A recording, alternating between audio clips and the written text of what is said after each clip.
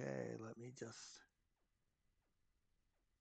make certain of everything.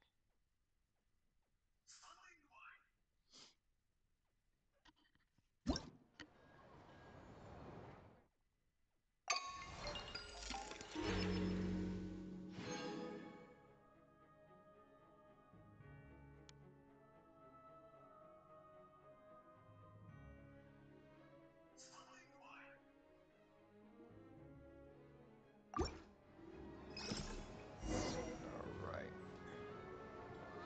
You all missed the good times.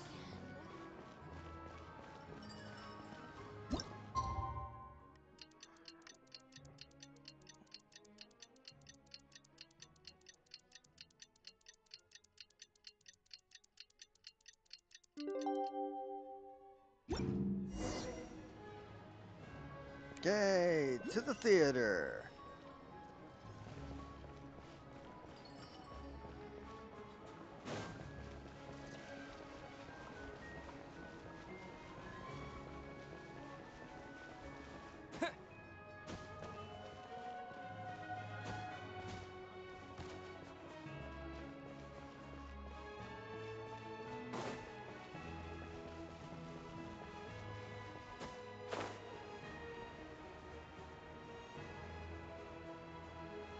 Yep.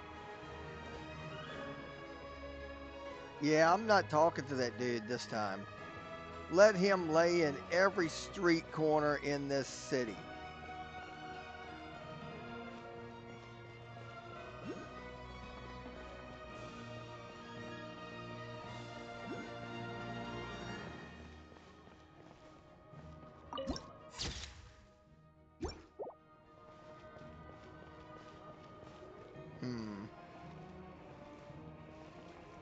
I do, however, really want that.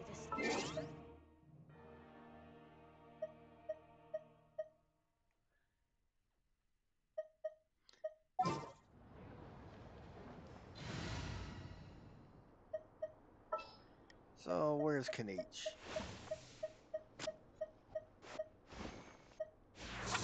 He would be the easiest one to get that with. And I'm pretty certain I've already passed him.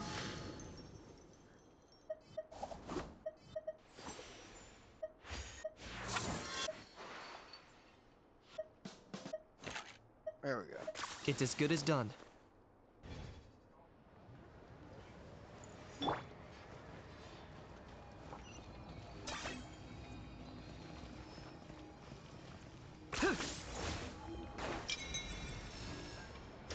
All right, there we go.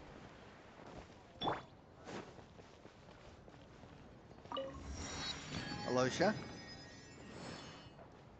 Ah, you made it. I've got some tickets, and I managed to set something up with the Rokot. It'll have to wait until after the show, though. Happy to stay and watch? I doubt you've seen the Korolyevsky troupe on stage before. Pleasure. Here, this is the way in.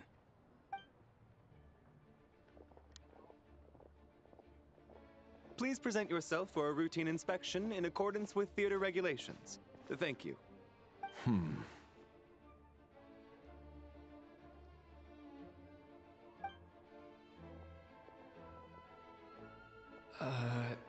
Is that guy with the Fatui? Looks like he's waiting for something. Okay, all done. Thank you for your cooperation. Please proceed through to the theater.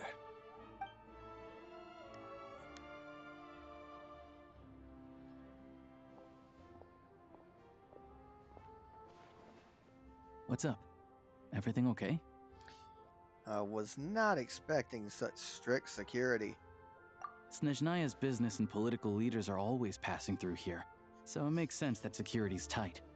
Still, it's a little unusual to see the Fatui's Armory Palace guard here. You saw him, right? The guy right at the back. Strong, silent type. His name's Valeri. He's part of the Special Assignments Battalion, but I only ever see him here for one thing. To look for a guy named Mitya. Mitya? Who's he? Supposedly a researcher. though he never seems to put much time in at the office. The theater is one of his favorite places to hang out when he's playing hooky from work. But that's not for us to worry about. Let's go. The show's about to start.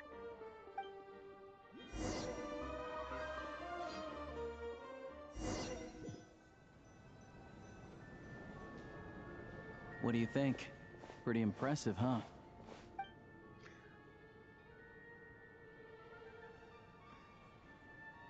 Reminds me of the opera Epicles. Oh, the one in Fontaine? I hear it's iconic. Never seen it for myself, though. Here we are, just in time. Sorry, coming through.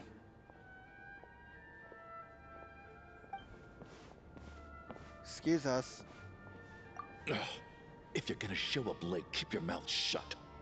What's his problem? Whatever. No point arguing with people like that. Look, there she is. That's who I'm introducing you to later. She's the lead singer of the troupe, Vodyanitsa.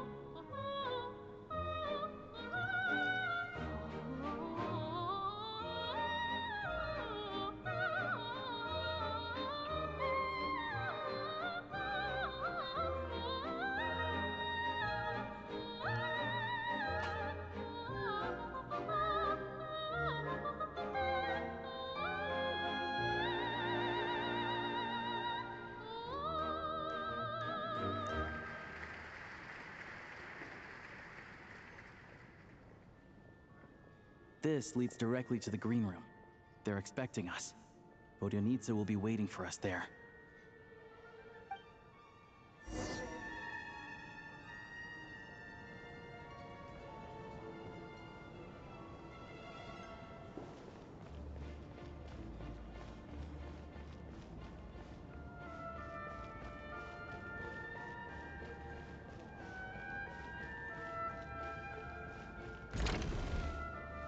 Convenient.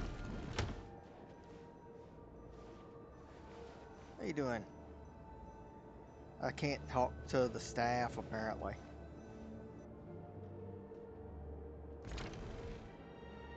Hey there. Excuse me. Ugh! Can you believe it? I'm so mad right now. Come in. Oh, it's you two. Not expecting to see you today. Huh? You know each other? Oh, wait. Is this who you were telling me about? The one you met yesterday and couldn't stop thinking about? I never said that. Yes, you did. Why are you denying it? It was right before I went on that rant about the moody factory owner. Oh, I remember it so clearly. Might I ask what brings you two here? Oh, I just brought him here to see the show. And when it finished, he was full of praise for Vodyanitsa's performance. So I thought I'd try my luck, see if we could get the chance to chat for a bit. Maybe get an autograph? You work here. You of all people ought to know that's against the rules. It's not what the green room is there for. Oh, what's the big deal? Come on, don't be shy. I can give you an autograph. You can take a picture too if you want. Do as you please. I finished all my shows for the day. I'll leave you to chat.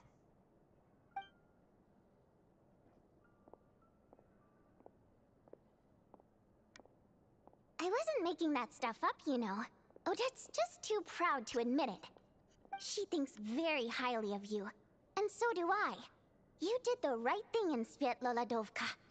We're good. Odette's out of earshot. I'll lock the door. Huh? Confidentiality, of course. The Rokad is very strict on that. Well, Alosha, not out loud. Not with an outsider here. Relax, I've taken care of it. Look at this. The president's reply sent this morning. Wait, so he's been approved to join?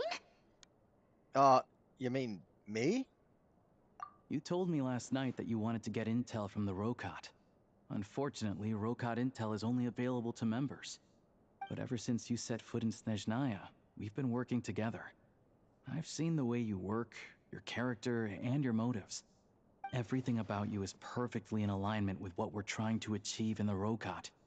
So I figured I might as well cut to the chase. I wrote a letter to the president explaining your situation, including just the right amount of detail. His approval came very quickly. Of course, it's still your decision whether you want to join or not. We'll respect your choice. So that means you two are already in? Well, assuming Odette was telling the truth and she didn't misjudge you, I guess we don't need to worry about you blowing our cover. Still, you gave me a real fright. I didn't know that's why you came looking for me. So, that stuff you said about admiring my performance, was that just because Odette was here? Did you No. actually mean it? No. I meant every word of what I said. I loved your singing. Now you're talking. That's what I like to hear. Anyway, let me give you a quick rundown of how things work. Like I said, the Rokot is a covert organization, and we hide our identities. Members typically don't meet in person or even know each other's identities. This helps us maintain a high level of independence and secrecy. Because of this, members are basically free to decide their methods without constraints, so long as the outcome of any activity doesn't violate the organization's principles. After all, we don't have any ostensible contact with each other. This way, if anything goes wrong, no one else will be implicated. Beyond the freedom to choose how you operate, it's also your choice whether to act at all. We have plenty of members who have yet to take any action. In short, joining the Rokot in and of itself won't place any restrictions on your activity in Snezhnaya. There's a code of conduct you can read if it interests you. But basically, as long as you don't plan on using your anonymity to go around doing evil, you'll be fine. I tried reading it 5 or 6 times. Never made it all the way through. Even the most lackluster script makes for more interesting reading. Sounds alright to me. Count me in. Great. Then I'll go grab an official application form. Be right back.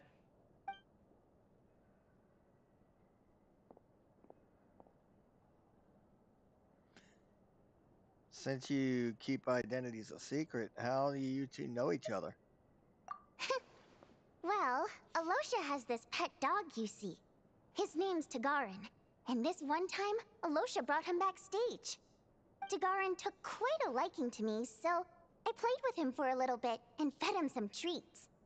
Then, the Rokot was out on a mission one day, and even though we were all in disguise, Tagarin recognized me right away. Just a coincidence, really. We didn't report it to the higher-ups, though, to avoid dealing with the fallout. Like my job at the theater, for instance. I really needed to make ends meet. By the way, what were you complaining about just before we came in? Did everything go okay with Chuganov? Everything did not go okay. That's why I was so mad. I tried to make some small talk with him before I went on stage to fish for intel about the Iskra manufacturing plant. But he wouldn't take the bait. No matter what I said, he kept dodging the question.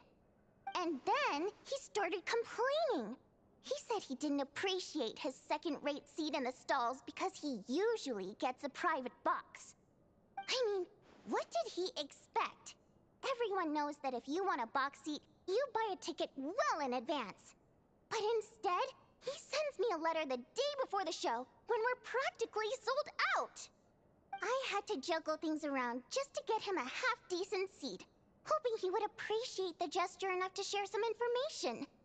But nope, he didn't give me anything. Yeah, meeting Chuganov in person has definitely been a disappointing experience. Oh, You probably don't know who we're talking about, do you? Chuganov was that older guy you were sitting next to today. I'm sure he didn't make a great first impression on you either. Oh, you mean that guy that acted like an angry hilly churl? To the citizenry, he's a family man and a kind boss. But our interactions with him tell a very different story. It's one thing to ask for a favor, but he acts like it's his right. He always expects special treatment. Take the ticket situation, for instance. I've actually gotten him a private box in the past. But not only was he not even grateful, now he's acting like I've sold him short this time. Not to mention that he's never paid for a single one of his tickets. That's outrageous behavior. And another thing, if he's such a big family man, why doesn't he bring his wife and daughter to see the show once in a while? I've never seen them here, not even once. Calm down, Vodyanitsa. If you won't do it the easy way, we'll have to try the hard way. But first things first. Here's your application form. Go ahead and fill it out.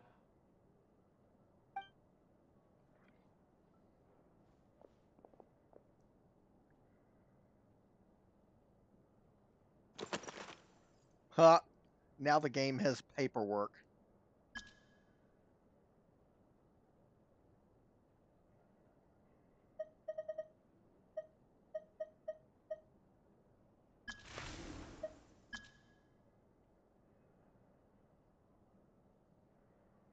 Ha! I could put Dodeko.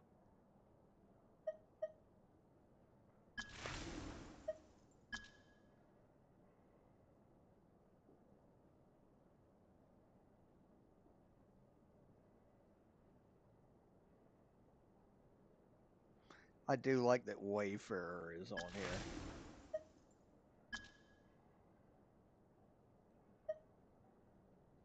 Named after a popular pair of sunglasses.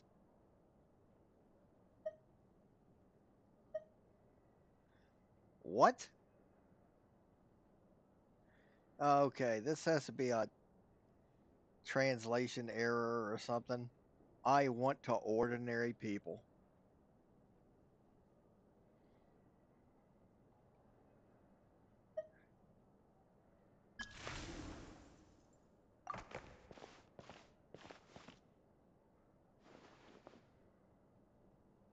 Excellent. We'll hold on to this for you. All right. Now that we're officially Rokat comrades, I can tell you. Chukanov is the target of our current operation.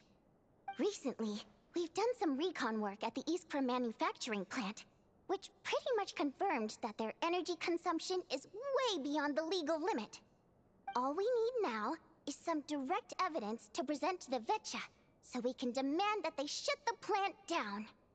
That way, the Kresny Crystal can be allocated to where it's needed most. I was hoping he might let slip during one of our chats, but he's too tight-lipped. We'll have to find another way. I'm meeting another regular theater goer tonight, Mitya.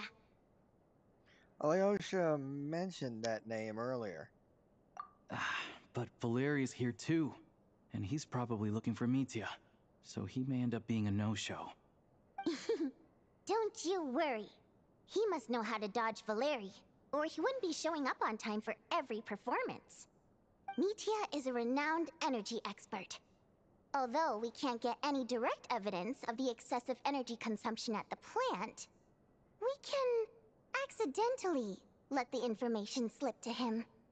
The authorities should take someone like him seriously.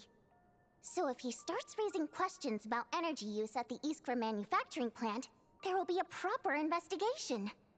Also, we're not allowed on site, but he has clearance. So all we need is his cooperation. So, being an energy expert, he might know the inside story on Project Stuja. Yeah, so that's the other thing we're trying to figure out. Though I think we're far less likely to make any progress on that front. Still, I hear that Mitya is a bit of a chatterbox. So, who knows? Maybe if we catch him in the right mood, he'll let something slip. What do you think? Sound like something worth your time?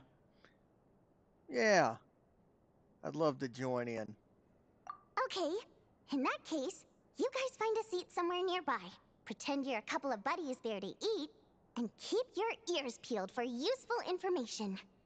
He's a huge fan, so I doubt he'll have his guard up around me. But you two need to be convincing. If he suspects anything at all, he might stop talking. Sure. Don't worry. We'll make a believable pair of buddies. I'm sure we can manage a bit of friendly chit-chat. Perfect! You've sold me already. Now, help me tidy this room up a bit before we head out. Okay. What needs tidying? Everything!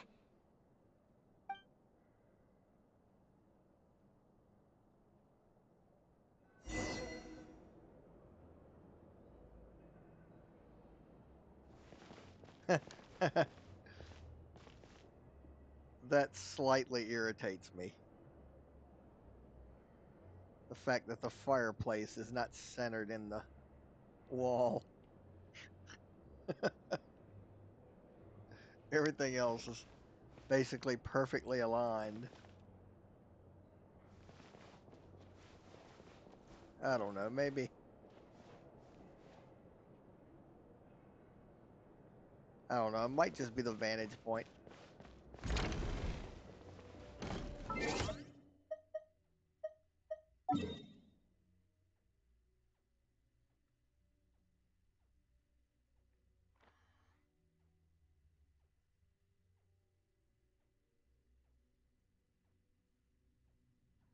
Wow, really? I don't have that other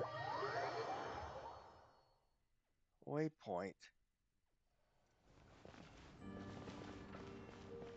So that's first order of business is go over there and get that waypoint.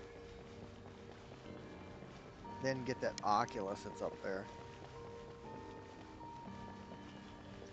Which I'll just climb to the top of that building and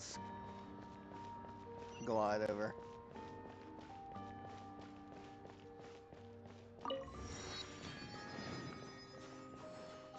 Which is why I have Kanich here.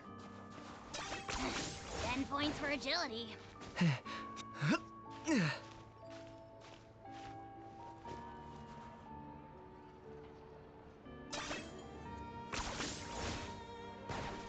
Whoa.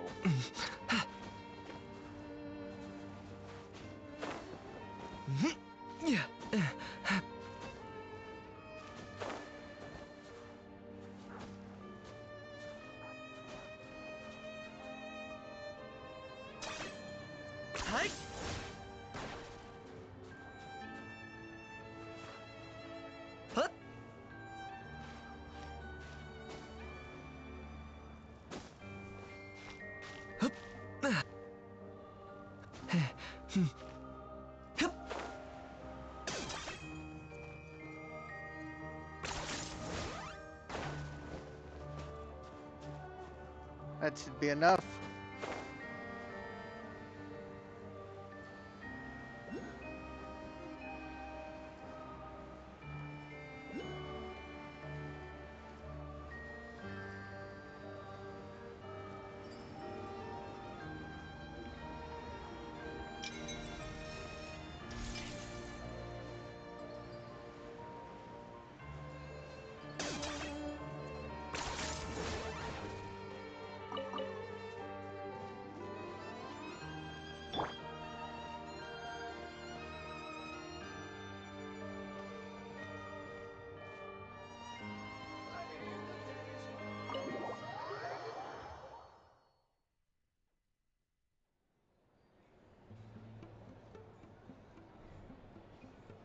We come here often, so we shouldn't stand out. Let's sit here. Now, it's up to Vodyanitsa. Let's see how the conversation goes.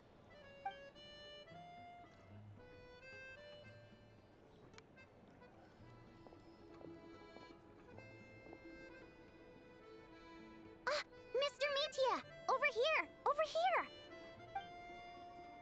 Oh, sorry. I got a little held up on my way here. Now we have even less time than we planned.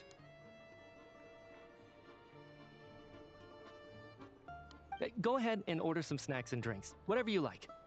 Let me see. According to my schedule, we still have 25 minutes left. You're really pressed for time today, huh? I was imagining this would be a leisurely chat.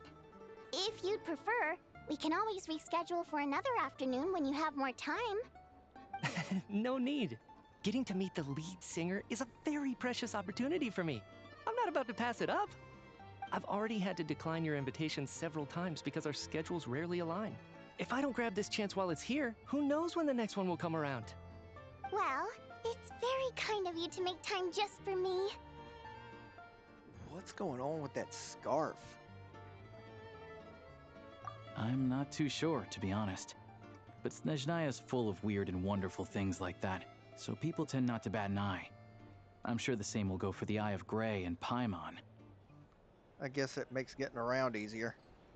The reason I invited you out for tea and a chat today was to get some feedback from a true fan of the theater. Well, I genuinely have nothing bad to say. No matter how many times I hear you sing, it never gets old. It always seems fresh and new somehow. Maybe it's because the more times I listen, the more details I notice. Or maybe you simply improve with every performance, delivering it better each time. Thank you! I'm delighted to hear that. Could you give me any specific examples? Oh, yeah. The piece you sang today, for example. Beneath the Frozen River? Hey, what's with you? I'm just praising a good performance. I always used to find that such a bleak and lonely song. But the more you listen, the more you realize that it's not as cold and nihilistic as it appears. When you really dig down into it, there's a certain level where you're surprised by the emergence of hope. Wow, I'm impressed.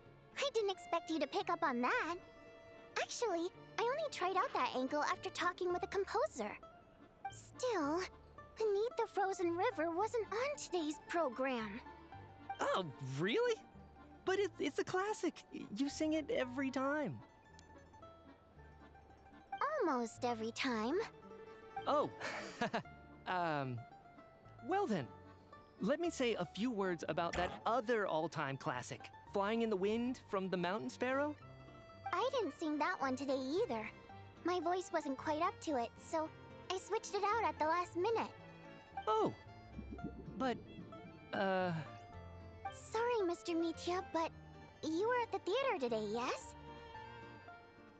Of course I was. Remember? I said hello to all the troupe members before the show started. You, Odette, and the others. So, what did Odette sing today? Elegy of the Snow-Winged Goose, of course. Correct. I see. I see. You find my singing boring, don't you? That's why you don't remember a single song. Looks like I'll need to cut a few from the program next time. No, that's not it. I swear. All right. I'll be straight with you. I'm sorry. My mind was wandering as you took the stage today. I enjoy watching your shows because the exquisite performances stimulate the mind. It always sparks some inspiration for my research. So, whenever I get stuck at work, I come to the theater for a change of pace. Odette's dance during the elegy of the Snow-Winged Goose today was simply incredible. It got me wondering what she's been going through recently. That look of sheer defiance in the face of utter tragedy? It was so inspiring. I started scribbling in my notebook right away. Not that I made a ton of progress in the grand scheme of things, but I still think it was productive. By the time I snapped out of it, the entire show had finished. So what you're saying is, you didn't listen to my singing at all? Unfortunately not. I'm sorry, I don't know which is more disrespectful. The fact that I don't always come for the show itself, or the fact that I missed your performance. Seems like things are getting a little awkward. What's up? Mitya just stepped into a conversational minefield. If there's one thing Vodyanitsa doesn't like, it's people who show disrespect for her performance. This meeting was so hard to set up. Don't tell me it's already falling apart. It's fine. I suppose this is affirming in its own way. At least, it shows that our performance really touches people's hearts, right? Don't let it bother you. It certainly doesn't bother me. She's showing a lot of restraint. That's rough. Well, I'll be sure to let Odette know how much you adored her performance. Please don't say that. I always love your performances too. It's just that inspiration struck at the wrong time today. I'm usually all ears. I know, I can tell. That's why I value your opinion. I'm sure some people can't stand it when others praise their coworkers right to their face, but not me. No, sir. Fair enough. I still feel kinda bad though. But you know what I really can't stand? People who only show up to the theater to pretend that they're cultured. Makes me sick to my stomach. Oh yeah, 100%. There are too many of those people around. By the time they're walking out the door, they've forgotten all about the show. What's wrong? You look furious. I don't know if you've heard about the boss of the Iskra manufacturing plant. He isn't even a theater investor, but he always demands the same privileges as actual investors. Box tickets only, premium drinks, even the right to request specific songs. Well played, Vodyanitsa. Seems like she's harnessing her rage to steer the conversation back on track. Now that you mention it, I've interacted with that guy before. I gotta say, everyone holds him up as an example of a benevolent businessman, but I don't know. I don't see it. Yeah, he couldn't care less about what's happening on stage. He's just there to flaunt his social status. I hate that I have to prepare programs for guys like that. What's the big deal with that factory he runs anyway? I asked around a bit and heard some pretty shocking stories. Sounds like he's just another greedy capitalist. Oh, really? Yep, the things people are saying are pretty damning. Low wages, insanely long working hours, equipment running around the clock. And as if that's not bad enough, he also strictly forbids his employees from giving any kind of interview. Project Stuja has now been extended so many times, we're at the point where crystal rations for the common folk are barely enough to survive on. Yet he even wants to get his greedy hands on them, just to boost his own profits. If the rumors are true, he's in serious violation of the law. Interesting. So you've heard about it too. What? So it's really true? Who knows? I've only heard the same rumors you have. But there's no smoke without fire. The Rooster's been coming down on us hard lately, demanding that we track and trace every single batch of Crystal. My coworkers in the Department of Energy have been tearing their hair out over it. The Rooster? I didn't realize he cared that much. Yeah. Even though there are no restrictions on Crystal trading, the poor will wind up freezing to death if we let the rich buy as much as they want. That's clearly unfair. Looks like we'll need to arrange an investigation into the Iskra manufacturing plant as soon as possible. I never knew you kept up with current affairs beyond the theater, Miss Vodyanitsa. You really have a heart for the common person. Most Fae in your position have long been indifferent to the plight of humans. Well, those of us who choose to live in human cities are naturally going to pay attention to any significant upheaval. Isn't the Rooster a Fae himself? I'm just surprised to learn that even someone with as much experience as him is getting so stressed out over Project Stuja. What is the end goal of this project anyway? This is it. We're finally going there. I'm sure Mitya can sense on some level that she's fishing for information. But since their conversation is so relaxed, he might just let something slip. It's stressing me out too. If I'd only made better progress with my research, things wouldn't have dragged on this long. Oh, so your work is related to Project Stuja? That's right. The Armory Palace needs a brand new energy source. Not the power of the Light Realm, and not elemental energy. Right now, the only thing that meets the requirements is the power contained within stellar linchpins. But harnessing that power is costly. Each step of the process requires enormous amounts of Kresnik crystal, from extraction to quantification to attempts at conversion. Progress has been painfully slow, and the team is getting burned out as time goes by. Sometimes, I see people staring into space as if in a trance. Could it be? That this new energy source has side effects? No, it doesn't affect us, because the energy is used for... Okay, I got it. Stop choking me. Sorry, I can't talk about that. I think we're all just exhausted. We've been working ourselves to the bone for so long with so little progress to show for it. It's no wonder people are struggling to stay motivated. Seems like I owe you an apology. I shouldn't have gotten so mad at you for not paying attention during the show. Don't worry about it. I count myself lucky, to be honest. I don't envy the people who work closely with the Tsaritsa herself. I'd much rather be in my current position. At least I don't have to shoulder any major responsibilities. So they're trying to develop a completely new kind of energy. Shame we didn't hear more. Yeah, censored by a scarf. Who would have thought? Oh, dear. It looks like my time is up. I'm afraid I have to leave. I'm so sorry. We ended up barely talking about the theater. That's okay. It was a pleasure chatting with you, really. Let's make up for it next time. Yeah, hopefully once the work pressure eases up a little, I'll be able to focus more on the performance, and then we'll have more to discuss. We touched on some controversial issues today. I'd be grateful if you could keep it between us. That could have gone worse. Nice job. Why was Mitya in such a hurry to leave, though? Sorry, routine inspection. Valeri.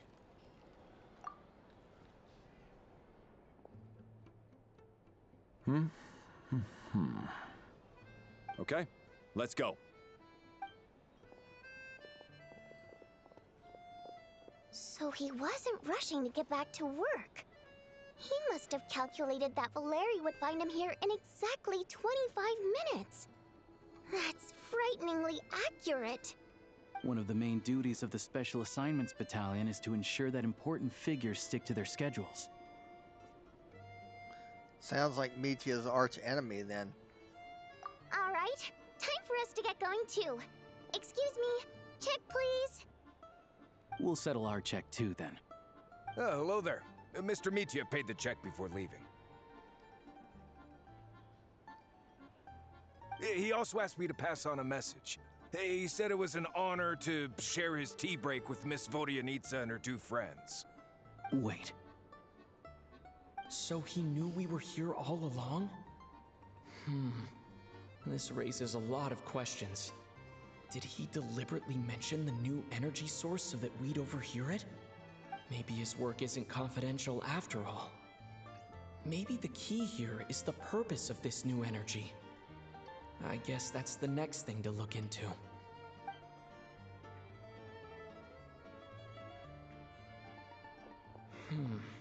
Vodyanitsa and Alosha have left. Time to head back and call it a day. At least I'm already here.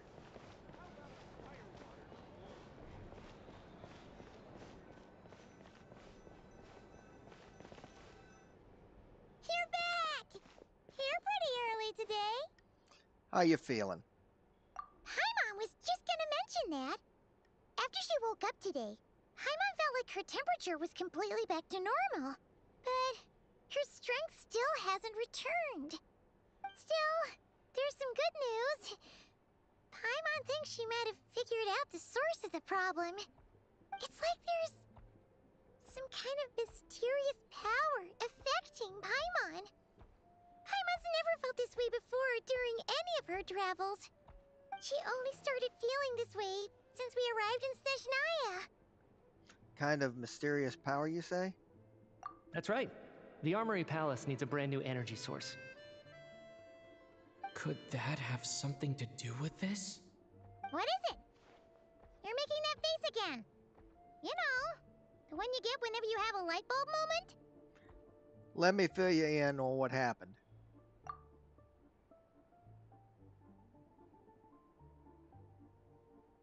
So, to develop a new energy source here?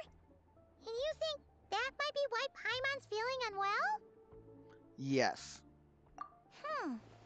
Well, Mija denied that the energy they're researching has any side effects. Although, he did say that people working on the project have been having issues with their concentration and short-term memory. And even so, those are completely different symptoms from Paimon's. The power you mentioned. Can you sense which way it's coming from? It's pretty faint, so it's kind of hard to tell. But if anything, it seems like it's coming from roughly the same direction as the Armory Palace. All the more reason to find out the purpose of that research. Sure, Paimon's with you there. But how, though? The Rokat only has a limited amount of intel. Yeah, but there's a place we haven't been yet. The Snezhnaya Vichy. Oh, great point! They argue about Project Stusha every day. If we could sit in on one of their sessions, we might pick up some new leads. Okay, I need to write a letter to Alosha. Good idea! Oh yeah, while you were out, Paimon tried all the yummiest looking desserts in the Potvoria restaurant. This one seemed right up your alley. So, Paimon saved some for you. Come try it once you finish writing your letter. It does look good, Paimon. I have to give you that.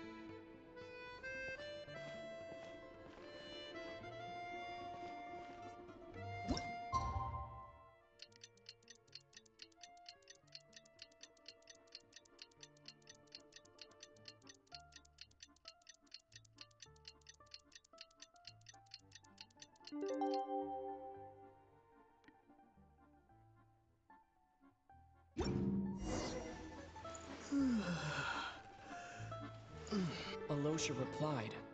He says that we won't be able to speak at the Vetcha, but he can arrange for us to attend as visitors. Time to get ready. Then head to the Snezhnaya Vetcha. I'll check in with you later, Paimon.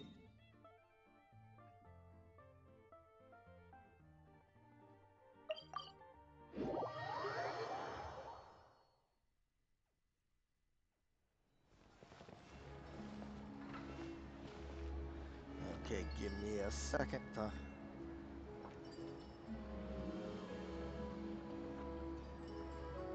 Oh wait, it's still not after 11, so... But let me double check it anyway.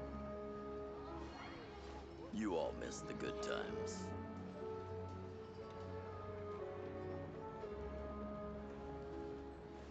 I do miss good times. Dynamite! Alright.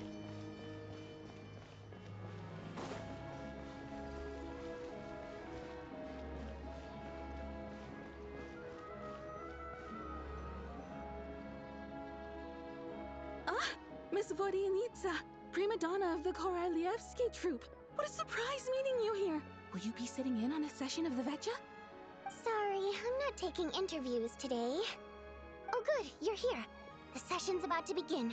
Let's get inside. Please wait, Miss Vodyanitsa. Could you introduce me to your new friend?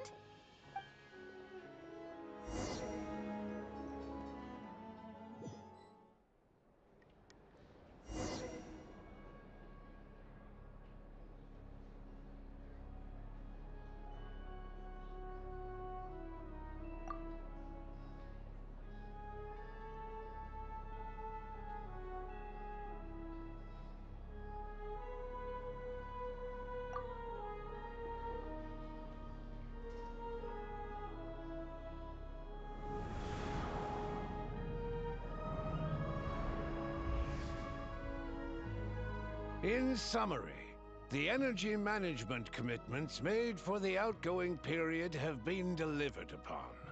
Furthermore, both the production and consumption of Kresnik Crystal show clear signs of stabilizing. The relevant agencies have assessed the present circumstances and determine that the status quo can be sustained until the next period. For detailed statistics, I would refer you to the industry reports that have been distributed to all persons present. It should also be noted that while the recent blizzards have led to a significant increase in people's energy expenses, this is strictly a short-term phenomenon associated with a remotely located monster. Her Majesty the Tsaritsa is giving her full attention to this matter. We should have every confidence that it will be dealt with swiftly and conclusively.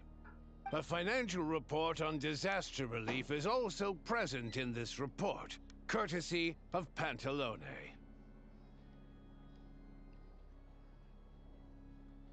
Why does it keep getting noisier in here? They cover the same old ground every single time. The rooster never seems to mind, but everyone else is getting tired of it. There's a general lack of trust. People aren't seeing any tangible benefits that affect them directly. Of course, none of that will be reflected in any of the reports on the table. Yeah, if it weren't for these hard copy documents, I could have at least made something up. I've been meaning to ask, why are you here?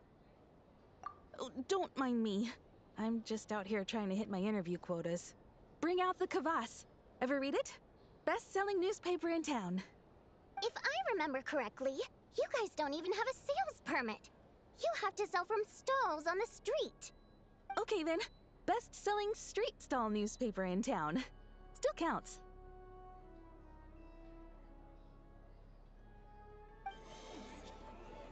Order! We will now open the floor to the representatives. If there are no further substantive issues to discuss, we will then proceed to a vote on this motion. Snezhnaya has a long tradition of treating members of the Fatui armed forces and their dependents favorably. But recent surveys shows that Fatui families in remote areas have access to 15% less crystal than the average civilian family in Snezhnograd. It's been said many times before, but it bears repeating now. There needs to be a clear and consistent rationale behind how crystal is allocated, or we will soon face immense public backlash. Perhaps you wouldn't need to keep repeating yourself if you would hear me out for once. I say again, true consistency exists only in principle. In the real world, fairness is relative. You appear to treat resource allocation as a simple function of production and population. So what about when the equipment used in production breaks down? Have you factored that into your equation? And do you even know how long it's been since Snezhnaya last conducted a census? If I knew the answers to questions like that, I'm sure I'd be a very wealthy man. And I doubt I'd be going by child. I'd like to bring the focus back to the specific issue I raised. Or do you wish to deny that favorable treatment for Fatui dependents is our long-standing policy? It's easy to be a critic when there's no accountability. That seems to be a running theme in the anti-Project Stuzha cohort. Defeat the ringleader and all other problems will magically resolve themselves. That's what they seem to think. But in case you aren't aware, not one jot in my report would change whether Project Stuzha continues or not. So you have no intention whatsoever of finding a solution to this problem? On the contrary, I'm the only one here who ever brings solutions. Child opened by speaking up for the armed forces. Regrator struck back with style and a war of words ensued. Our reporter was live on the scene to get the audience's reaction as it all unfolded. Who do you support? I think Child raised some issues that need addressing. The people have spoken! Child received raucous applause from the crowd as he pushed Regrator onto his back foot with a relentless barrage of questions. It had to be seen to be believed. Now you see why they don't have a sales permit. However this reporter wants to spin things, I haven't forgotten that Tartaglia was representing the Northland Bank when we first met in Liyue. So surely, their relationship can't always have been this strained. You two are getting off topic. Let's focus on what the data is saying. Mr. Pantalone, may I speak on your behalf? Oh, please do. I'm more than happy to save my breath. Crystal distribution policy undergoes modifications with each new period. The ultimate goal being to find the most reasonable method of allocation, which I believe is what Mr. Tartaglia also seeks. But I fear many may have been misled on this topic by extremist activists. To clarify, Project Stuja is not the root cause of the problem. It is merely a framework for resource distribution. The most recent reports all point to Snezhnaya's resilience and adaptability during this period of fine-tuning, and give clear indications that a distribution framework is improving with each iteration. To make drastic adjustments without first considering the risks would likely do more harm than good. It would be a waste of the hard-won experience we've gained to date. Renowned scholar of finance, Arapov spoke up to clarify the fiscal logic, clearly alluding to social organizations like the Rokot in his words. With the notorious Lelek still active to this day, should the Rokot be held responsible? No, there is someone else to blame. Where the hell did you get Rokot from? She's just rephrasing what Mr. Pantalone said. The Rokot are the critics he accuses of taking no responsibility for their actions. As for Lelek, you won't have heard of him yet. He's currently the most famous member of the Rokot. Well, more like infamous. Ending Project Stuja has become an obsession for him. Unlike the more decent ones among us, he believes that votes in the Vetcha are all that matter. So whether it's threats, coercion, or bribery, he'll use whatever means necessary to get people to change their vote. Wow, there's more to the Rokot than I thought. And since we're already on the subject, what do you think of Lelek's methods? Are you for or against? Hard to say. There's got to be more to the story. Well, whatever the story is, his actions benefit us all. We stand with Lelek. At least someone here wants to take this discussion seriously. I've been considering that issue myself. What you really need is more precise regional data, right? I think it would be easiest to let the Fatui handle it, since they're already in charge of Crystal shipments anyway. We may as well get them to collect some data while they're at it. Whatever you need, you can ask the Fatui to look into it for you. In terms of supervision, I think the Druzhna would be a good fit. I had hoped to discuss this with Miss Vesna, but sadly, she's not present. I will be happy to take a note of your suggestions and present them to Commander Vesna for a decision upon her return. The Commander has always taken a keen interest in Project Stuja. However, given the Druzhna's demanding workload, I'm afraid it may prove difficult for them to provide any practical support. Let us refrain from jumping to conclusions until a concrete and actionable plan is in place. My apologies, Lord Rooster. There are numerous issues to address here, including manpower, time sensitivity, and reporting lines. Nevertheless, I support drafting a proposal. Follow the usual procedure, and it can be raised as a new motion for all parties to evaluate at the appropriate time. In that case, I'd like to share one thought before the proposal is drafted. The issue of time sensitivity was raised just now, which I presume relates to the official reports.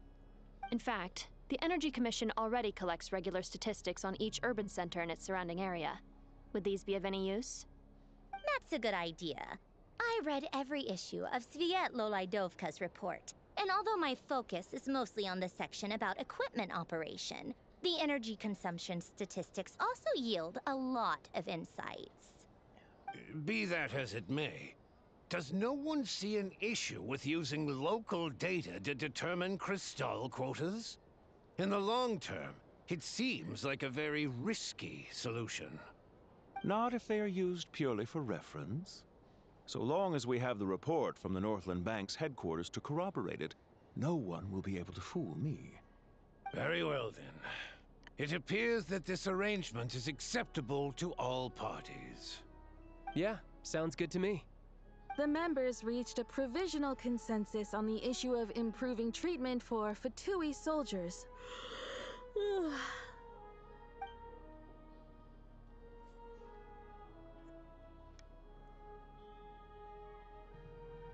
Today, the prima donna of the Korailievsky troupe attended a session of the Snezhnograd Vecha in the company of a dashing young man. The question on all our minds is, what is the true nature of their relationship? Write anything like that again, and I'm revoking your permission to interview the troupe. Got it?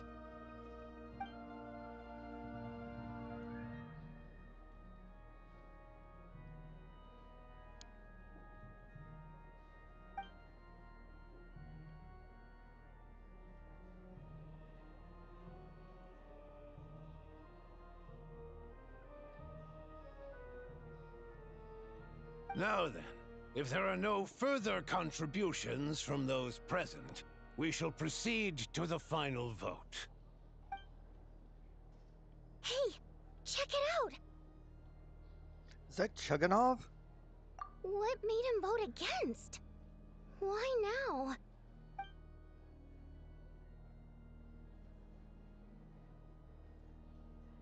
The votes have been tallied. Those in favor of continuing Project Stuzha total 61%, securing a clear majority. That was too close. The margin has shrunk yet again. Chuganov was a huge loss.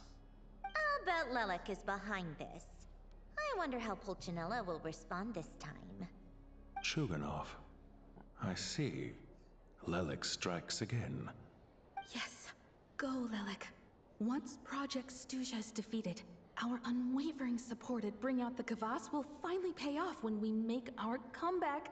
I can taste our victory already! In accordance with the result of this vote, Project Stuzha will remain in effect until the next Vecha period. Finally, may I remind us all, we debate only for the greater glory and solidarity of our nation. May the aurora shine ever on, and the tundra always stand firm. The session is concluded.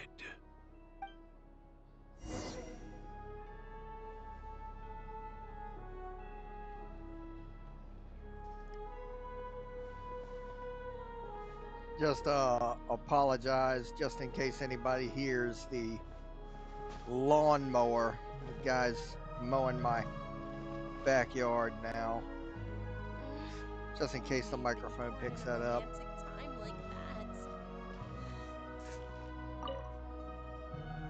I have to say, I really wasn't expecting Chuganov to vote against Project Stuzha.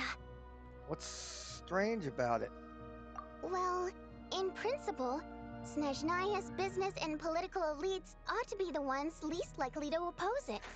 As we heard, Project Stuzha is basically just a resource distribution framework that requires everyone to cut back during the winter. But even if the policy got cancelled, the Tsaritsa's energy needs wouldn't suddenly go down. The extra demand from the public would have to be filled from somewhere. So logically, the factories would have to take the hit. Explains a lot. I got a letter from Mr. Mitya just before today's session. He said he's confirmed that there are issues around overtime and excessive energy consumption at the Iskra manufacturing plant. In a situation like this, once the Rooster receives the report, he'll order the factory to halt production and submit to an investigation before issuing a penalty. But that's a week-long process, and thus didn't make it onto the Vecha agenda this time. I don't think he suspects anything so far. Got it. So for him, it's a choice between reducing production and stopping entirely. Exactly. And as you know, he's a very selfish person. I was originally gonna try and flip him after he received notice of the official sanctions. My plan was to convince him that the whole thing was completely unfair. Rather than just sit back and take the hit while his factory stopped production, he'd be better off voting to end Project Stuzha. At least that way, no one else would be able to make any money either, because all the factories would suddenly have more limited energy to work with.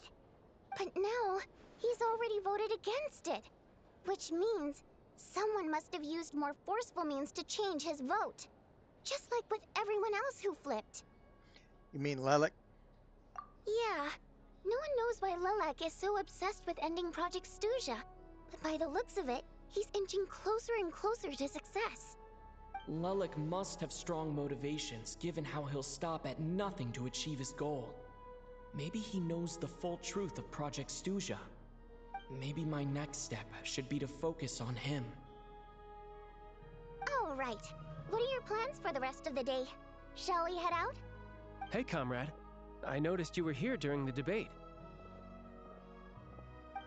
I didn't take you for a political enthusiast. Greetings, Harbingers.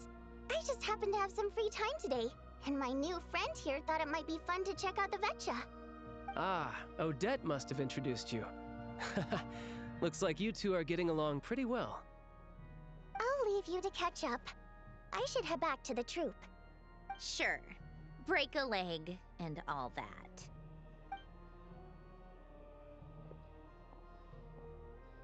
Thought it might be fun to check out the Vetcha, did you?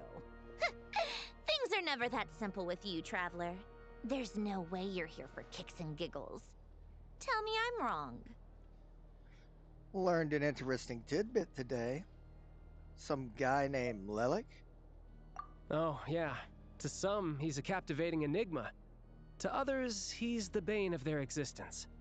No one ever thought that some anonymous nobody from the Rokot could cause such a stir.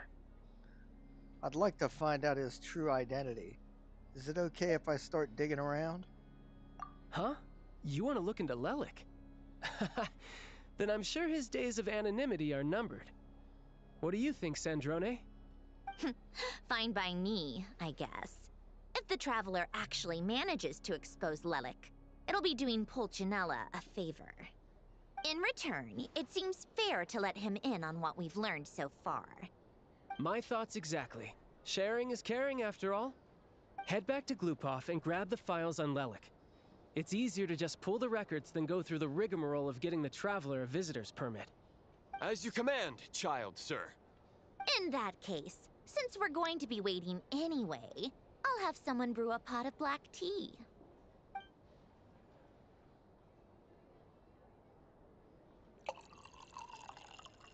One common thread among the many incidents Lelik has been involved in is that the victims are all too scared to share any real information about him.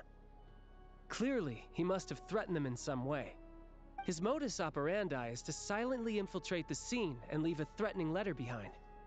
But neither the letters nor the crime scenes ever yield any clues to his identity. So all these files have to offer are short statements by the people affected. They don't give us a lot to go on. If nothing else, it shows we're dealing with a trained professional who's versed in counter-surveillance. Yes, and to that point, he often strikes in highly secure locations. The victims are high-ranking and influential people who take their personal security very seriously. Somehow, Lelik slips right into their rooms without making a sound. There's never any eyewitnesses, nor the slightest trace of a break-in. If he can get in and out undetected, it means he can strike without warning. Not that that's ever happened so far, but the thought is enough to scare these people sleepless. It's hard to believe that a human being could pull this off flawlessly every time, so they switched the focus of the investigation to Faye. Unfortunately, no one's found anything yet. Are you saying even you couldn't pull it off? Careful. Don't underestimate me. Although, truth be told, I'd probably find it hard not to blow my cover. Direct confrontation is more my style. We haven't ruled out the possibility of Lelik being human. It's just, there can only be a handful of people in all of Teyvat who'd fit the profile. Faye, on the other hand, plenty would have the ability, but few would have the motive. So it's someone as strong as Tartaglia, but even more meticulous. No, not as strong as me.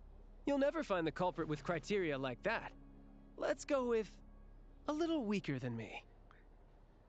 How about Nervalette? Maybe Skirk? There's no denying that Master is strong, but meticulous? We can only hope. He's just trying to find a reference point. Stop getting fixated on who's stronger than who. But that's the most important thing. In my opinion, anyway. All right. Let's take it down a notch or two. How about Odette as a reference point. She's someone we all know, and I've seen her in action. Odette? Yeah, that seems about right. Her skills are solid, and she's always calm under pressure. Except she's Fatui, so the likelihood of her working against us is pretty low. But yeah, much more accurate than your previous example, at least. No, wait a moment. Maybe we should interrogate that assumption. What do you mean? Which assumption? Her Fatui identity doesn't necessarily exonerate her. And when you think about it, the Rokot would be precisely what she needs to conceal her identity. Plus, she wouldn't need to be such a pro at covering her tracks. She'd already know where the Fatui will be and when, so she could choose the perfect time to act. Oh, yikes. I was just thinking out loud. Why is this starting to sound like such a convincing theory? Still, what reason could Odette possibly have for trying to call off Project Stuja? Arlecchino would be the best person to ask. She knows Odette best. Unfortunately, she isn't back yet. Arlecchino? Rosaline used to open up to her in private about her struggles with Odette. As I'm sure you can imagine, Arlecchino is quite a lot better with children than Rosaline was. She gave her some tips on how to handle the situation, and Rosaline managed to reach a settlement with Odette before leaving. So I suppose there were at least no lifelong regrets left behind. Beyond that, I don't know the details about that side of things. But I do know that Odette definitely has a motive to hold a grudge against Project Stuja. The reason being, her father passed away during the early stages of the project.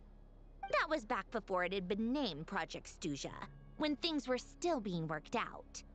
But in essence, it's remained the same ever since. Huh. The more you know. Rosaline was always so self-centered. I never understood why she started paying so much attention to Odette. Oh, even you didn't know about this. Is that such a surprise? If you cast your mind back, you may remember that Rosaline and I weren't exactly close. We had tea together a few times, but that was about it. Odette's past is no secret. Her father was a Fatus, and her mother was a very famous ballerina. On the surface, it looks like she followed right in her parents' footsteps. But the truth is quite a different story. After her father passed away on a mission, her mother was overcome with grief. She broke her leg during a performance and could never dance again. Odette was only interested in ballet at the time, but this tragedy left the family with both breadwinners gone. They could barely make ends meet. Per Capitano's policy, family members of Fatui who died in the line of duty had to be appropriately accommodated and provided with adequate assistance. So, regardless of how Rosaline may have felt about it, it fell to her to resolve the issue of Odette's family's livelihood. In the end, the solution they agreed upon was to have Odette join the Fatui. Right, because the alternative would have been a one-off compensation payment, I guess. In that sense, joining up was definitely the better option. Still, she must have had mixed feelings about it, right? If she doesn't even like the Fatui... It's just a theory. A possibility. But as a motive for Odette to become Lelik, it holds up. That said, I have no idea where Odette's head is at right now, or what her conflict with Rosaline was about. Plenty of people were on bad terms with Rosaline. I have no intention of trying to figure it all out. So, Senora actually wanted to mend her relationship with Odette? Yes, but there's not much point in discussing that now. Yeah, back to Lelik. Since our investigations so far have turned up next to nothing, we've got nothing to lose by trying a new angle. Funnily enough, Tonya and I had actually made plans to go to the theater tomorrow to watch Odette's rehearsal.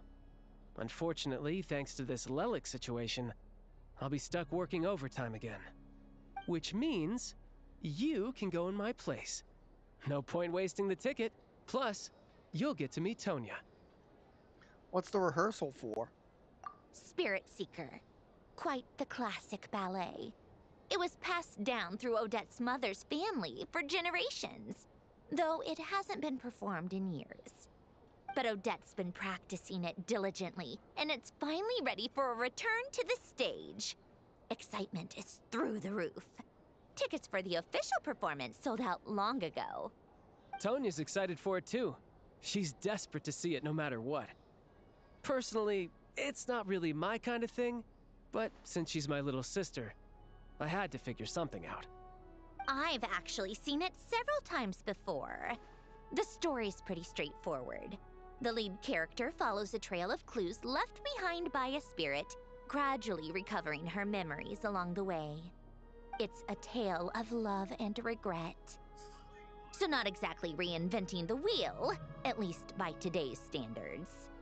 But when that classic melody kicks in and the lead character begins to dance, it always gets me. It really is beautiful. Not an easy dance to do justice to, though.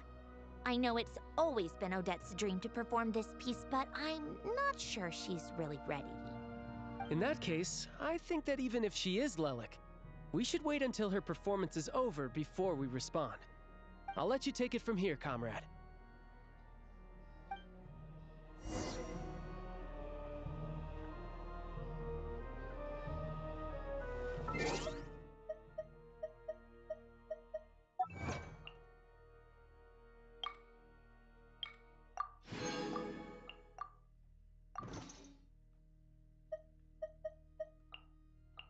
What's the notice? Oh, it's an update. Okay.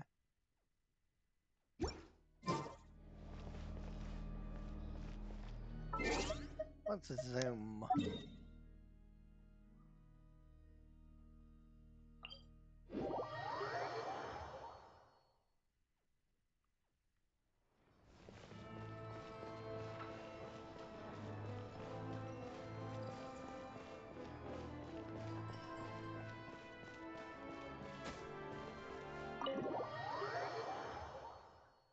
Let's go fill Paimon in on what's going on.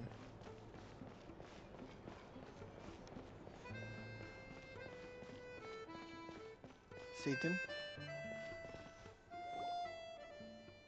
like you've made a ton of progress today. It's good that everything's going so smoothly. Next step is to head back to the theater and get a clear answer from Odette. It could be easier said than done. Even if she's the one, she won't necessarily admit to it. Either way, Paimon doesn't get the sense that she's a bad person. Sure, she might have done some pretty extreme things, but Paimon bet she has her reasons. Maybe this is going too far, but like, with everything she's managed to do so far, wouldn't it make more sense in theory to be even more, you know, heavy-handed? Why leave a letter when she could, well, we know there are plenty of other ways to keep people in line, right? The point is, she could have gone further, but she didn't. So, if it is her, she's got some principles at least. Yeah, I want to believe in her too. Yeah! Well, all you can do is follow the facts wherever they lead. Speaking of which, how are you feeling today? No change, really. But that thing Paimon told you about yesterday? Paimon feels like she can sense it more clearly now. Hearing you talk about your day makes Paimon itch for an adventure. If only she could be there with you so we could experience it all together. Yeah, I wish you could be there too. I'm not used to adventuring alone. But don't worry, we'll get to the bottom of this. Guess it's just one of those things. Never mind. Paimon will behave herself and keep resting.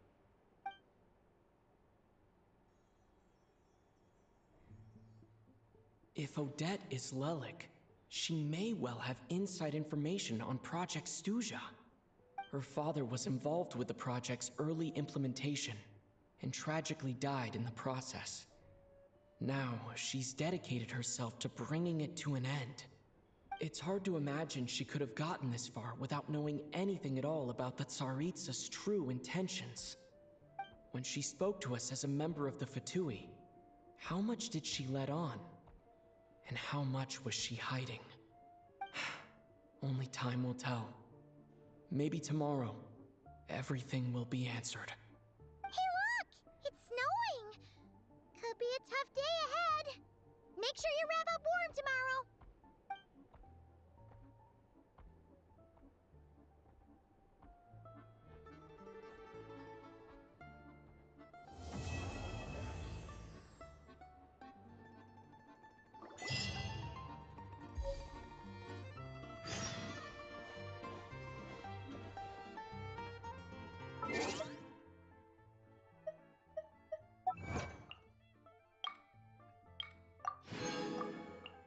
Rewards, you say?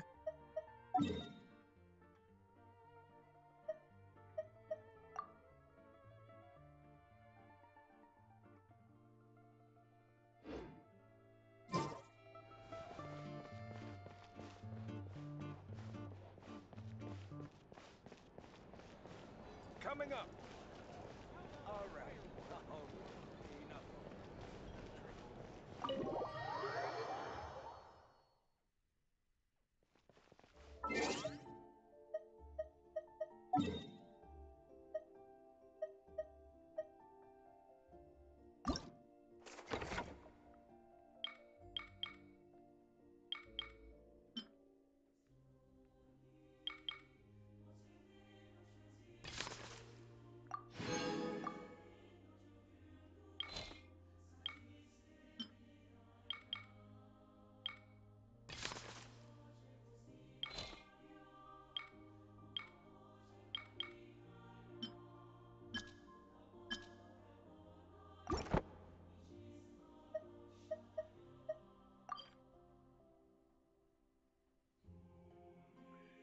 Oh, you can just straight up teleport to the train. That was weird.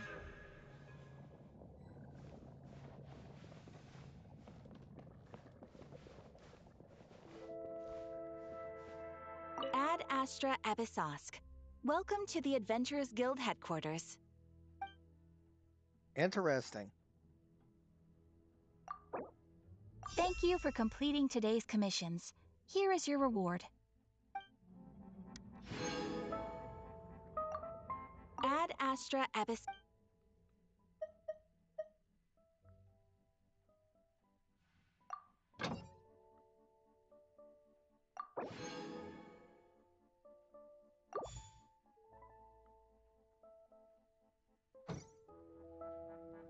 Interesting.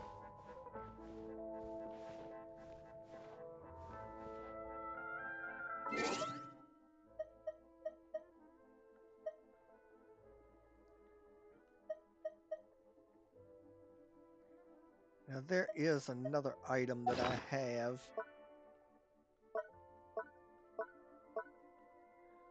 that I have never used.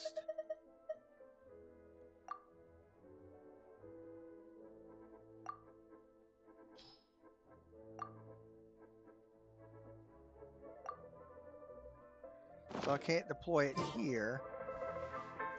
That's because it's inside the train. Let's see if I can do it right here.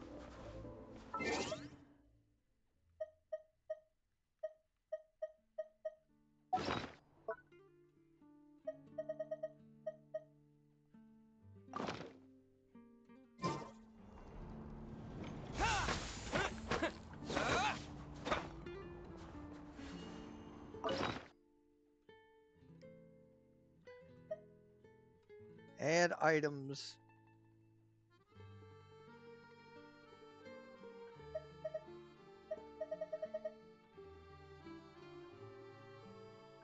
Quality 150 or more. What?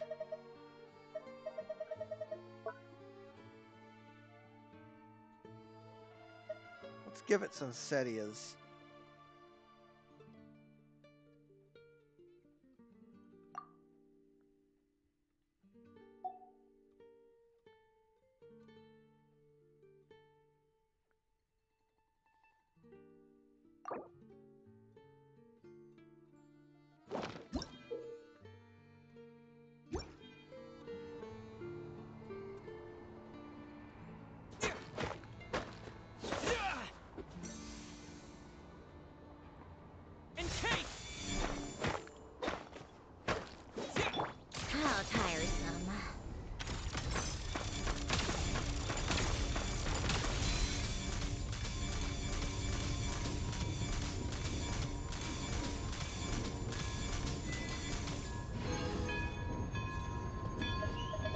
Interesting.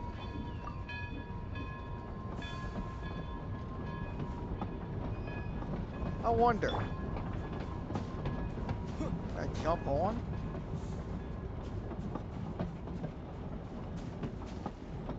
Zhongli. Gather. Damn.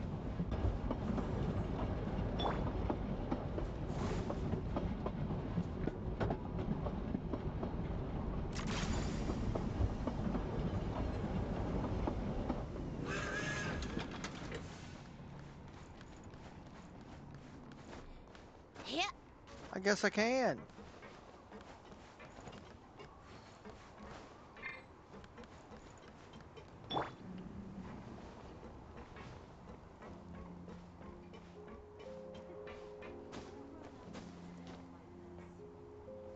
Great train robbery.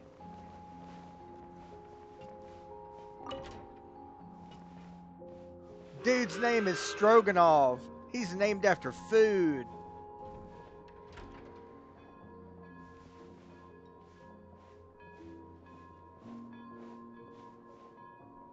Hello.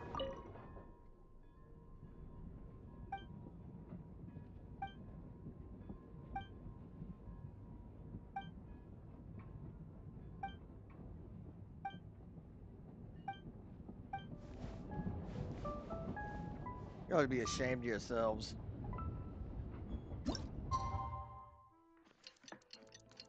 Ah, here we go.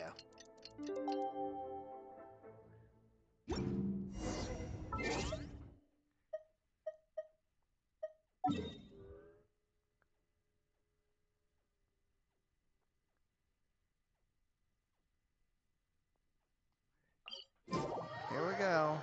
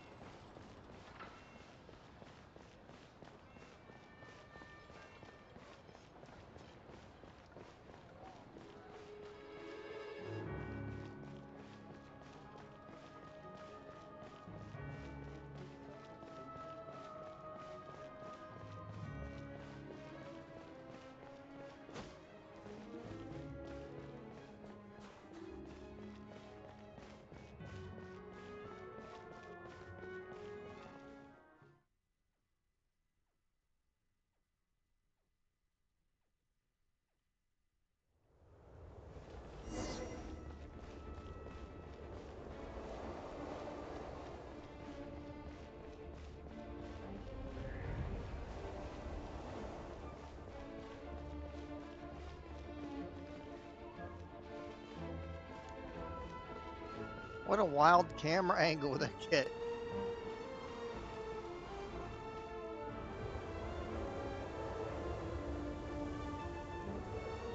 Ooh, it sure is cold today. I wonder how much heavier the snow's gonna get. Here to see Odette? I just need to see your tickets for the preview.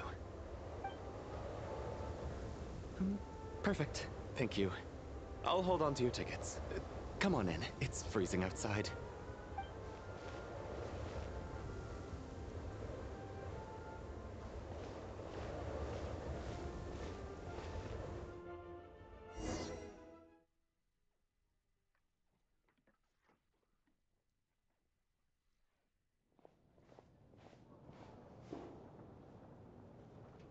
I think I'll leave the Lelic question until after the show's over. Then I'll go find Odette.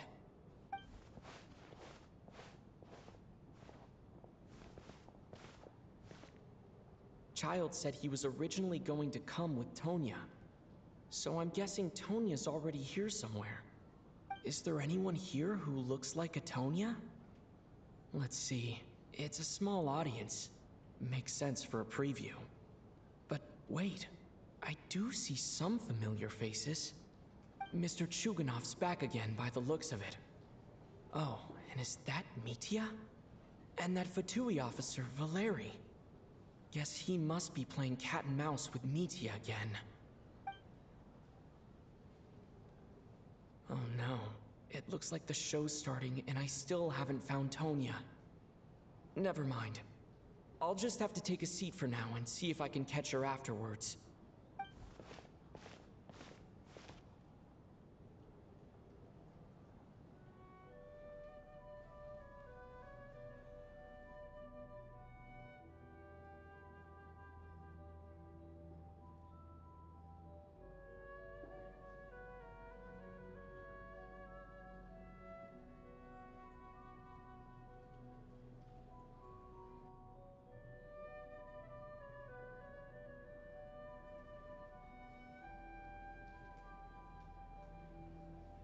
Nice boots.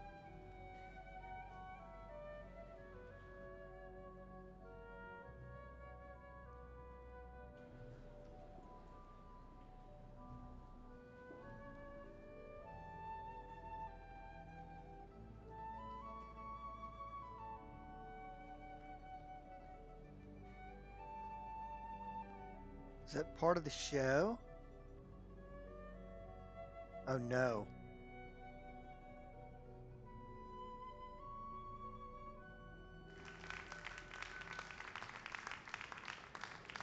Hello, members of the audience. I'm a staff member here at the theater. Today's performance was a very special one for us, as it marks the first attempt in a long time to revive the classic Snezhnayan ballet, Spirit Seeker. To commemorate this occasion, we would love to take a group photo of the cast, crew, and audience members present today. Could I kindly ask the audience to please come up onto the stage?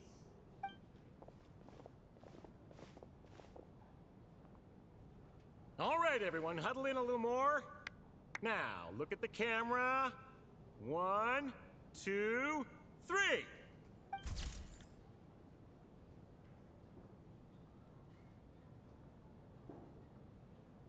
I like that the doorman got in on the picture.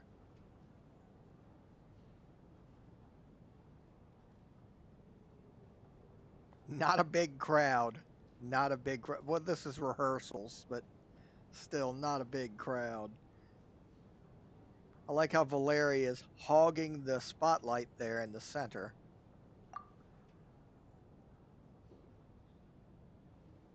Are you quite satisfied, Mr. Energy Scientist? I rather hope you don't have any other escape plans to add to my workload today. What are you talking about, Sarge? This was simply my way of inviting you to watch Miss Odette's new show with me. And wasn't the performance spectacular? In the future, I heartily encourage you to take a leaf out of my book. Find some soul-nourishing pastimes to enrich your time outside of work. It was indeed a fine performance, but I must correct you on one point. This is not time outside of work. These are working hours. Working hours and non-working hours are just a social construct. Human technology can never advance if we're too rigid in our thinking, Sarge. May we leave now? Already? I mean, I was kinda hoping to soak up the atmosphere for a little longer, but... No? Okay, guess I'm pushing my luck. Didn't seem like too much to ask, but fair enough. Off we go then, Sarge. Back to the land of working hours. Lead the way. That has to be her. She's the only person in the audience around Tonya's age. Excuse me, are you Tonya? Huh? Your brother's busy today, so I took his ticket. Don't worry about him, he's fine. Oh, okay. Sorry for the trouble. What's wrong? Are you sick? No, I'm fine. It's nothing. Maybe she caught a cold on the way here because of the weather.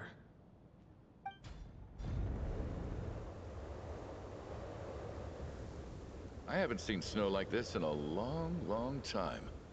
It's most unusual. I know. It's completely white out there. You can barely see a thing. I've never seen such heavy snow in my life. Let's wait it out for now. You'd be lucky not to freeze to death in this weather, let alone find your way. Well, look at that. Maybe we shouldn't be in such a rush to get back after all. What do you think? Let's wait and see. Why do you need to take it so seriously? Fate has given us this wonderful chance to take a break. We owe it to ourselves to make the most of it. Come to think of it, there's a small inn not far from here that always keeps plenty of extra blankets on hand for guests. I know the route well. Shall I head over and borrow a few blankets? That way, anyone in a hurry can wrap up warm for the journey back. Just remember to return them next time you're over this way. Sir, there's really no need to go to all that trouble. Hey, it's no trouble at all. Wait here, I'll be right back. Somebody should go with him. What a kind gentleman. Very good. My wife and daughter are waiting for me at home, so I shall be heading back as soon as I get my blanket. So... Are you expecting us to go back to the Armory Palace wrapped in blankets too? Don't worry about that. I made arrangements in advance. Should I not return to the Armory Palace within 3.5 hours after Operation Showtime begins, an armed squad will be sent to collect us. They will escort us back. You are one of our key military personnel, so any weather-related risks must be eliminated. Operation Showtime? So, wait. Every single time you drag me back to work when I sneak out, it's a whole official operation? I gotta say, you've really turned this into quite a moral dilemma for me. It's snowing pretty hard out there. I think you should stay here for now. You seem a little under the weather. Sure.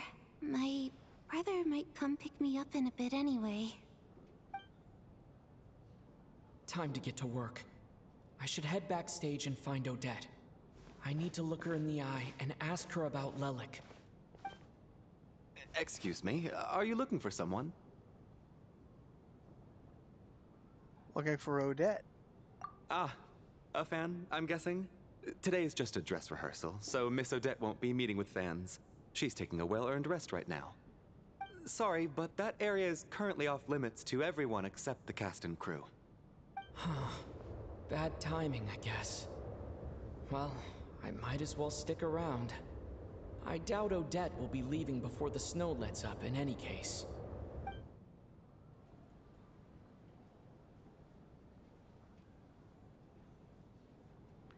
Where's the blanket guy? What happened to the gentleman who went to fetch the blankets?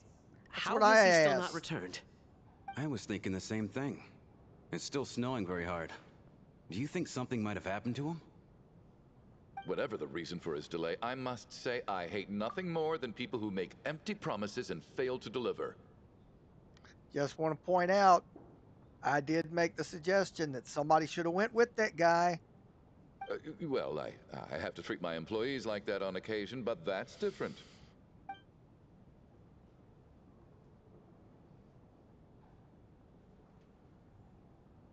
You seem anxious, Mr. Valeri.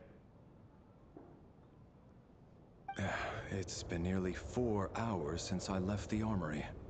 The army should have arrived to extract us by now. They know how much I despise tardiness and disrupted plans. There's simply no reason that they shouldn't have shown up by now, barring exceptional circumstances. Surely a snowstorm like this one counts as such. Few things in this world can stop the Snezhnayan army, Mr. Mitya. And a snowstorm is certainly not one of them. Why don't you go out and take a look? They might be right outside, waiting for your orders before they dare come in. An absurd hypothesis. I have no intention of leaving your side for even a moment until I have escorted you back to the Armory Palace. This doesn't look like an ordinary snowstorm to me.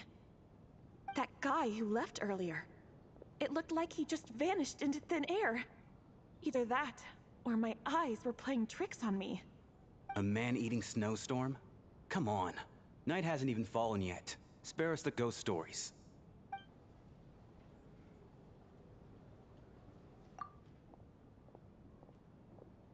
Traveler, didn't know you were coming today. How come you didn't say anything? I'm not sure how to say it. What is it? Something the matter? Tell me, I can help. Whoa, that's quite a snowstorm out there. I've been working backstage this whole time, so I didn't even notice. No wonder the audience hasn't left yet. Is weather like this rare, even in Snezhnaya? Yeah, snow like this. I'm sure I've seen it out in the wild before, but never in the city. Actually, I take that back. I don't think I've seen snow this bad even in the wild. This is something else. It's not normal. If even Alosha thinks snow like this isn't normal, could it have anything to do with that monster people have been talking about? We can't stay cooped up here forever. Someone needs to go out and take a look. Should we go together? No need. I have plenty of experience with snowstorms. Besides, I work here while you're an audience member. I should be the one to do it. Still. Everyone by the door. Careful not to let the snow soak into your shoes. In a snowstorm, you gotta look after your toes above all else. Heading out, my man? Be careful. I've been told the snowstorm eats people alive. Thanks for the advice. I am planning to be careful. I just want to take a quick look at the situation out there.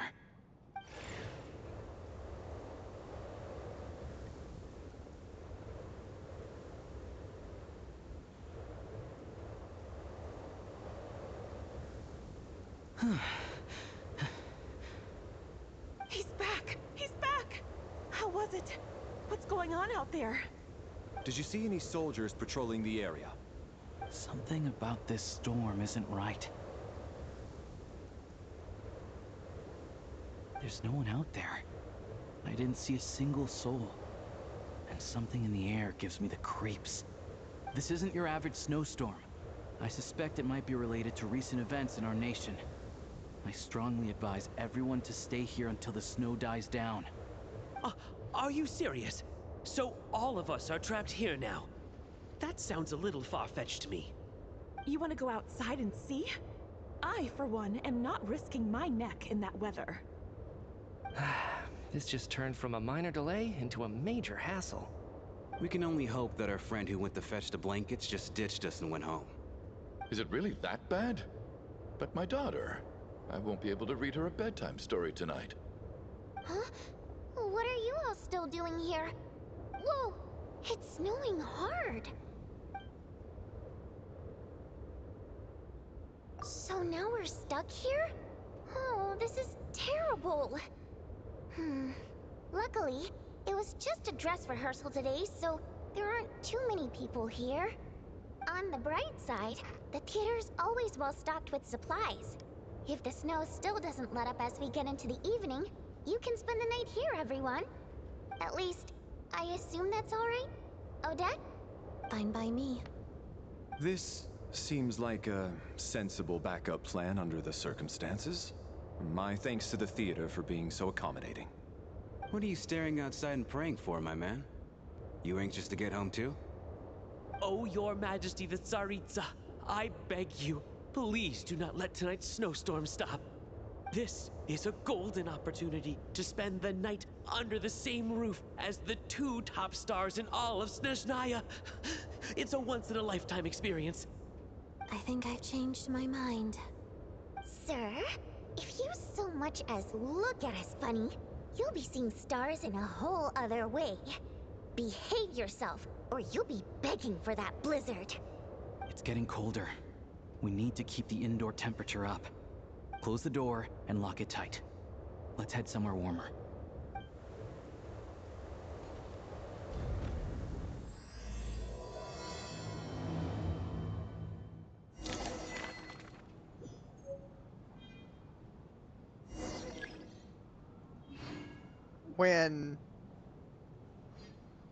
Alright. I like the little arrow here so I can actually point at the guy. When this guy was praying just now, this lady looked like she wanted to put a foot up his ass.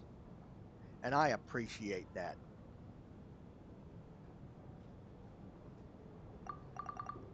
Alright, let's... Oh my God! We're getting presented like it's a locked room mystery.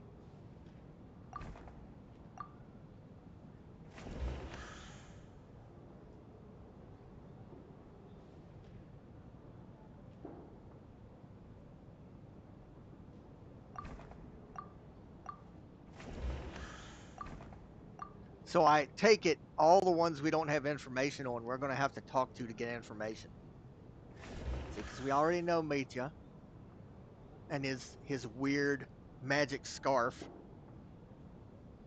I get real Doctor Who vibes from him. We already know Vojanitsa. And of course, there's Valeri. Leave this up here if anybody wants to read it. There you go. And of course Odette.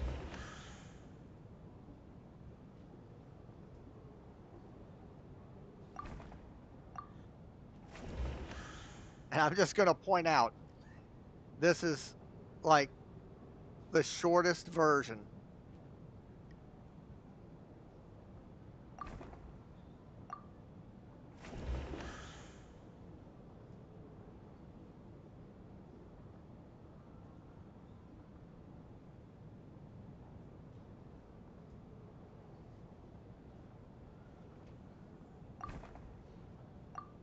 Here's this jackass.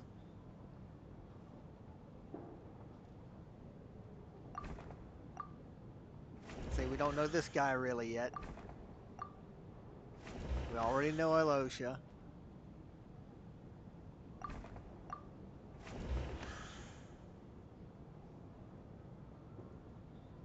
Okay.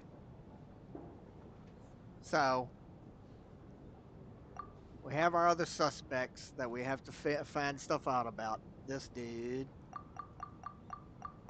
and this lady.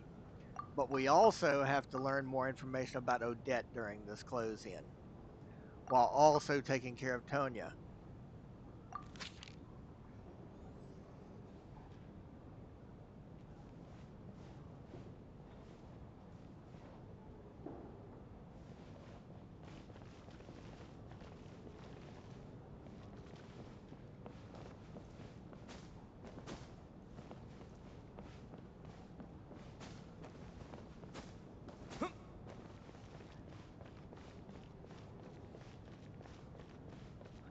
They'll be all back here in the back area.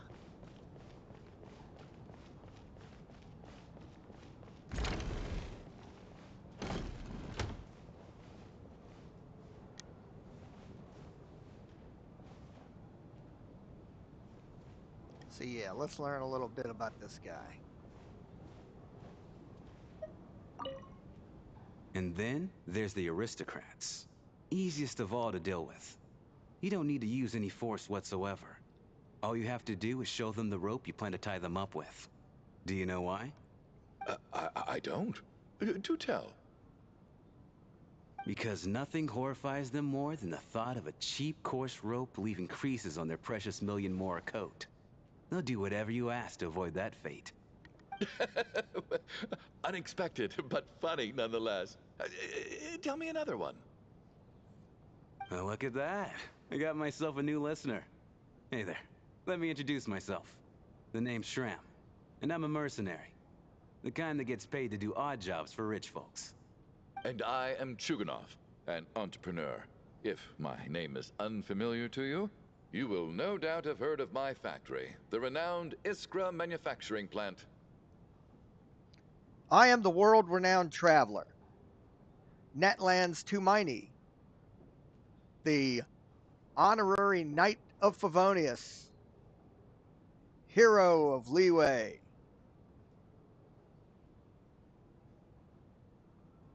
and Inazuma. And I don't remember what they call me in Fontaine. Enjoy your conversation. Are you really that famous, Mr. Chuganov? How come I've never heard your name before? Excuse me? Is that a joke? Or are you being serious? Oh, I'll have to ask my rope later. It's probably tied up more entrepreneurs than I've ever heard of.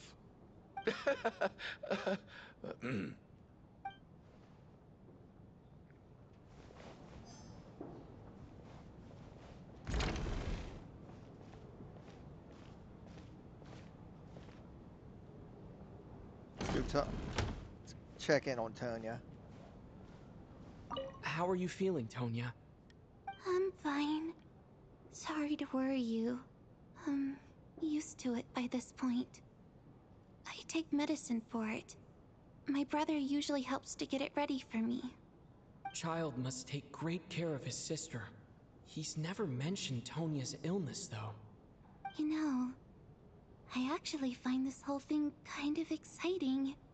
Stuck in a strange place thanks to a snowstorm. Having to spend the night with a bunch of interesting characters. It's pretty cool, don't you think? Yeah, it's certainly a novel experience. Exactly. It's like one of those stories where an ordinary school trip turns into a magical adventure. I've always wanted something like that to happen in real life.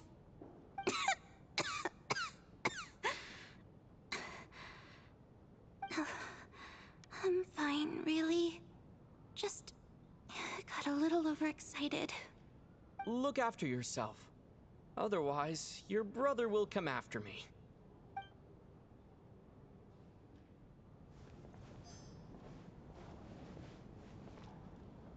My husband has major trust issues.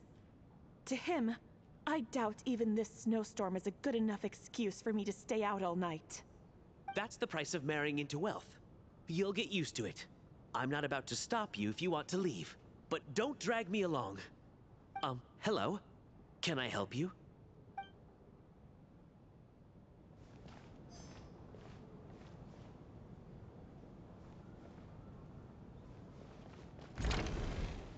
Alright, let's go.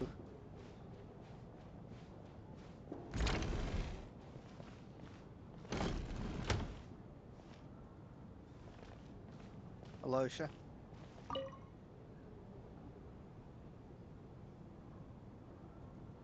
I don't think it's ever been this lively backstage before. I didn't know you were coming today. Hey, have you seen Chuganov? I heard he was coming today. Have you spoken to him at all? I don't think you could really call it a conversation. I talked to the other guy. I'm with you. This could be just the chance we need. Yeah, I gotta figure out a way to coax some more intel out of him. I want to know why he suddenly changed his stance on Project Stuja. What exactly happened before the most recent Vetcha vote? For the Rokad, or just out of personal interest? Shh! There are other people around. Don't say the R word. Yeah, you could get demonetized by YouTube and a bunch of other places. They don't like that R word. Yuck, yuck, yuck, yuck, yuck. This is highly irregular. A delay of over an hour during an operation like this theoretically warrants a Harbinger-level response. I wonder what the issue is. The storm, or something else. Sarge, the day you learn to let go and just enjoy moments like this is the day you'll finally understand the meaning of life. Ah, why, hello, sir. I believe you were the one sitting at a nearby table back at Podvorye restaurant. Any friend of the theater's star performers is a friend of mine. It's a pleasure to meet you. I'm Mitya from the Energy Commission. Greetings. Major Valeri, head of the Special Assignments Battalion. Armory Palace Royal Grenadier Guards, 1st Regiment. I am here to ensure Mr. Mitya's personal safety. Please let me know if I can be of any assistance. I am the world-renowned traveler. Delighted to meet you both. Usually, I have a little floating companion that would introduce all of us, but she's kind of under the weather right now. But like I say, delighted. Mr. Traveler, I cannot help but notice that Miss Odette is stealing glances at me. Any idea what that could be about? I've racked my brains, but I can't think of anything I might have done to offend her. Perhaps she noticed me spacing out during her performance? No idea. Keep racking your brain. I guess you'll figure it out eventually. So, Mr. Mitya, is your work related to Project Stuja? Yes, that's right. The higher-ups in the Fatui transferred me from the Energy Commission to the Armory Palace because they wanted me to... Really? I can't even talk about that? Pretty sure it counts as part of my private life. All right, I won't say anything. Sorry, Traveler. As you can see, I'm afraid this pleasant chat will have to end here. Starting to think that he was given that scarf to keep him in line.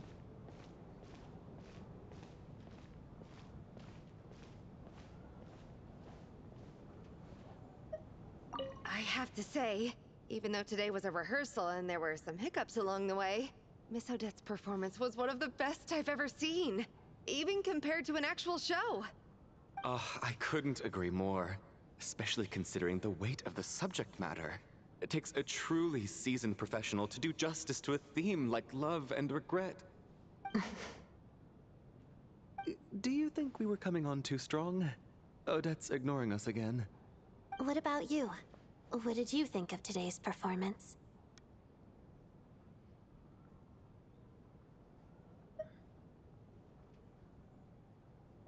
Consider me a new fan. Oh my, that's very flattering of you. Thank you.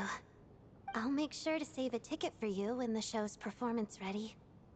This doesn't seem like the time or place to bring up the subject of Lelik.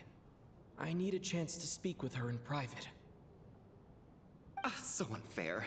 Talk about double standards. And now it looks like I've been spotted.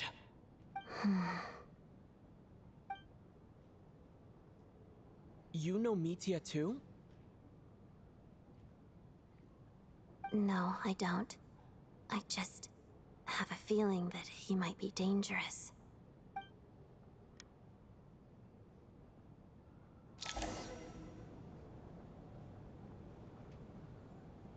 How's it looking, Alosha? No change from this afternoon. Heavy snow with no sign of slowing down.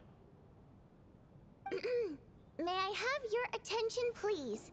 The storm is unlikely to stop tonight, and it'll be even more dangerous outside at night than it was during the day. We at the theater owe everyone here a duty of care.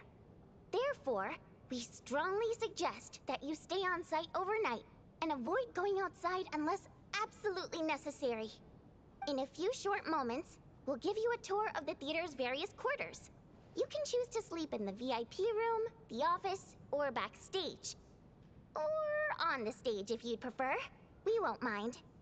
I'll pass on sleeping on the stage. What if the snow is stopped by tomorrow morning? The early birds in the audience might think we're part of some experimental new show. A drama about sleeping? That could be fun. Maybe we could come up with a title for the production. The Slumbering Heavenly Principles. What? Gotta admit, I didn't get that one. Anyone who doesn't wish to sleep on the stage, please follow me. I'll show you to the rooms.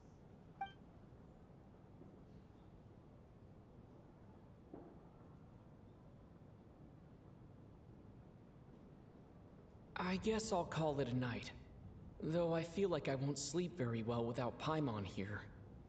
I'm sure she'll be worried that I haven't made it back yet. But as long as she looks out the window, she'll probably realize what's holding me up. I wonder if she's feeling any better yet. At least she hasn't been getting any worse. Still, I should try and get back first thing tomorrow morning.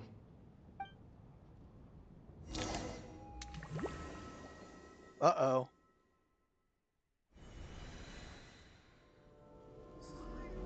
What the fuck?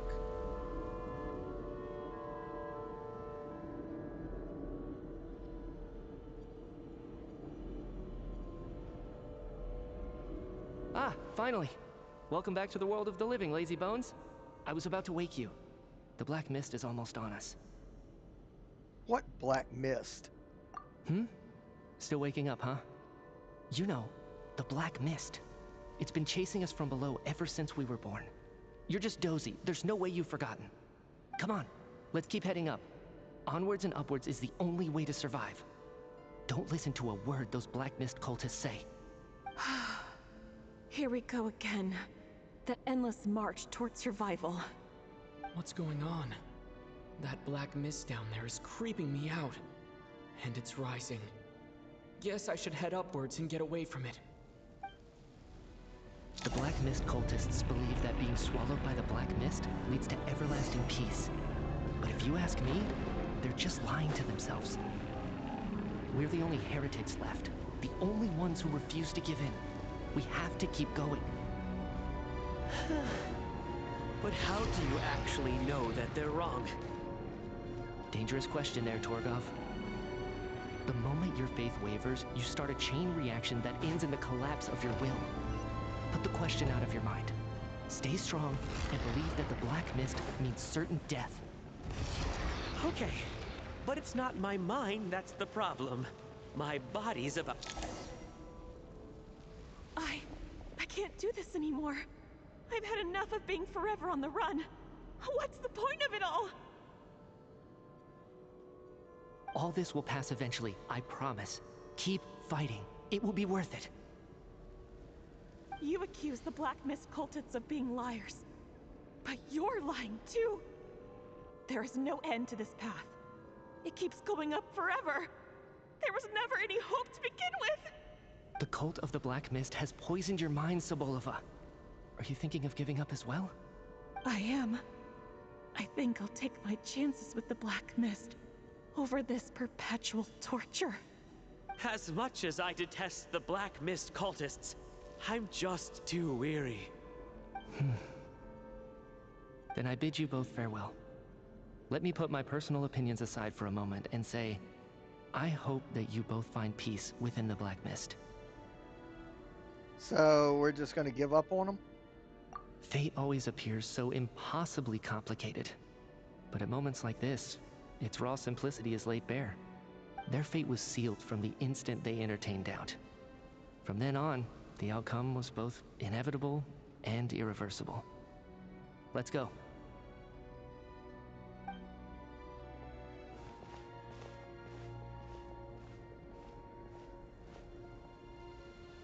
Torgov and Sobolova are gone. I never thought the day would come when even they would be swallowed by the Black Mist. It's just you and me now. Is it just me, or did that mist stop moving? Yes, it looks like it's satisfied. For now. This happens from time to time. But it won't be long before the Black Mist starts chasing survivors once again. No one knows how to stop its advance for good. Well, we should make the most of the precious moments of rest that those two bought for us. Huh? Are you really that sleepy, traveler?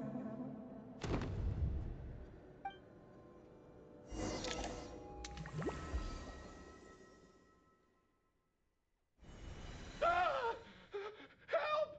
Somebody, come quick! What is it, Chuganov? What's wrong? Huh? Is it morning already? What's all the commotion? Sounds like it's coming from next door.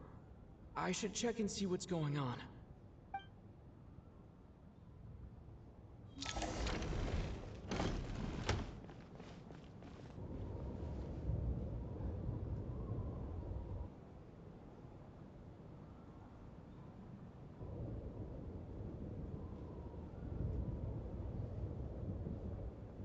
Don't look, Miss Tonya. Stay here. Okay. What happened to them?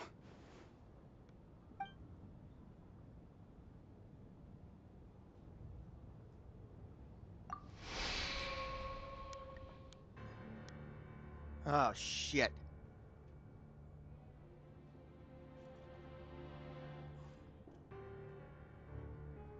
These two people have passed away.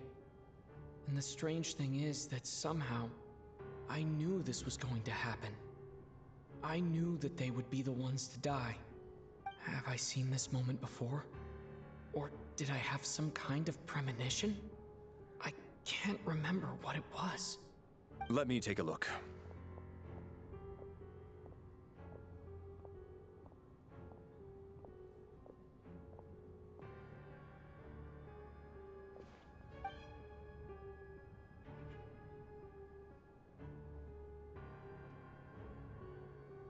No vital signs in either of them. They're dead.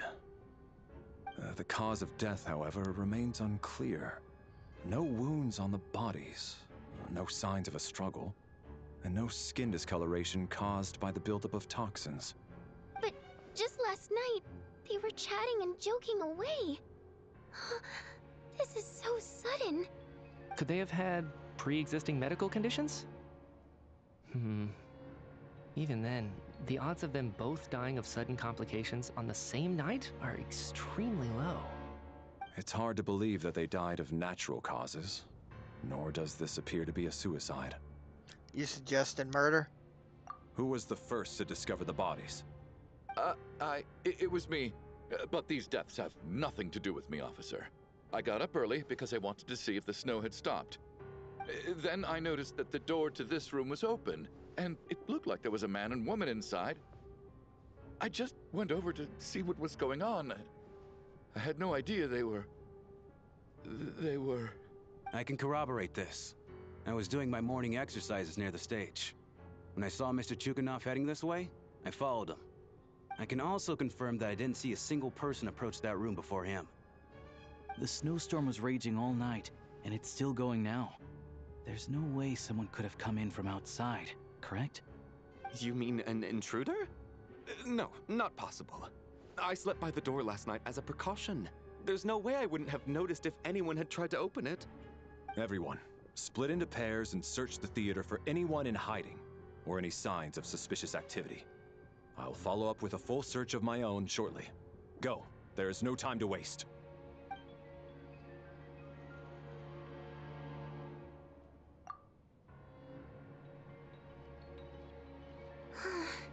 Nothing on your end either?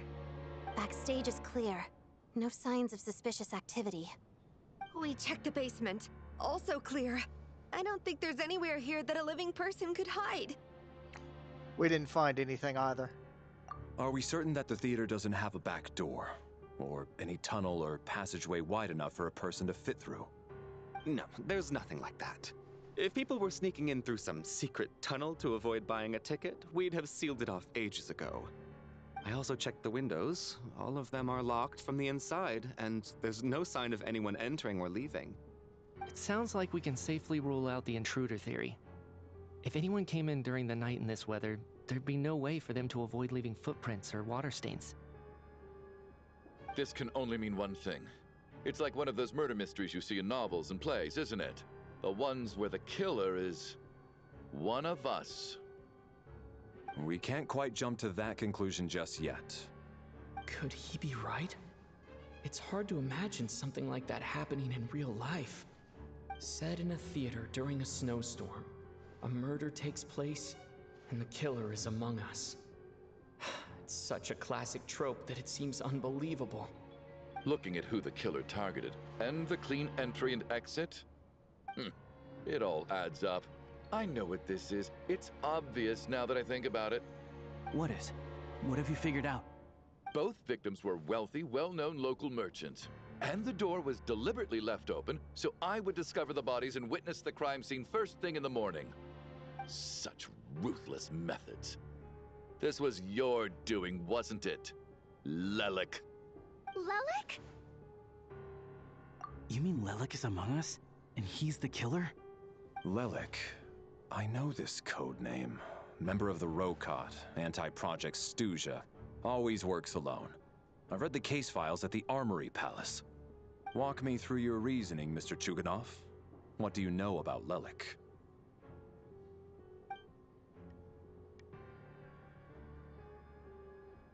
What now, huh? What now, Lelik? What more do you want from me? I already voted against Project Snezhnaya at the Snezhnaya. You snuck into my house the other day while I was asleep. Left a threatening letter. And I did all that you asked. But Project Snezhnaya cannot be so easily shaken. Not with the rooster in charge.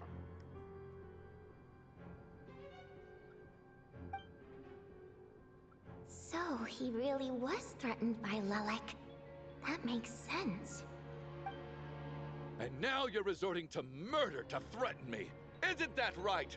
I knew it. The Rokot despises the rich. The lives of the wealthy are but refuse in your eyes. Show yourself! Which one of you is Lelik, Tell me! I'll do whatever you want! Just stop playing these mind games! Well, I just want to point out we know it's not me.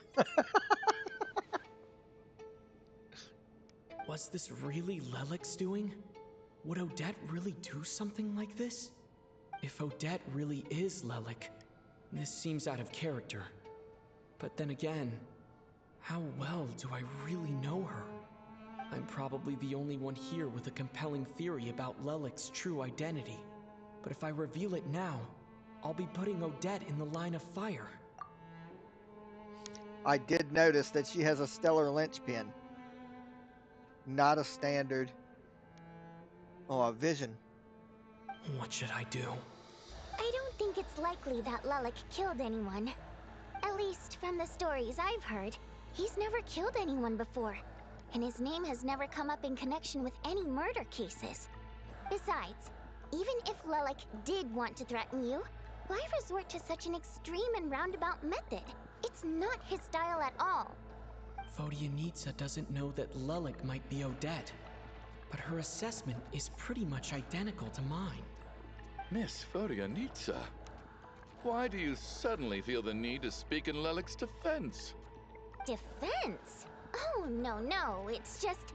I'm worried that we're jumping to conclusions here, so I wanted to share my point of view. Also, I don't think the Rokot is as bad as you're making it out to be. Well, if you think I'm so wrong, what's your theory then, Why don't you tell us who the killer is? The case is still evolving, Mr. Chuganov. Please do not prevent others from expressing their opinions so early on in the discussion. Even so, there's no denying that the recent threat received by Mr. Chuganov may well be an important clue. So there's still a good chance that Lelik is right here among us. I can't do this anymore. I don't care if it's still snowing outside. I have to get out of here. Whoa, take a beat. We all know it's far too dangerous out there. Even the soldiers couldn't get to us. Go out that door, and you might not live to tell the tale. And whoever this Lelik is, they're surely not going to murder anyone in broad daylight. Be sensible, my man. You're safer inside. As much as I regret having to say this, I'd like everyone to cooperate and refrain from exiting the premises until further notice. Because as things stand, every one of us is now a suspect. Unless anyone has further information to share, let's adjourn for now. Feel free to keep searching for clues, but make sure you don't go off alone.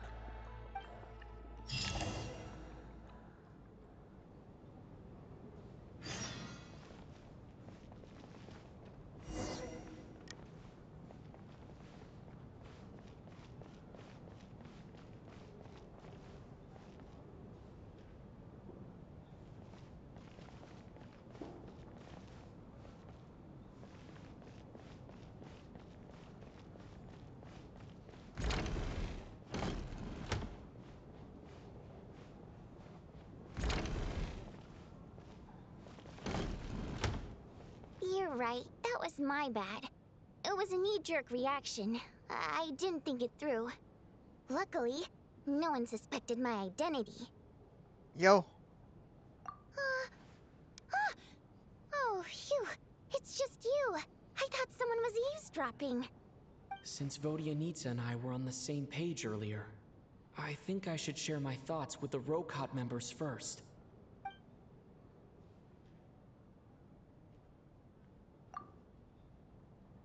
Whoa. Are you serious?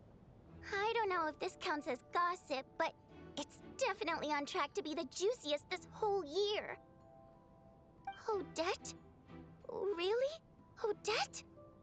Oh god, how dumb does this make me look? Lelik has been right under my nose this whole time, and I didn't notice a thing. Actually, it's exactly what you'd expect. Sometimes, hiding in plain sight is the best strategy. And now that you mention it, the more I think about it, the more sense it seems to make. It all adds up. What are we up to now? 1, 2, 3, 4... What are you counting? Odette's identities. She's my coworker, specifically a ballerina, and also a Fatui, a member of the Rokot. Now, Lelik. It must be so exhausting. I just want to give her a hug. I guess since I've always known her as a member of the Fatui, it never even crossed my mind that she could be involved with the Rokot, let alone be Lelik. I don't understand. If she's with the Fatui, What reason could she have for being so opposed to Project Stuja? Probably best if you ask her that in person. Well, since you waited until now to bring this up instead of announcing it to everyone earlier, does that mean we're all on the same page here?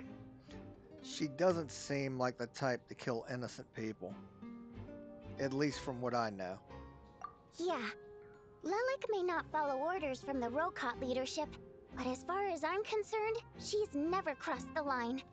If anything, her actions benefit the poor.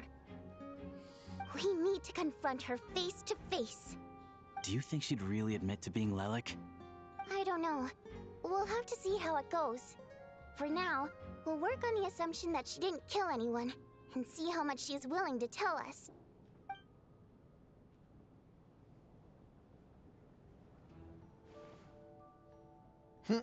Now's her chance. Odette's alone. Let's go. But I need this picture. It looks ridiculous.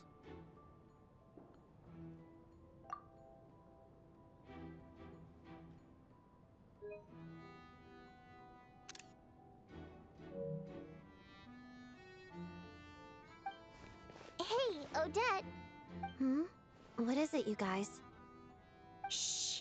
Keep your voice down. We need to talk. So, you're Lelik, aren't you? Alright, fine. You don't have to say anything or explain yourself. Just hear me out first. None of us believes you'd kill innocent people. Whoever murdered those two people last night, it wasn't you. The Traveler was the first to figure out your identity, but he kept quiet during the discussion just now. Still, it's clear where the group consensus is heading. Everyone believes Lelik is the culprit. If your identity is exposed, you'll be in a really bad spot. We're your colleagues, and we know what kind of person you are. I don't want anything bad to happen to you. So, can you clue us in? Tell us everything. The more we know, the more easily we'll be able to cover for you. Alright. Yes, I'm Lelik. And no, I'm not the murderer. And thanks, but I don't need you to cover for me. Actually, I'm planning to reveal my identity. Huh? Huh? You're gonna reveal that you're Lelik? Here? That's right. I'll admit I was surprised at first when Chuganov guessed that I was here. It was just a lucky guess, but it caught me off guard. But after taking some time to assess the situation and confirm where everyone stands, I don't believe I have anything to worry about. Are you sure you don't need a second opinion? Given the circumstances... Mr. Valeri! What?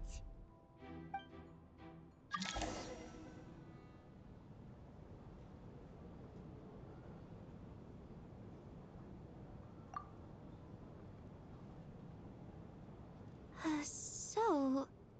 Odette is Lelik? I don't know what game you're playing, but you've got a lot of nerve. It's just one identity. So what if it's exposed?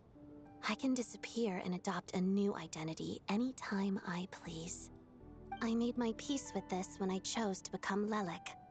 But more importantly, I promise I am not the murderer, which means that someone else is.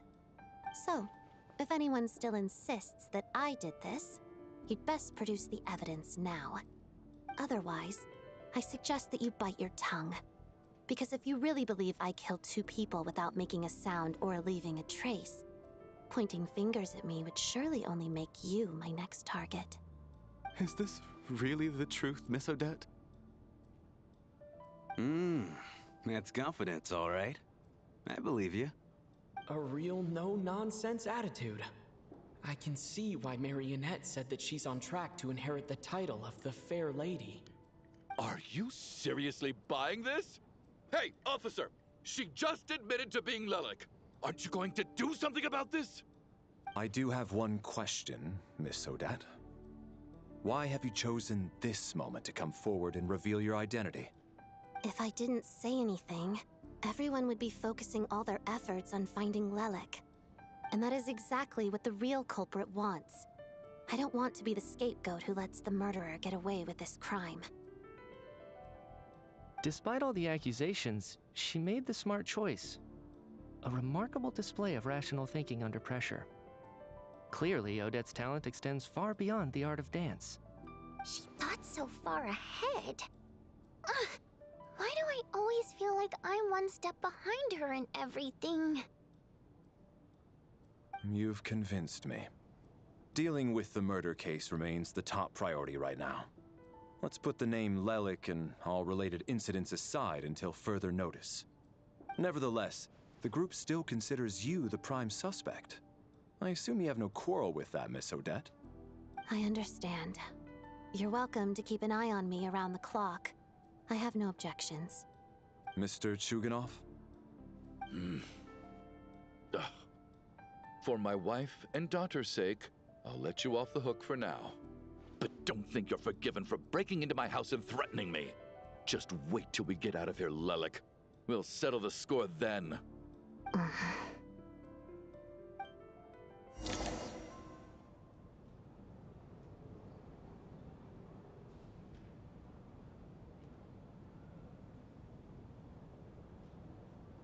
Good work, Lelek guard team.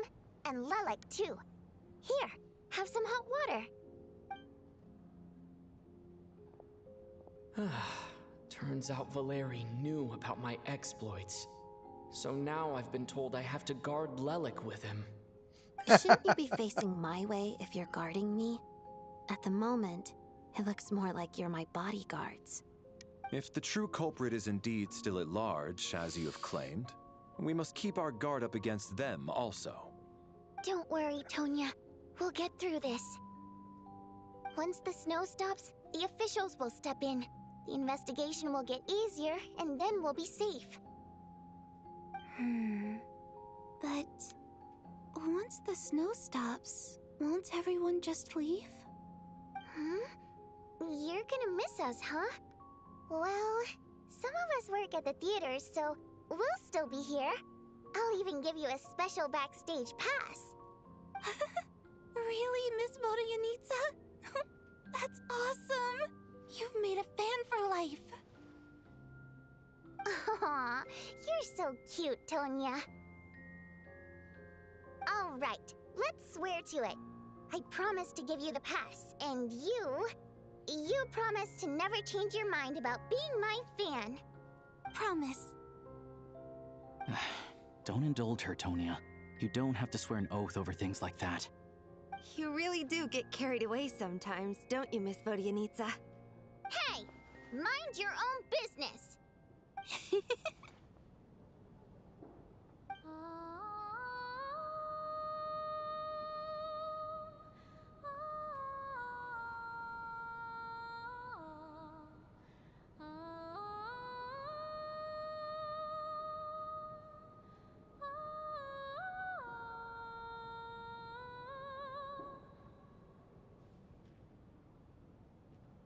Don't be nervous, Miss Wateramp. Everyone's here. There's nothing to be afraid of. Excuse me? Do I look nervous? Don't be ridiculous. No, no, no. You sound nervous, lass. Oh. Wait, but how... Okay, plenty of people know that I'm a water imp, but still... How come you understand our primary mode of expression? Primary mode of expression. I've not come across that concept before. Do enlighten me, Vodyanitsa. Well, it's just... We water imps tend to communicate our emotions to each other by singing, rather than facial expressions. The emotions we convey through song take precedence over our facial expressions. So, we think of it as our primary mode of expression. I'm impressed, Shram. I didn't take you for a man of culture, but you're clearly rather learned. It's not about being cultured or not. The thing is, this mode of expression can usually only be understood by other water imps. It's not a simple case of a song sounding happy or sad. And yet, you're clearly human, Mr. Shram. It's really not the big deal you're making it out to be. I think I just have a knack for it. Plus, I have a very close friend who's a water imp. A delightful lady. But keep that a secret. Anyway, we spent so much time together that before I knew it, I noticed I could understand her expressions. Oh, I guess that makes sense. Still, the fact that you have a water imp friend is even more surprising. I'd better watch what I'm singing when I'm around you from now on. Hey, what are you implying? You're not secretly insulting the audience in your songs, are you? Heavens, why would I do a thing like that? It's getting late. We should discuss our sleeping arrangements for tonight. To guard against the killer, someone needs to keep watch. I suggest that we don't sleep in separate quarters tonight. It will be safer if we all stay together. As long as someone keeps an eye on Lelik, I'm quite sure we won't have any trouble. Are you saying that you wish to bet your life on Miss Odette being the killer? Nonsense. Of course not. Then I propose the following arrangement for tonight. The Traveler, Odette, and I will form the Night Watch. We'll sleep in shifts, but 2 of us must be awake at any given time. That's fine by me. An excellent idea. This allows us to handle the night watch while also keeping an eye on Lelik. Meanwhile, the rule of taking shifts in pairs resolves the other issue. Namely that we can't necessarily trust the Traveler or Valeri either. I expect that plan took you quite some time to come up with, didn't it? Actually, our field combat manual outlines a similar approach. Although the scenario there involves guarding prisoners overnight during field operations. That being said, I must clarify that I harbor no disrespect towards you personally, Miss Odette. In fact, Lelik's numerous covert operations make fine textbook examples for military agents. I care less about respect and more about the fact that you just robbed me of 2/3 of my sleep tonight. I'm calling dibs on being the first to rest. Good night.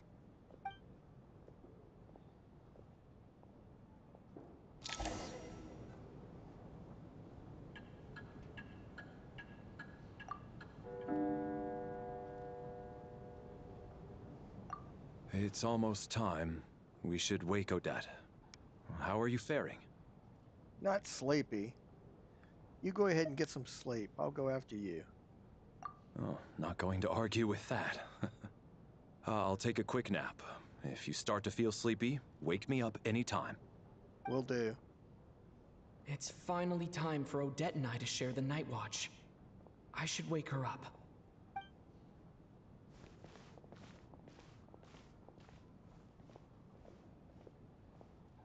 I came here to get information from her in the first place. Maybe I should think about what questions I want to ask before she wakes up.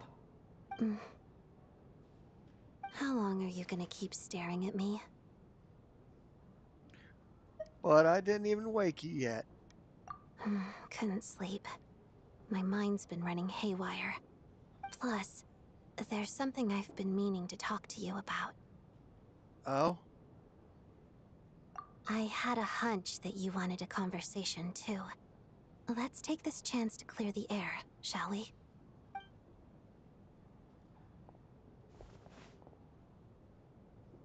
I just had a simple question for you, really. It's, Rosaline. In her final moments, did she have any last words or anything? It all happened so fast. I see. Well, that was all. I have no other questions. Do you miss her? No. She was utterly ruthless in pursuing her goals. That kind of person should be hard to miss. And yet, even though I never approved of her methods, and she was an abrasive person, the fact remains that I am indebted to her. Snezhnaya told me a little about that. Oh, she told you. I guess that makes sense. I think she and Rosaline were on pretty good terms. Still, she didn't know the full details between you two. Yes. Rosaline wasn't the kind to gossip about this sort of thing. Not that it's any huge secret to me, though. When I was a child, I had to join the Fatui for the sake of my mother and me. I trained under Rosaline. It was extremely grueling, and it didn't exactly come naturally to me. All I could do was try to ignore the biting cold and practice, practice, practice. I was a newcomer who'd managed to make a good first impression on a harbinger. There was pressure to live up to her expectations, to be worthy of the fair lady's reputation. Every day was a struggle against the cold, pain, and fatigue. And most nights, I struggled to fall asleep. After enduring all that, I've become almost immune to the sensation of pain. I suppose that was the cost of survival. Surely, any child who had to experience that would grow to hate her lot in life, don't you think? You paid an enormous price. So, I put an equal amount of effort into my ballet. Because in my young mind, that was the only way to defy my fate. It was my way of telling her, the Fatui's demands and your expectations of me are not what I wish for. One day, I will leave. I think she probably blamed my poor performance in training on my passion for ballet. She knew my heart wasn't in it. One time, when I was secretly practicing a dance at night, she suddenly showed up. I knew she was there to catch me red-handed. I told her, "You don't deserve to watch the dance I learned from my mother." She looked stunned. I guess she was surprised that I lashed out first, before she had the chance. But strangely enough, on that occasion, she wasn't fierce with me like she was during training. Instead, she fell silent for a moment, and then left. After that, she never interfered with my dancing or asked me how it was going. She never came to watch me dance again either. Not even once.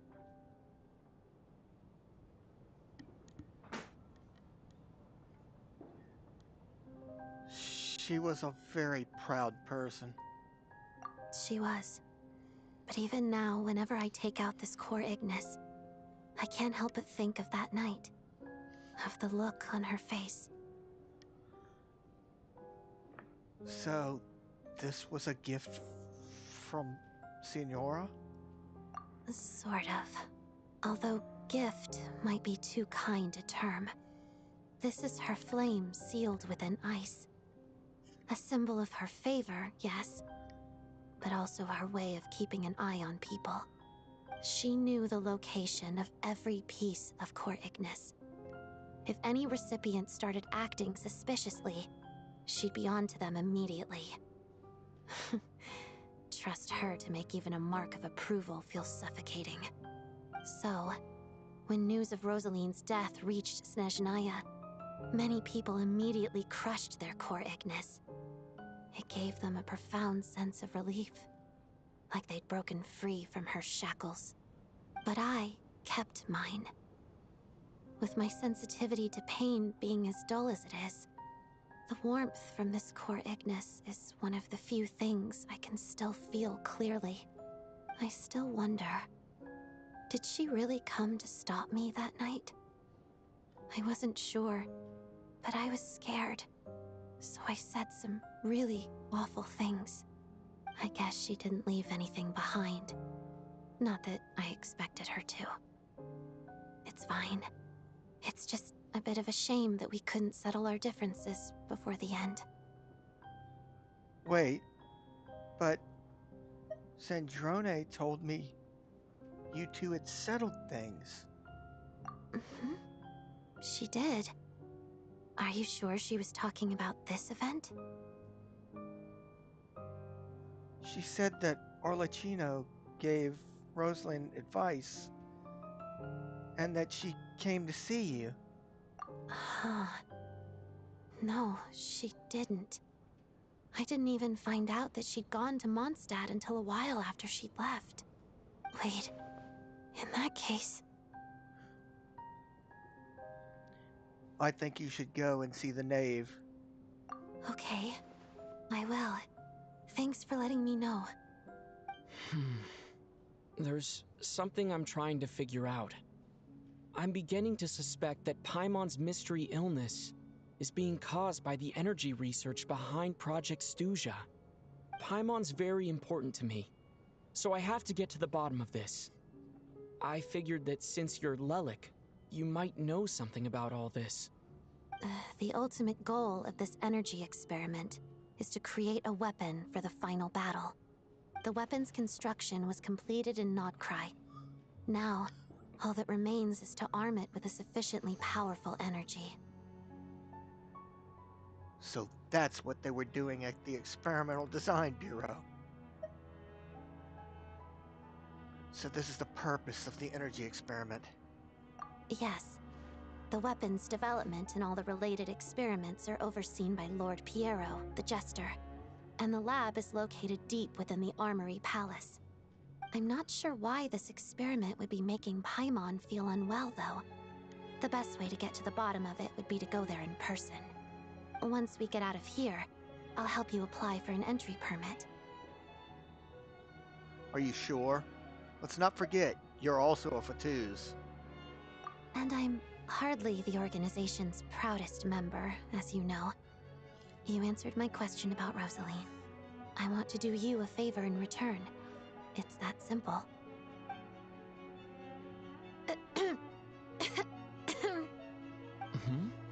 What's wrong? Are you not feeling well? You two seem to be hitting it off. Haha. Scared me for a second. I thought you were sleeping. Of course I was. In the military, one learns to fall asleep quickly, even in the most inhospitable environments. It's vital to staying alert and energized. Why? Is something wrong? No, nothing at all. Even if he was awake, he can't have overheard us, right? Well, thank you both for keeping watch. Traveler, I'll take over for now. It's your turn to get some sleep. Sure.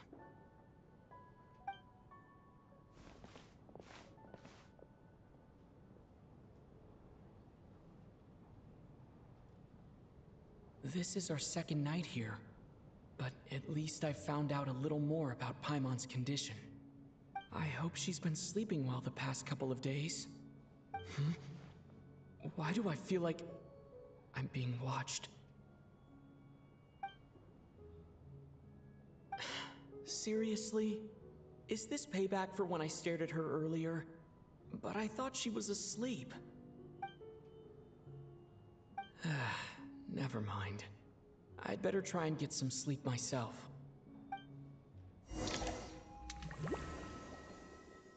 Another murder?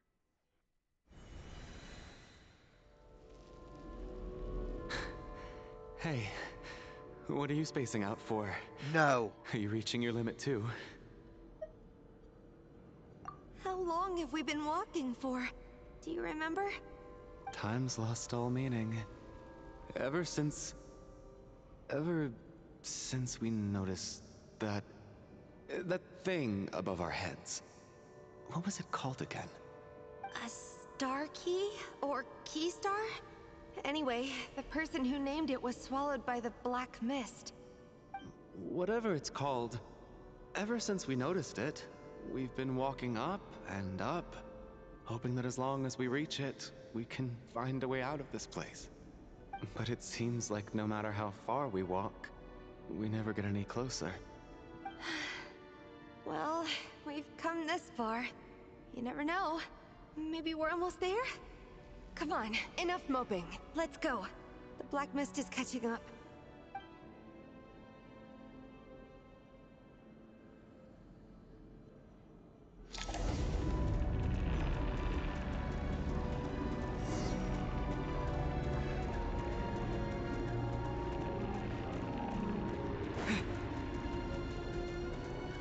Can't help but notice they've got ourselves weapons. a dragon. Monsters! Watch out! Not again! Lost count of how many times we run into them. Be careful.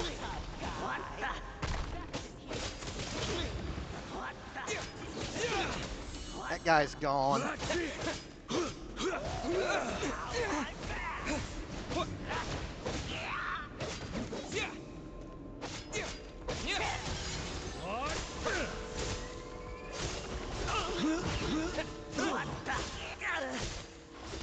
Shut up. Run faster. All right, come on, let's go.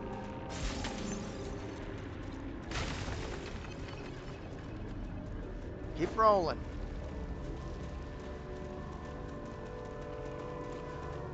We got ourselves a straggler. Here they come again! Get ready!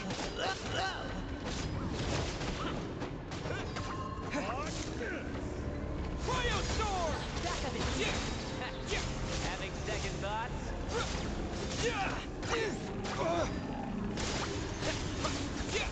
Fighting frog!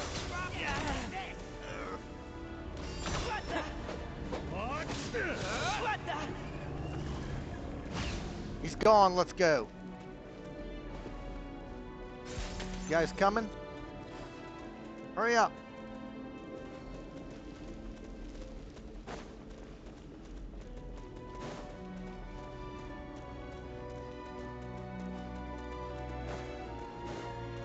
Monsters ahead of us? The black mist behind us? Feels like there's monsters.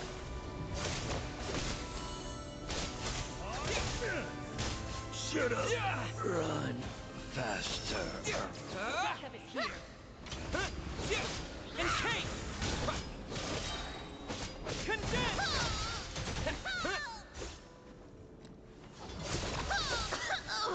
What? Learned. Are you hurt, Coolish? No. I'm fine. It's just... Suddenly I don't want to walk any further. I get you. In fact, I reached my limit a long time ago. Sometimes it feels like there's hope where there shouldn't be. Yeah. The hope that the star gives us is the only thing keeping us going. But I'm not sure it's real at all. It may just be a collective illusion. Otherwise, why would it always be out of reach? Are you really going to give up like this? I actually feel like we're slowly getting closer to it. We know you mean well, but you're only saying that to try and encourage us to keep going, aren't you? Thank you, friend. But enough is enough. Please don't give me any more false hope.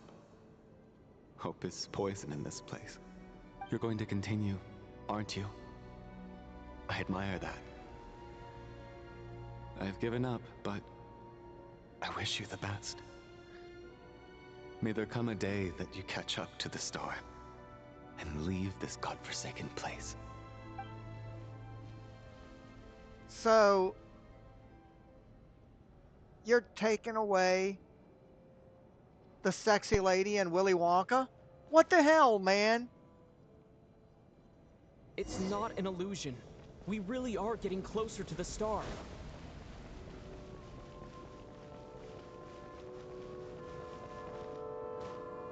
Congratulations. You're the first person to make it here.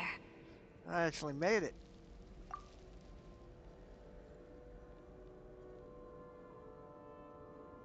But how'd you get here? The closer I get to the star, the more familiar it looks. I'm the star's envoy. The black mist has stopped rising.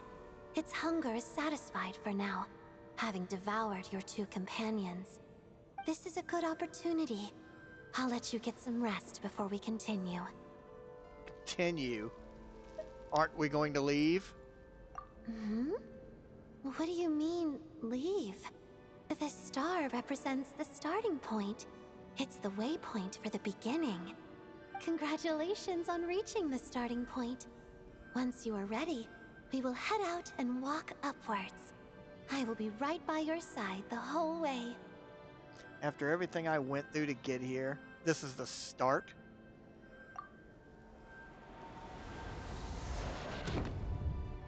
Huh? What's wrong?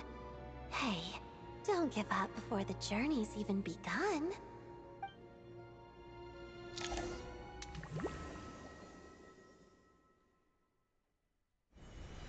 Rampana! Rampana! Hey, Is she was a that nice lady. Vodianitsa's voice? What happened? Coolish, wake up! Please wake up!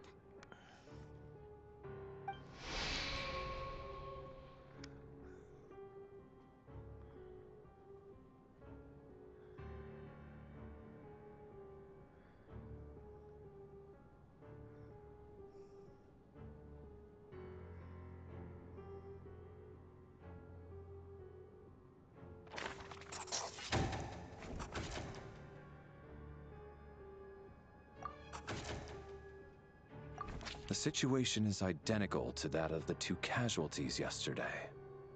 We cannot ascertain the cause of death. At least there are some elements that we can rule out this time. They slept on the stage with everyone else. So I suppose the surrounding environment can't be a relevant variable. Rampana. Coolish. Weren't some of us keeping watch last night? 3 of us, in fact. How could you not notice something was wrong?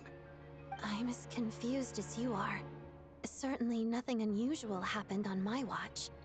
Likewise, and from what I've observed so far, both Miss Odette and the Traveler can be trusted. No incidents during my watch either.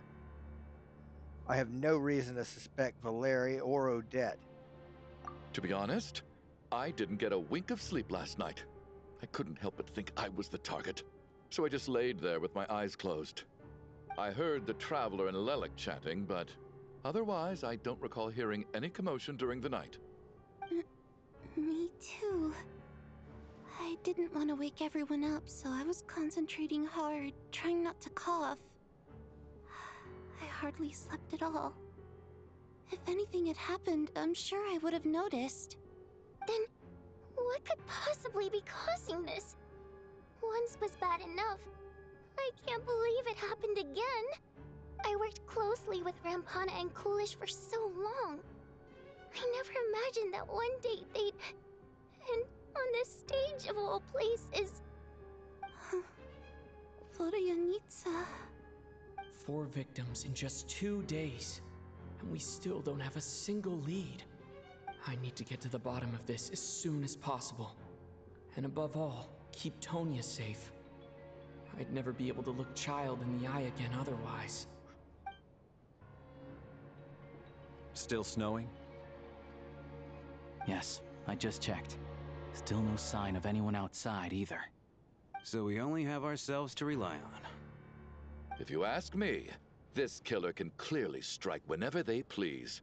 The Night Watch was a useless endeavor from the start.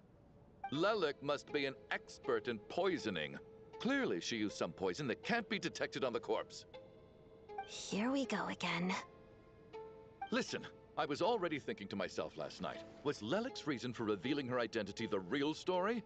Well, now I have my answer. It most certainly was not. She's been playing us for fools. You get off on this, don't you? Revealing your identity, only to carry on with your killing spree? That's a hideous thought. One that only a hideous mind like yours could dream up. How dare you? That's enough! Yesterday, you named Lelic as a suspect because the victims were both wealthy merchants.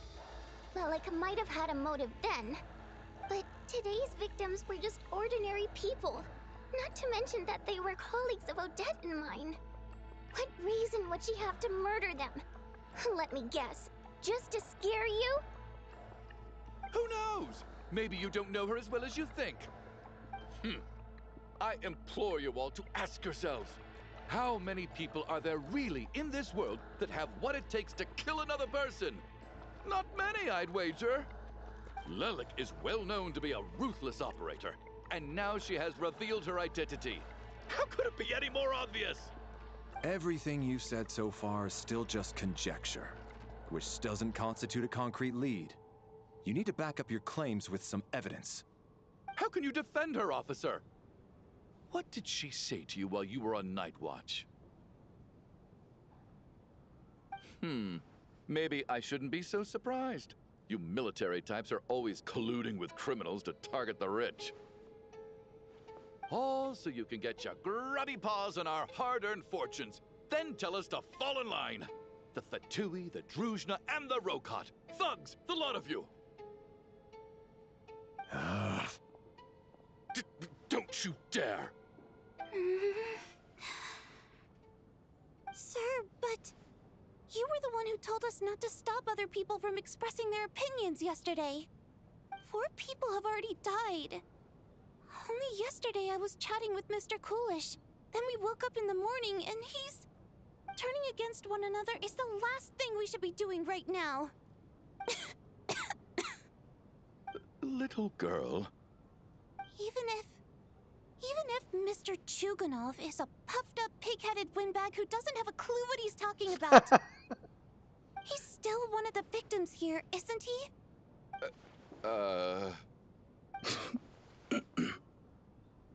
Quite. I had no intention of resorting to violence. But you're right, Miss Tonia. I ought not prevent him from speaking his mind. In any case, I believe Mr. Chuganov has calmed down a little now. We may resume our discussion. I don't think there's any need for that. What is there to discuss? Nothing about this situation is normal. Did you have an idea, Mitya? You're the brainiac here, right? Come on, clue us in. I've been mulling something over. All the leads we have so far concern things from outside the theater. Miss Odette's alter ego, the threats Mr. Chuganov received. But then there's the 2 double murder crime scenes themselves, which have given us absolutely nothing to go on whatsoever. That's highly unusual. Even with the most careful killers, there's always some evidence left behind. So what are you suggesting? I think this could be a supernatural event. It isn't characteristic of human-on-human homicide at all. Correct me if I'm wrong, but aren't you supposed to be a scientist? That doesn't sound like a conclusion someone like you is supposed to make. I got into scientific research because of my insatiable curiosity. But if the present situation defies all known scientific explanations, I don't mind shifting my curiosity toward the paranormal instead. Now that you mention it, I remember when I first came to the theater. I heard rumors about this place being haunted. Haunted? Yeah, I think I heard the same thing. But I mean, they're only rumors, right? We've worked here for years. Surely we would have noticed any spooky goings-on by now. Well, this has taken an unexpected turn. A haunted theater? If Paimon were here, she'd probably be hiding behind me in fear right now. Why don't we take this opportunity to look for clues again with a more open mind? Maybe a different perspective will help us see something different. Very well. Whether it's criminals or ghosts we're looking for, the same rules apply. Everyone needs to tread carefully. I'll move the bodies into the same room for now. What I wouldn't give for Albedo to be here with us. Albedo, the Wanderer, maybe? And maybe Nahida.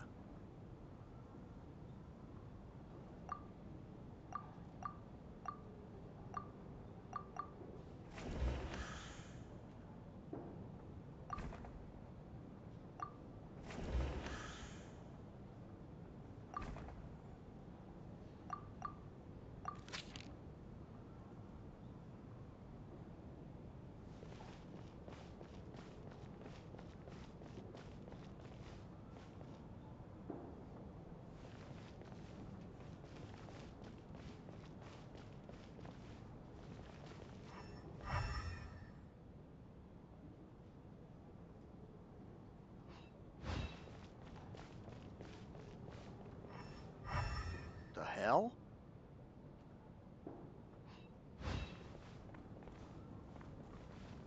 That's weird.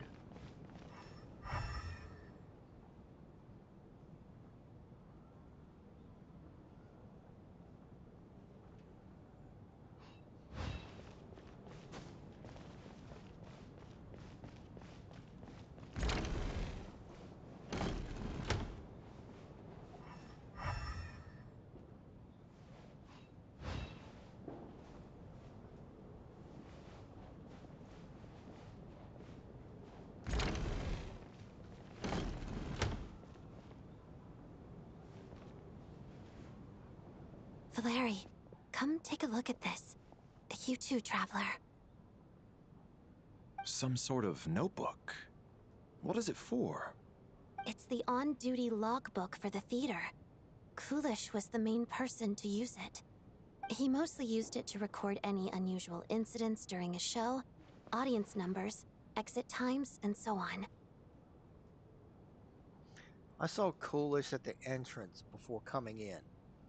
I think he was holding this book at the time. Yes, he'd always have this logbook with him when he checked tickets at the entrance. This should confirm a lot of key details about the recent show. So, you find anything unusual? Yes, the number of people. I've checked and double-checked, but the numbers just don't match what's recorded in the logbook. Apparently, we have an extra person among us. Are we certain that logbook is accurate? Could someone have sneaked in without buying a ticket or something? Unlikely. Coolish took his duties very seriously. I've rarely seen any errors in his work.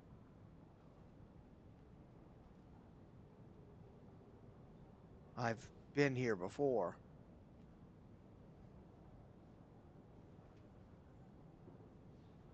There's a Japanese story called They Were 11. In the 90s, I believe it was an anime where 10 astronauts go to a space station and shit starts to happen. And when they head count, there's 11 of them. And no one knows who the 11th person is because none of them knew each other.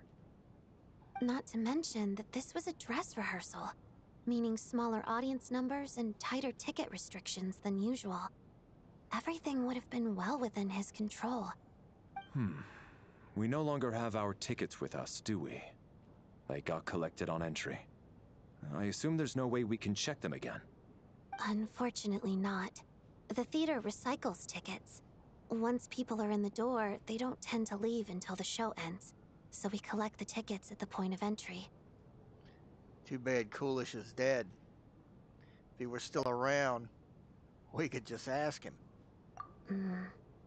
Still, I'm inclined to believe that this discrepancy in the head count is significant somehow. Did an extra person just materialize out of thin air?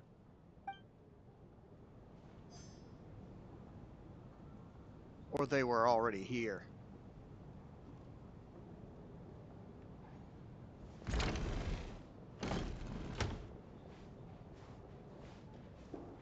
It also makes me think, I've been thinking for a while, that we're in a snow globe.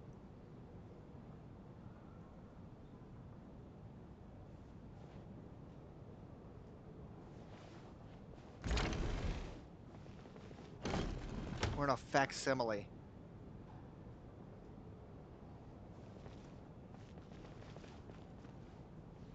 Tonya, did you find anything? Not yet. Still looking. So... Are we supposed to be looking for something paranormal? I think I'd prefer teaming up with you than looking around on my own. This looks like somebody's notebook. Shall we read it together?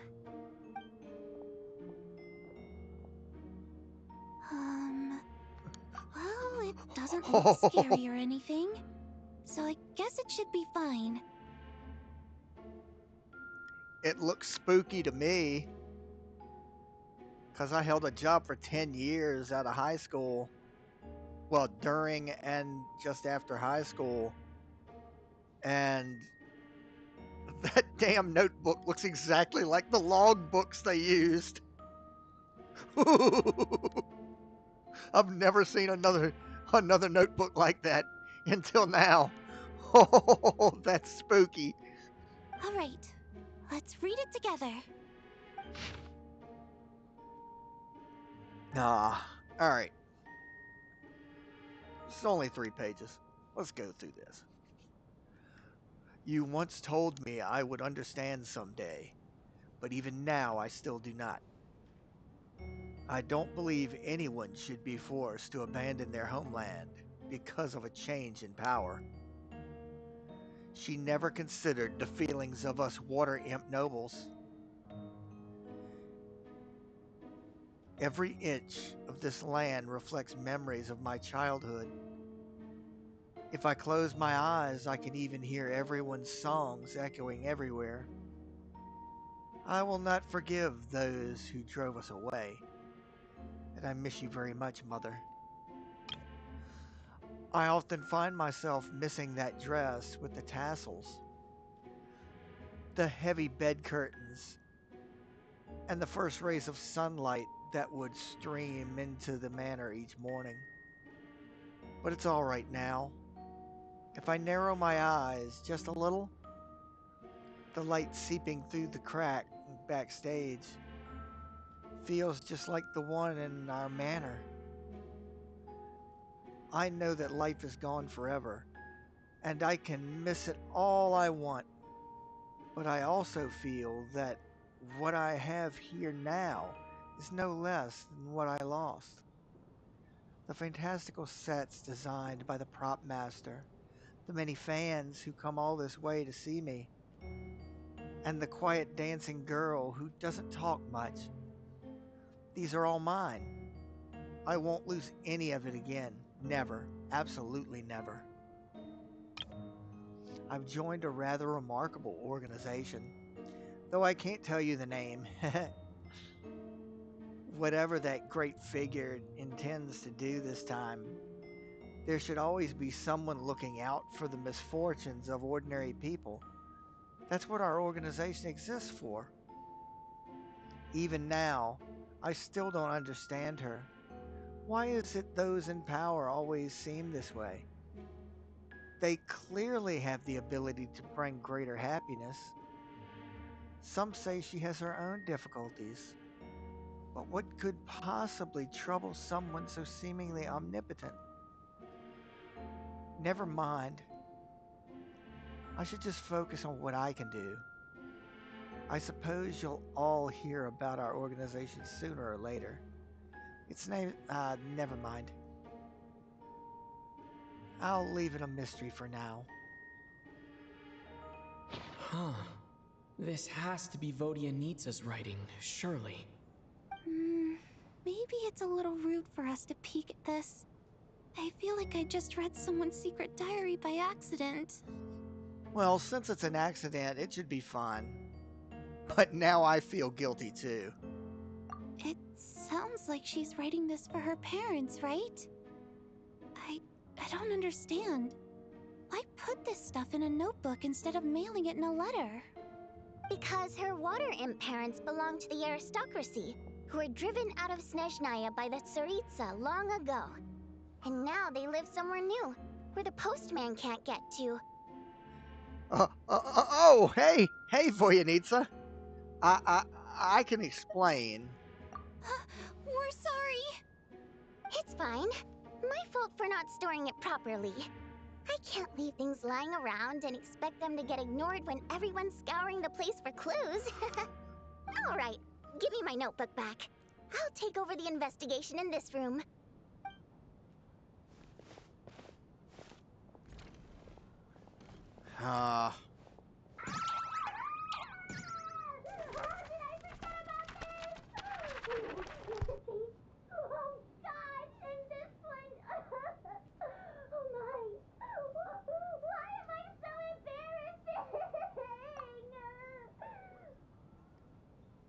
Zoinks.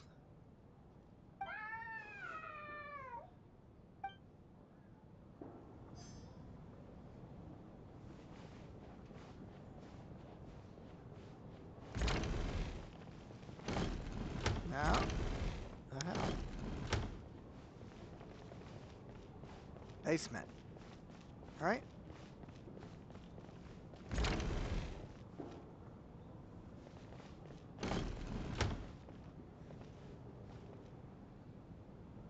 Ah, Traveler. Since you're here, come take a look at this. Alosha found it. We're both curious to hear your perspective. It appears to be well, an investigation report. And the focus of the investigation was the rumors of haunting we heard about earlier. Okay, let's go ahead and go on through this. But let me get this out of my system first. Jinkies, a clue. This commission is clearly not as simple as previous cases involving only folklore studies. It appears to be connected to something far more mysterious. An extinct civilization, the creations of ancient gods, or powers from beyond this world. The possibilities leave ample room for speculation. From now on, we should take this as a lesson. A simple surface does not imply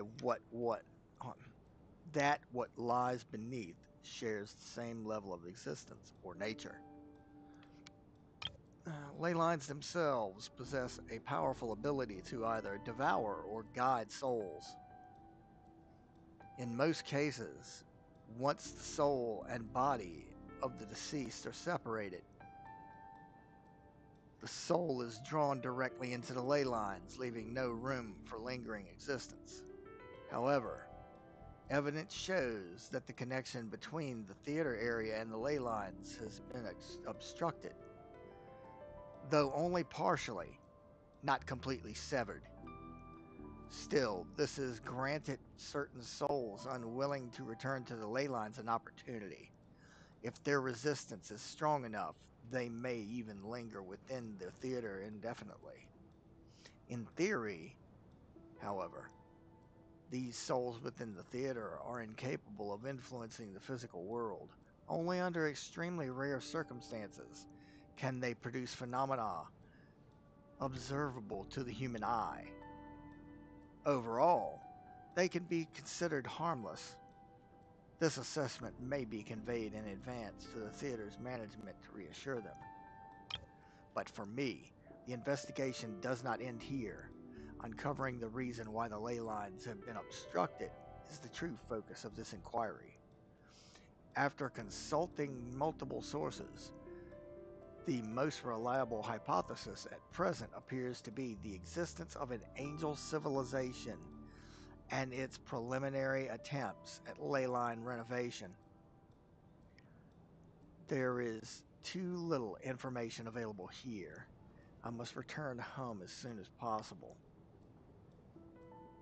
An investigation report, huh? Looks quite old.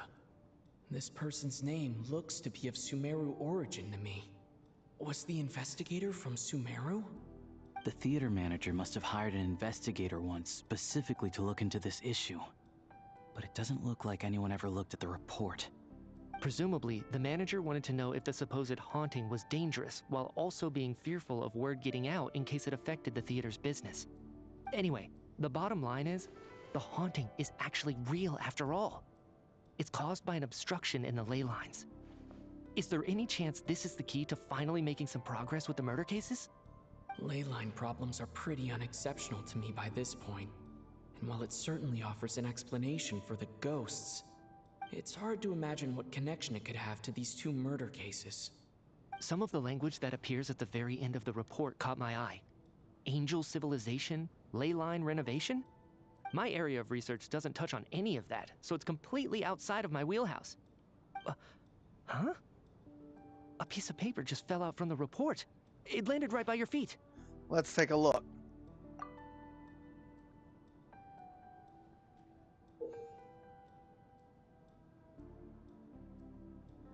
Death is near. Pretty ominous, no matter how you look at it. How unnerving. It was tucked inside the report, so it must be a note left by the author. Death is near. Is that supposed to be what's going on here? With us in the theater? But if so, how did the author foresee it? Could he predict the future somehow? Maybe things are more complicated than we thought. No, wait a second. If we take the report and the note at face value, they completely contradict one another. The report definitively concludes that the hauntings in the theater are harmless and cannot affect the real world. But the note seems to be warning of potential danger. The question is, what exactly does the note mean by death?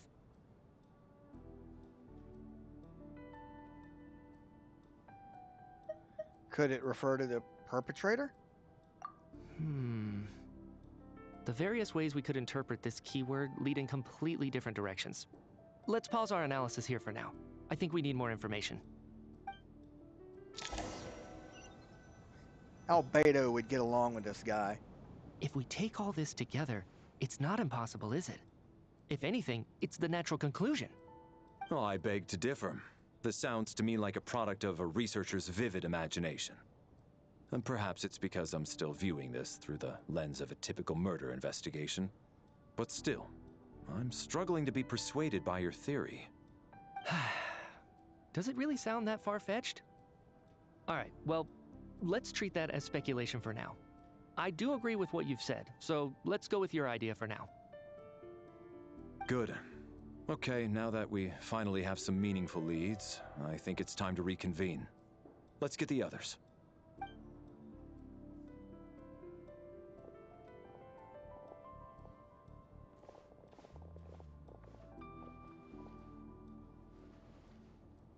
So, that's about everything we've discovered so far. I'll share my theory first. Based on what we've learned from the logbook, I believe the extra person among us is most likely the killer. If the killer had simply bought a ticket, it would have greatly increased the risk of their identity being exposed. I expect he or she either hid in the theater ahead of time, or found a way to slip past the ticket inspection. They then blended in with the group and waited for an opportunity to strike. What about the note found in the investigation report? Any thoughts on how that fits in? The killer may have simply planted it there as some sort of sick joke. I've seen my fair share of psychopathic killers. They love playing cryptic mind games. So, it has nothing to do with the haunting of the theater after all. This theory makes sense to me. If we have an audience member unaccounted for, chances are they didn't come here to watch the show. Could it really be that simple? So, in other words, all we have to do is find out who got in here without a ticket, and all our problems will be solved? Then let me make one thing clear. All the theater staff should be well aware that I came here for the rehearsal legitimately, yes? There's no way I'm the one who didn't have a ticket. It's true. I hear you used every trick in the book to get a hold of that ticket, too. Everything short of throwing a temper tantrum and rolling around on the floor at the entrance. I most certainly did not degrade myself in such a way. Probably a stupid question, but I might as well ask. Did anyone here get in without having their ticket checked? Hmm? Guess it was naive of me to expect them to just admit to it. Especially after the unprompted Lelic reveal. Once was already a miracle. Twice would be unfathomable.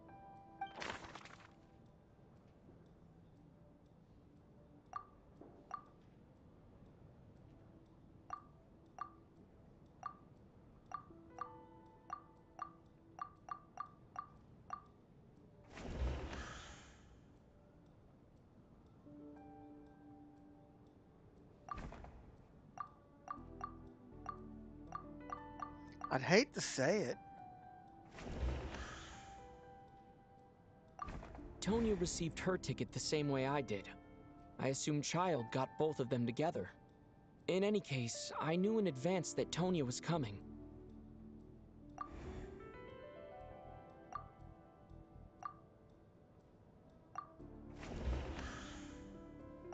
As things stand, The audience head count doesn't add up.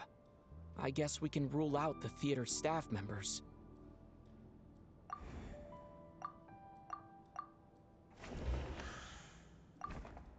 I don't believe any of us here knew Shram before all this. If no one can verify Shram's identity... Mr. Shram, did you really go through the ticket inspection to get in here? Huh? Me? Why am I being singled out, my friend? Do I seem that suspicious? It's not that you stand out as suspicious, more that everyone else has been ruled out as trustworthy. Okay. Well, we spent the best part of 2 days together now, so I'm sure you can all tell what kind of person I am. I'm a true gentleman. I never dream of doing something like sneaking to the theater without a ticket. Yeah, I have no doubt that you're a good person. But the problem is, none of us here actually know you, so no one can say for sure that you are who you claim to be. Although, actually, what was it you said last night? Yeah, you're friends with that water imp, which is why you understand our primary mode of expression. Last time I checked, there were barely any of us remaining in Snezhnaya, since most of the water imps left. Could you tell me a little bit more about your friend? There's a good chance I actually know her. And I suppose it's also kind of a way for everyone else to get to know you a little better.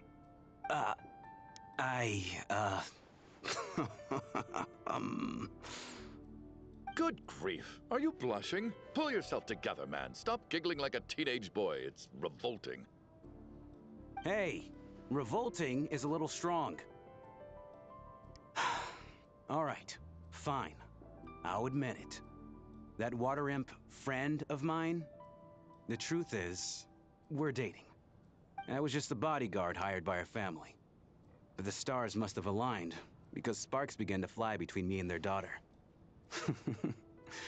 Never in my wildest dreams did I think I'd get so lucky. We don't need details. Just get to the point. Okay. I'm just a little hesitant to reveal her name, that's all. You know how it is. These are delicate times. Even with me to protect her. If word gets out that she's dating a human, both the Fae and human factions will give her a hard time. Really? Wait, no. That can't be. Huh? Shram, what the devil are you talking about? Why is everyone looking at me like that? Surely you can understand where I'm coming from. Delicate times? Factions? Yes? You know, the Civil War? Last time I checked, the Fae and the humans were still at each other's throats. Some bitch If is a I'm not ghost. mistaken, the last significant civil war in Snezhnayan history was over 400 years ago, when Her Majesty the Tsaritsa had just taken the throne and was consolidating her reign. What do you mean, 400 years ago? What's going on here? Is Shram from the past? All right, Mr. Mitya, you win this round. As far-fetched as it is, it appears that your theory may be correct. I'm just as amazed as you are. I didn't even believe it myself, to be honest. Is someone going to explain what's going on here? That dude's a ghost! From the look on your face, you figured it out too, haven't you, Traveler? Yeah.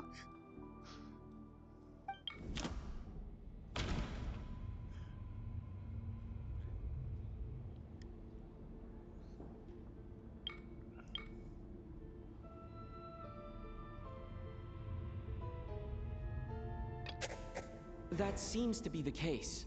Shram's the extra person, but there's no way of learning his identity from this clue.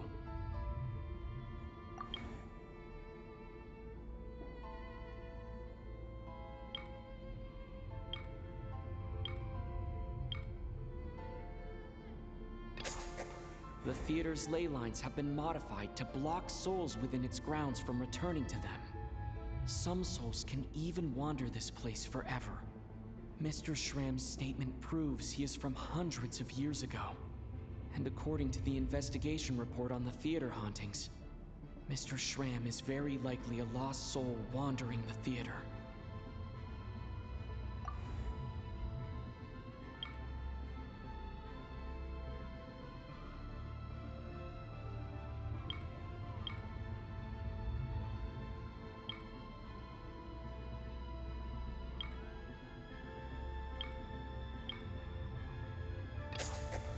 For some unknown reason, the soul that has been wandering the theater due to the ley line issues has joined our group and blended in.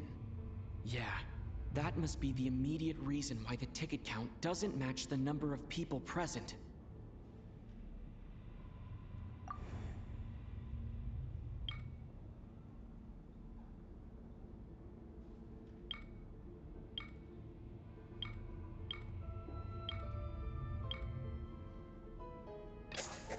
The contents of the investigation report have been verified. There are indeed ley line issues and wandering souls in the theater. Death likely symbolizes the deceased. Mr. Schramm, for instance. Death is near. That must mean that there's a dead person in our midst. That's the truth, isn't it? Yeah, the logic is clear now. The investigation report said that there would be souls stuck wandering around the theater because the ley lines were cut off. Mr. Schramm must be one such soul who died in the theater a long time ago. In which case, that also makes him our extra person. So when the note said death is near, it must have been referring to death as in the deceased, people who died a long time ago. Someone who died a long time ago. In short, there's a dead person among us. The extra person we've been searching for is a ghost from the past. You mean I'm a ghost? No. Don't make jokes like that, my man. There must be some mistake. But even if I was dead, I know for a fact I didn't kill anyone these past 2 nights. Yeah, even if all that's true, the report also said the souls inside the theater can't affect reality, right? They're harmless. Then what if the problem isn't the souls at all, but the ley lines themselves? The ley lines have a powerful ability to attract and devour souls. Let's say that the ley lines are like a black hole, constantly seeking to engulf souls. But the souls that don't want to return are trying to avoid being sucked in. Huh. Why does this analogy sound so familiar? What happens when the black hole can't achieve its goal? I'm only speculating here, but what if it ended up swallowing innocent souls by mistake, or intentionally taking other souls to compensate? That could explain why we weren't able to determine a cause of death. If you're right, and their souls were devoured by the ley lines, it does make some sense. It does seem to explain a lot of the things we couldn't make sense of. Does that mean it's true? Except there's no concrete evidence. Mitya's relying on a lot of logical leaps. Still, it seems like the best explanation we have under the circumstances. Alright, so how could Schramm not know that he's dead? Seems a little unlikely that he hasn't noticed anything unusual even after several days interacting with us. On the contrary, it's perfectly normal for a soul to wander the theater for centuries without questioning their existence or reason for being there. It's simply what's natural for them.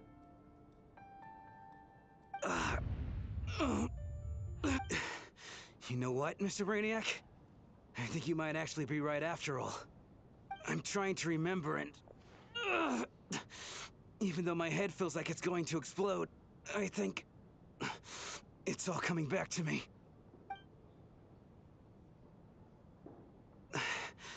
I was the one who didn't want to remember my own death, so I forced myself to forget.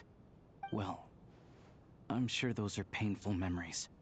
My lady and I snuck out to go on a date one day. We bought tickets for the theater. It wasn't really my thing, but I was just happy to be together.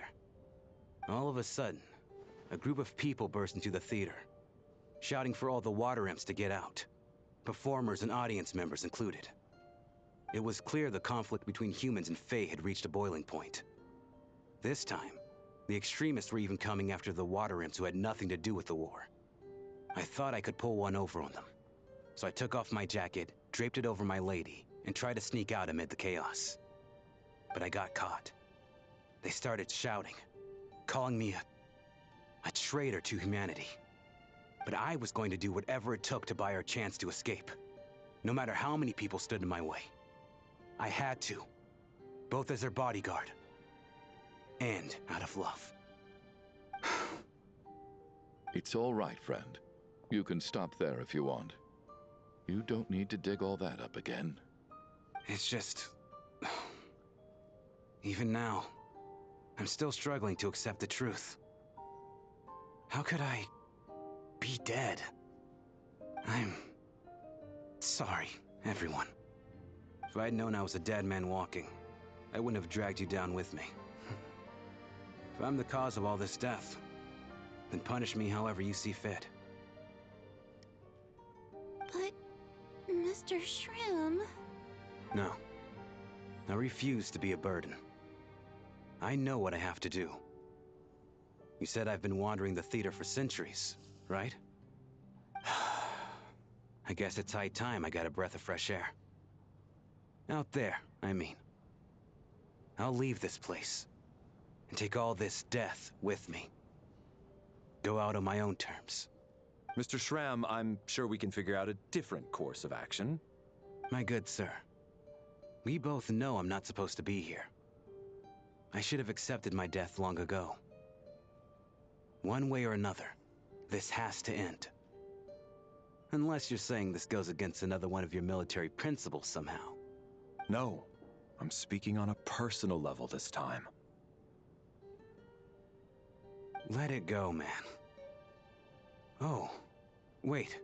One last thing. Miss Wateramp. My lover. Her name was Litia. Litia Ozarova. Do you know what happened to her? Ozarova. Oh, Auntie Ozarova. That's what we all called her. I remember her as a very kind elder.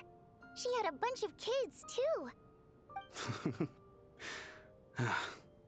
I'm so glad she survived. And she had lots of kids? Good. That's... good. I could hardly expect her to stay single just because of what happened to me, right? As long as she went on to be happy, that's all that matters. Besides, I'm dead. My soul has been wandering around here for so long because I was worried about her. But now, I can go without regret. There's no need to see me off, my friends. I've enjoyed our time together over these past few days. Perhaps we'll meet again in the next life.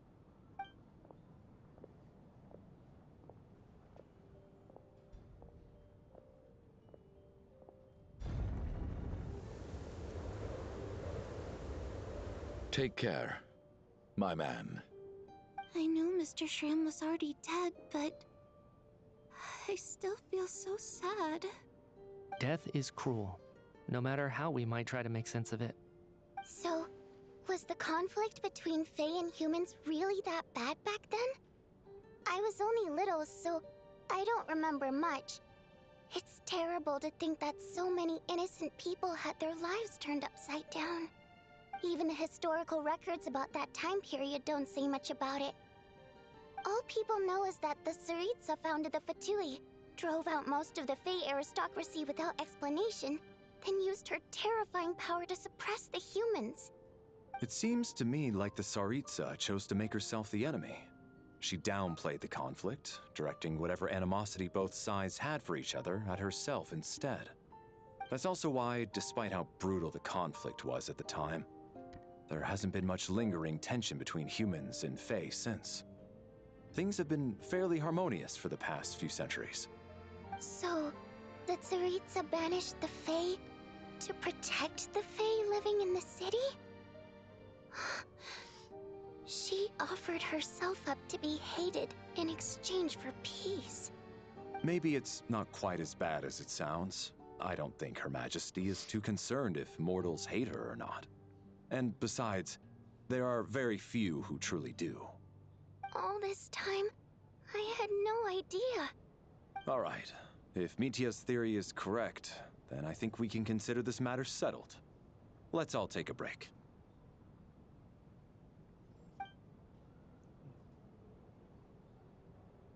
Ugh, if only this blasted storm wasn't still raging on.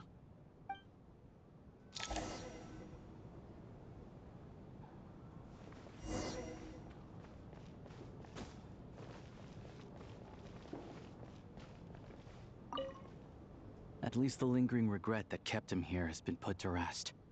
That's not necessarily a bad thing.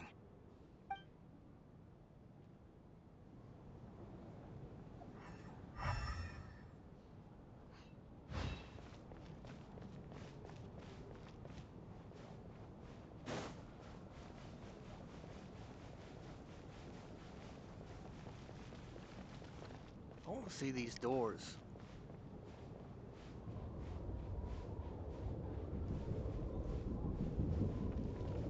Okay, it's still windy.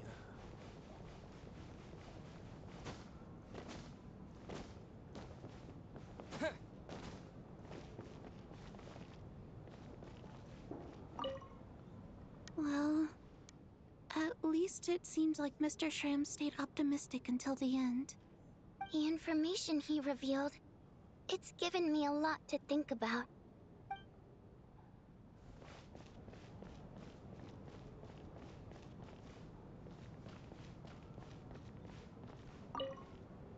I was actually planning on hiring him as my bodyguard after we got out of here, you know. Oh, poor guy.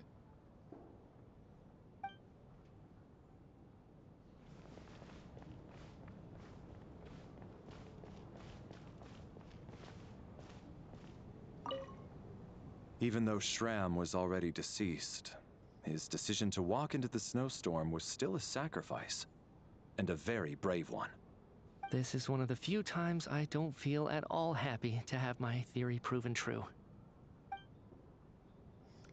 I've been looking over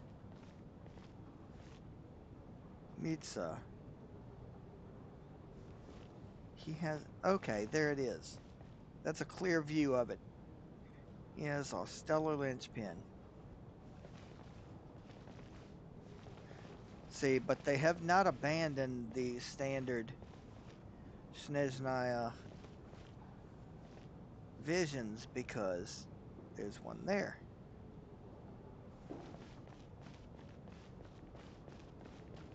But stellar linchpins are supposed to be rare, so...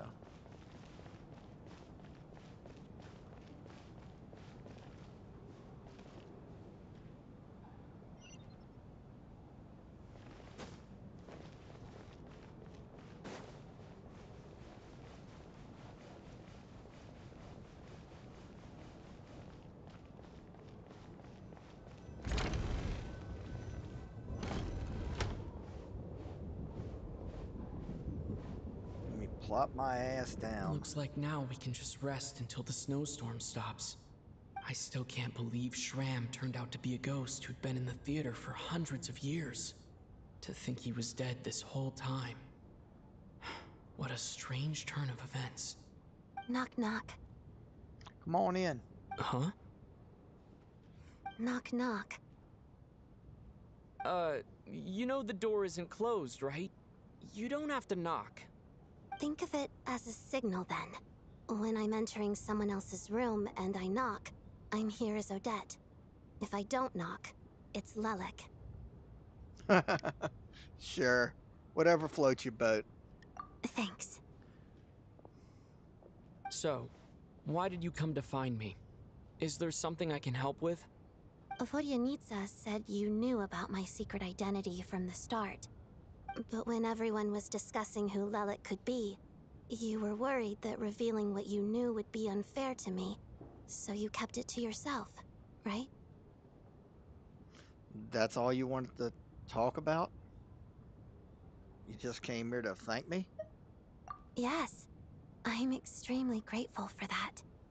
It's nothing. I mean, you didn't hold what happened with Signora against me, so I should thank you for that as well. Actually, there's something else as well. I found myself in a situation similar to the one you were in when you helped conceal my identity. So I thought I'd come and ask you for advice. Consider me honored. What's the sitch? It's about Mitya.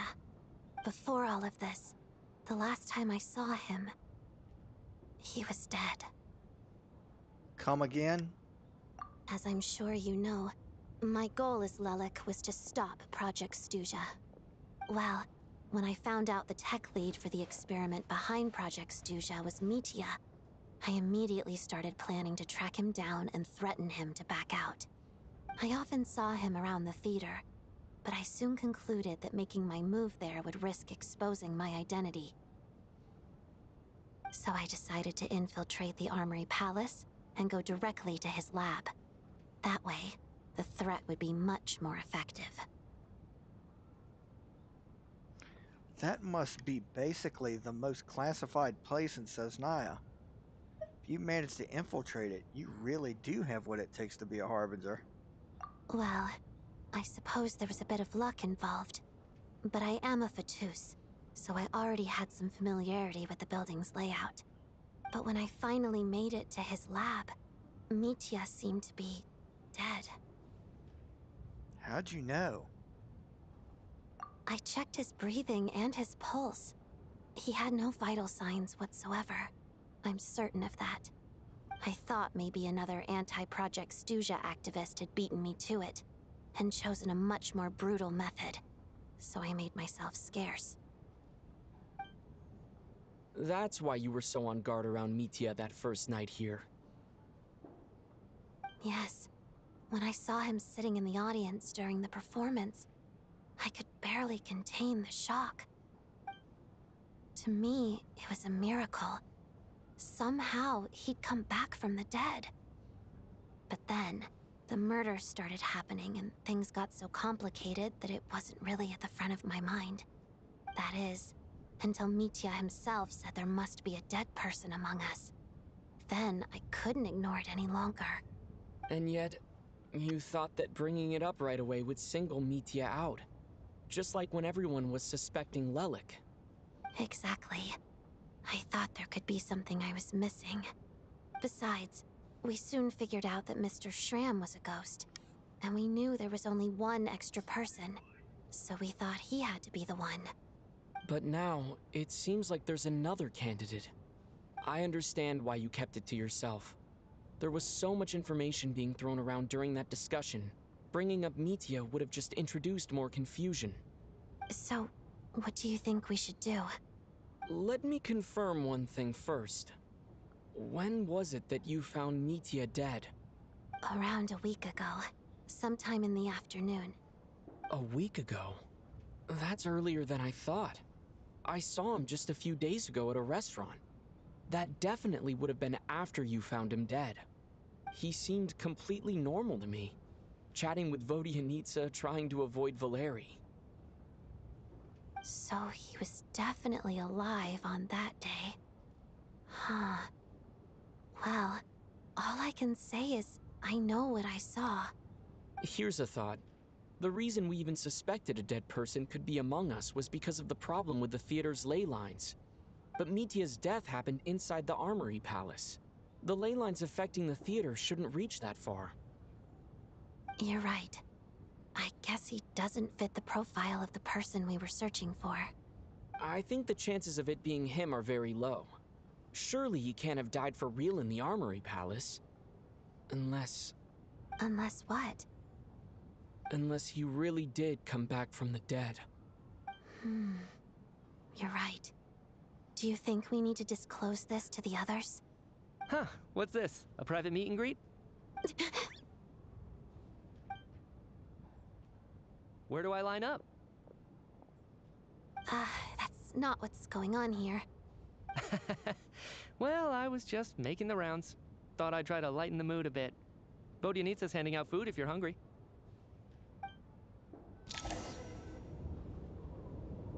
I could eat. Find out how this sumbitch is alive.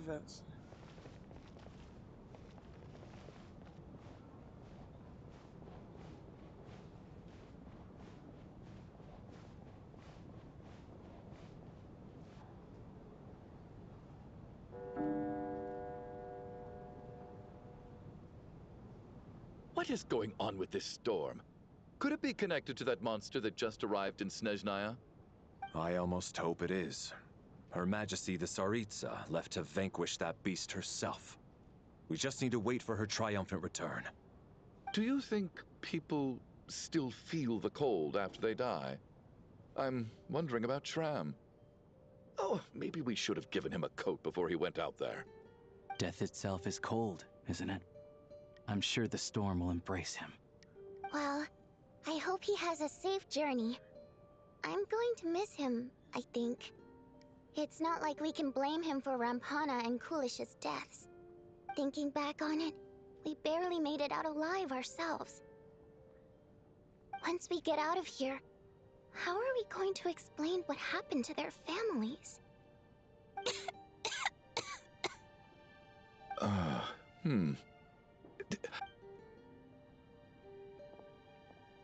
Are you okay? Here, take this. I've never used it.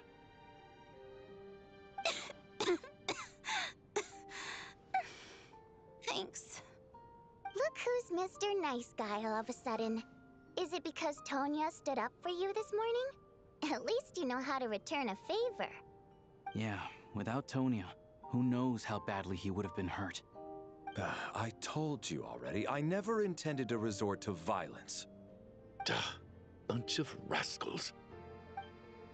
Little girl? I was rather surprised when you spoke up for me this morning.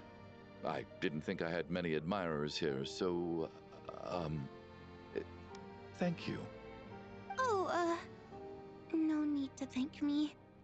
I said some bad stuff about you too. I've been, too embarrassed to admit it, but, you remind me a lot of my daughter. So kind to everyone, but never lets her old man off the hook. Unless my wife and I are having a fight, then she's always on my side. Especially when she was little. Every time I took her out...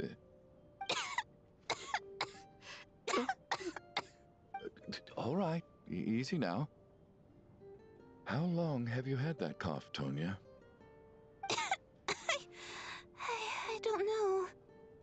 It's probably been a while. I'm fine. Are you taking anything for it? Yeah. I'll be fine once I see my brother. He's gonna pick some frost fairy flower leaves and brew a tonic for me. I'll feel much better once I drink that. I see. That's good to hear, then. We should probably discuss arrangements for tonight. Now that the deceased has left our midst, there shouldn't be any more incidents. However, out of an abundance of caution, I'll keep watch. Shouldn't we take shifts? I can take one if needed. No need. I managed to get a nap in earlier, so I have plenty of energy right now. After all the tension of the past few days, everyone else should just focus on getting a good night's sleep.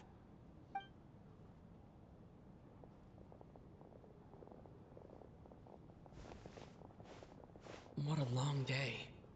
This whole situation turned out to be way more complicated than I expected.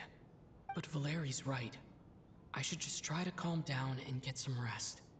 The last thing I want is to give myself nightmares. Oh, damn it, this shit again. He's awake. He's awake! Get over here, you big lug, and take a look. If you must call me something, call me Mr. Door. The Black Mist is coming. You need to go. Where the hell are we? Are you all right? Can you walk? We just got attacked by monsters on our way up. That Mr. Door fellow protected us. He just seemed to come out of nowhere. Not much of a talker, but when it comes to taking down monsters, that man doesn't hold back. Curses! The Black Mist is catching up to us. We need to keep going. Mr. Door, I don't believe I've ever seen you around here before. Why is that? There's no need to try to get to know me. I'm just... Mr. Door! Looking for trouble! I can just push these ones off. Oh, Well, anyway, we're lucky to have you here. Thanks for saving us earlier. No need to thank me. This is where my duty lies.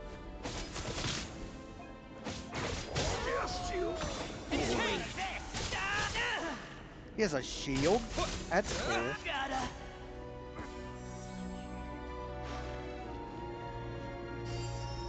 The center point spins.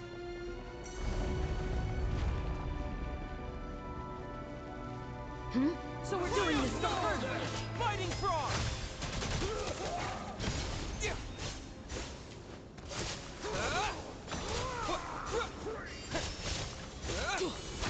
You win this one. Encase!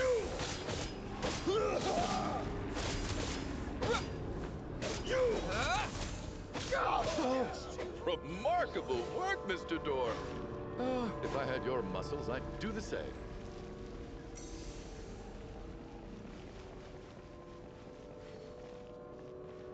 Are none of these doors the one you're looking for? No.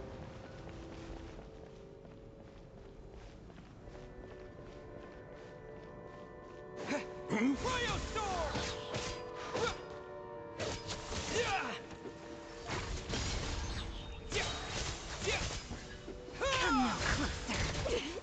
Impossible. No! Goodness! I'm so exhausted.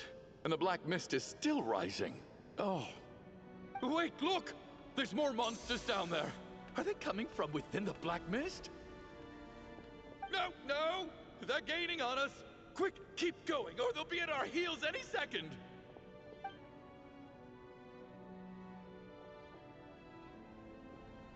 Mr. Door, what are you doing? We need to get out of here. They're coming! Found it. This is my door. What? You mean you're going to stay here? I am a door. This is where my duty lies. So he meant a door for closing, not for opening? No! You saved us. We can't leave you behind. You must keep going. A door can only keep things out for so long. You must make haste. But...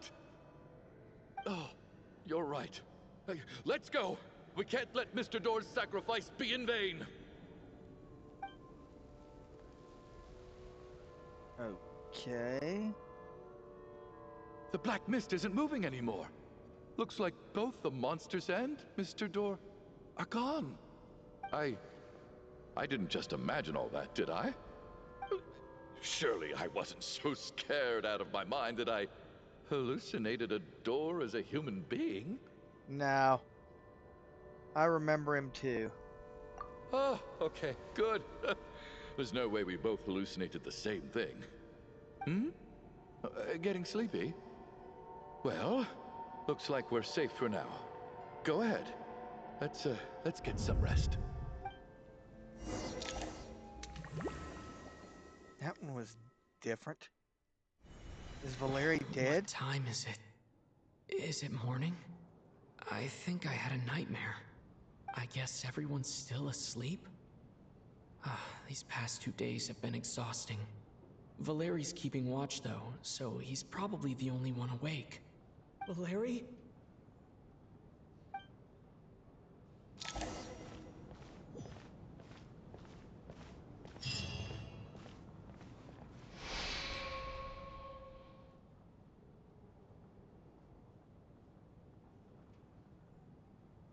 Wake up!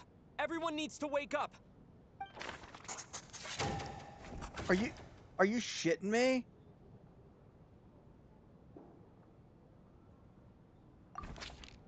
Just like the last 2 nights. No clear cause of death. I've been a real thorn in your side, haven't I, Mr. Valeri? Now you can rest in peace. But for me, life will be all the duller for not having to run away from you, my friend. How's Tonya? Is she okay? I just checked on her, and it doesn't seem like anything serious. She's just exhausted from the past couple of days, and she's still recovering from her illness. We should let her sleep a bit longer. That means Valeri was the only one who died last night. If Valeri was awake and keeping watch, it would have been impossible to kill him without waking everyone else up. That much is certain. This is so frustrating. Why has nothing changed since yesterday? I thought we already dealt with the dead person causing all this. Actually, one thing has changed. There's only one victim this time, not two. Does that mean...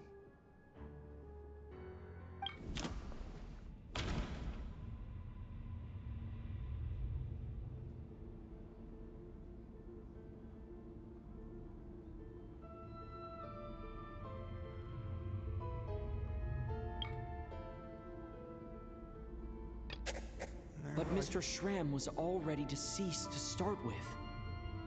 That doesn't seem very likely.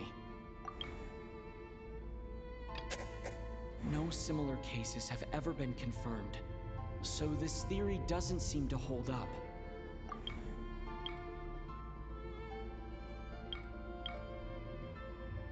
Maybe. After the deceased Schramm left, there was one less victim last night. That more or less tracks. It's a reasonable conclusion, considering the only variable that changed. The number of people who die each night is equivalent to the number of dead among us. That's your theory, right? Exactly. We identified Mr. Schramm, and the night after he left, the death toll dropped from 2 to 1.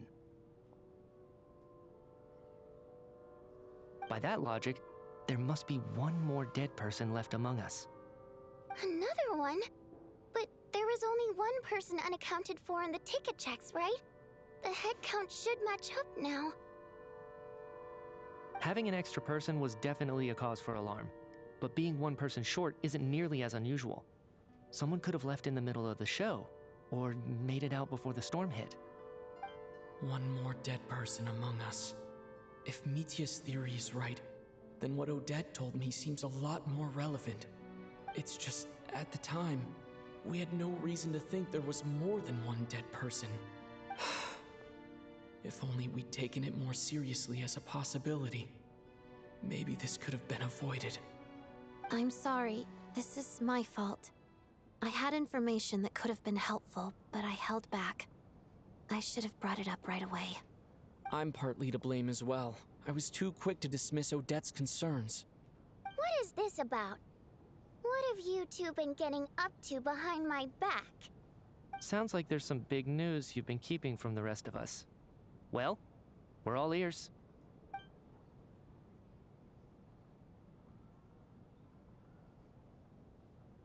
I'm the dead person? Wow, that's certainly news to me. Odette and I talked about it yesterday, but we thought it just wasn't possible, so we left it at that. Yeah, I don't blame you. If I'd been there, I probably would have reached the same conclusion. It just sounds too unbelievable. Let me just try and verify this.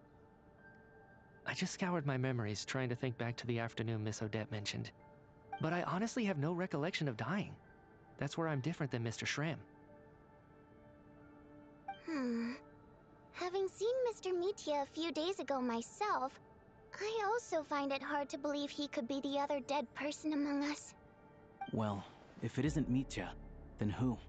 Do we vote on it?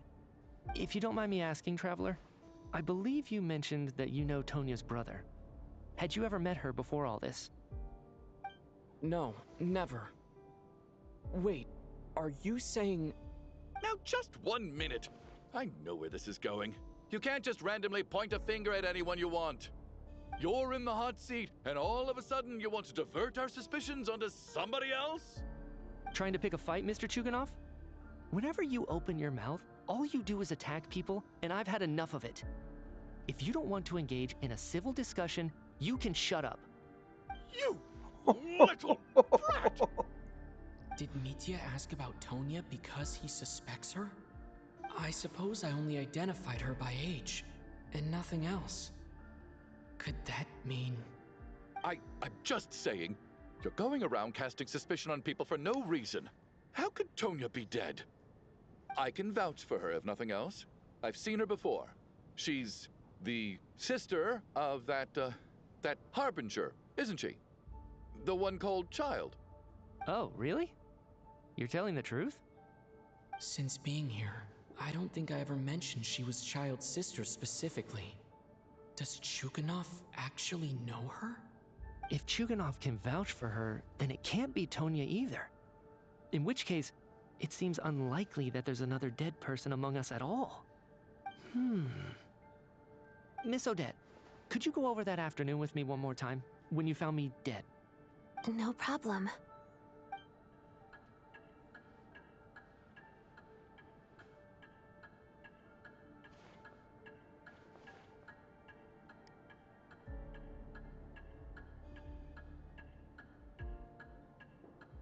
Huh. No matter how hard I try, I just can't remember anything about dying. But I do remember something else. Miss Vojanitsa, during our last meal together, I told you how some of the researchers were suffering from temporary memory loss. Do you remember that? Oh, yeah. You said it was hindering the progress of your experiments. You thought they were just under too much stress or something. Right. And even though I don't remember dying that day, I'm pretty sure I experienced something like amnesia. Some of my memories from that afternoon are missing. Are you suggesting you're missing the memory of your... Of course. How am I only just realizing this? Humans aren't necessarily aware of their own death. You mean being silently assassinated, or dying in your sleep? Situations like that? The researcher's amnesia. Suddenly it all makes sense. I must thank you, Odette. I think your perspective just helped me reach a breakthrough on a series of issues that have been troubling me for quite some time. All right. It's decided then. I'll be the one to leave today. Oh, leave? Hey, wait a minute. Aren't you rushing into this? What if you're wrong? You'll pay with your life. Come on, kid. Aren't you gonna fight for your life? This seems like a rash decision. I have other reasons beyond what's been discussed. In fact, thinking back, I remember during Miss Odette's performance, while I was sitting in the audience stalls, a brilliant new idea for my research popped into my mind. But then, my train of thought suddenly cut off. I can't remember it now at all, and I didn't take any notes. I guess that must be another instance of temporary amnesia. No. Hold on. I see where you're going with this. You're suggesting that each instance of temporary amnesia is a death, right? There's a glaringly obvious flaw in that idea, no? How can one person die so many times? I believe Miss Odette's account. During the period where my memory is blank, I must have been either dead or in a similar state. All it would take is for the same thing to happen in the theater, and I would come under the effect of the ley lines in this vicinity. This increases the likelihood of me being the deceased, does it not? But... There's no evidence to suggest that anyone other than me is a candidate for the deceased. So allow me, as a scientist, to treat this as an experiment. Please relax, everyone. I don't think things are as bad as they may seem. If I really am the deceased, then to leave the theater will be a relief for me. If, on the other hand, I'm still alive right now, well, apparently you've all witnessed my resurrection recently anyway. Who's to say I won't return from the dead again this time? Mitya's right. This is the only thing we can try right now. I think he's deliberately downplaying the gravity of the situation, though. He probably doesn't want to burden everyone. What is a scientist if not someone who gambles on experiment after experiment in an attempt to obtain the truth? With this snowstorm, the ley line phenomenon, ghosts of the dead, and my amnesia, we've been paralyzed by not knowing and powerless to do anything about it. It's a terrible feeling. But if I do get resurrected, you can be sure that I'll come back with the truth of all this. Just you wait. If you don't come back, can I have your boots?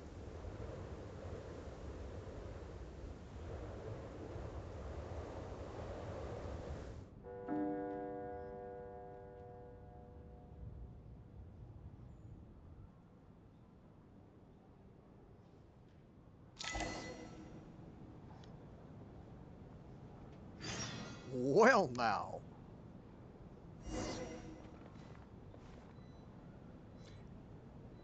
I think I have earned a bathroom break.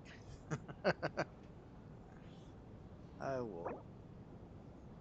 I will see y'all in just a minute or two.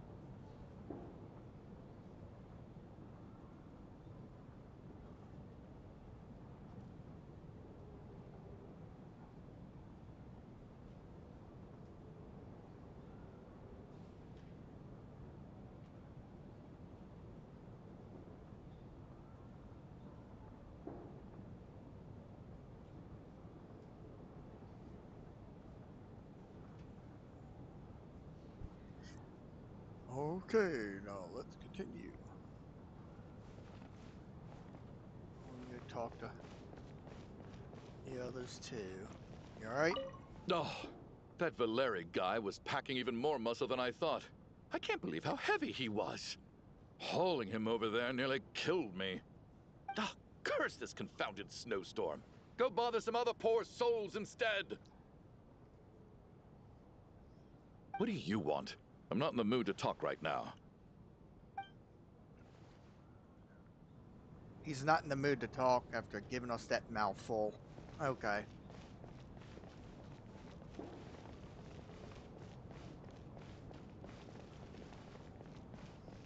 How you two holding up? What's on your mind, Odette? You haven't said a word. I was thinking about Mitya. If he'd been unwilling to sacrifice himself by walking out into the snowstorm, that would have made more sense to me. After all, it seems like the dead don't perceive things any differently from the living. Mitya doesn't even remember dying. So, to hear the news that you're apparently dead, and simply choose to walk out that door without a second thought, I can't imagine all the things that must have been going through his head.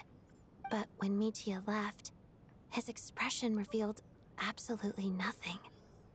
Perhaps he is even better at disguising himself than I am.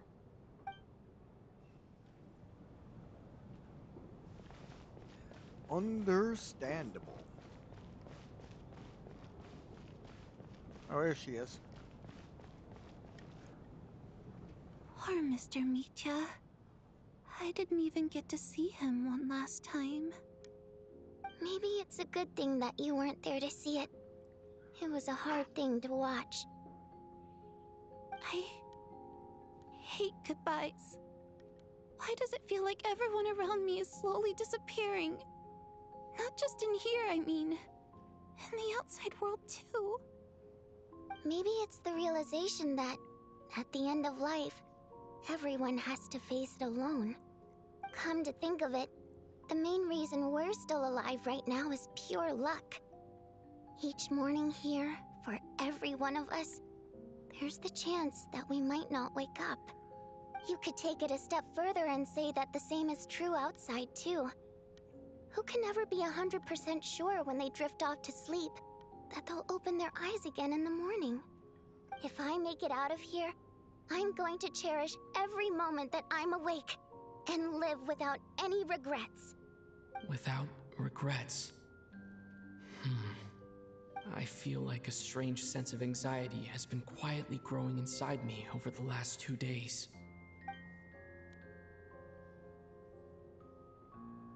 Are you okay? You look really glum. If something's bugging you, let's talk about it.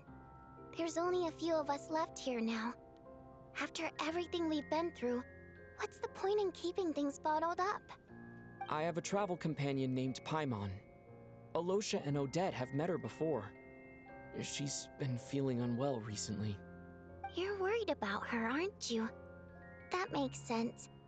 We've been trapped in here for days. To be honest, I used to feel like I was just a spectator in this world, watching everything that happens from the sidelines. Maybe it's because I'm a descender. A descender? But with Paimon by my side, over time, I slowly felt my connection to this world growing stronger. She loves eating, sleeping, and having fun, but she's also a great guide. It's her authenticity that makes this whole world feel more real for me.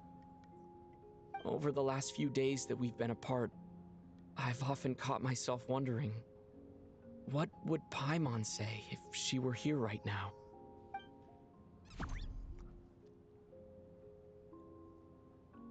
But by the time I snap out of it, the conversation has already moved on, and I'm still in my own little world.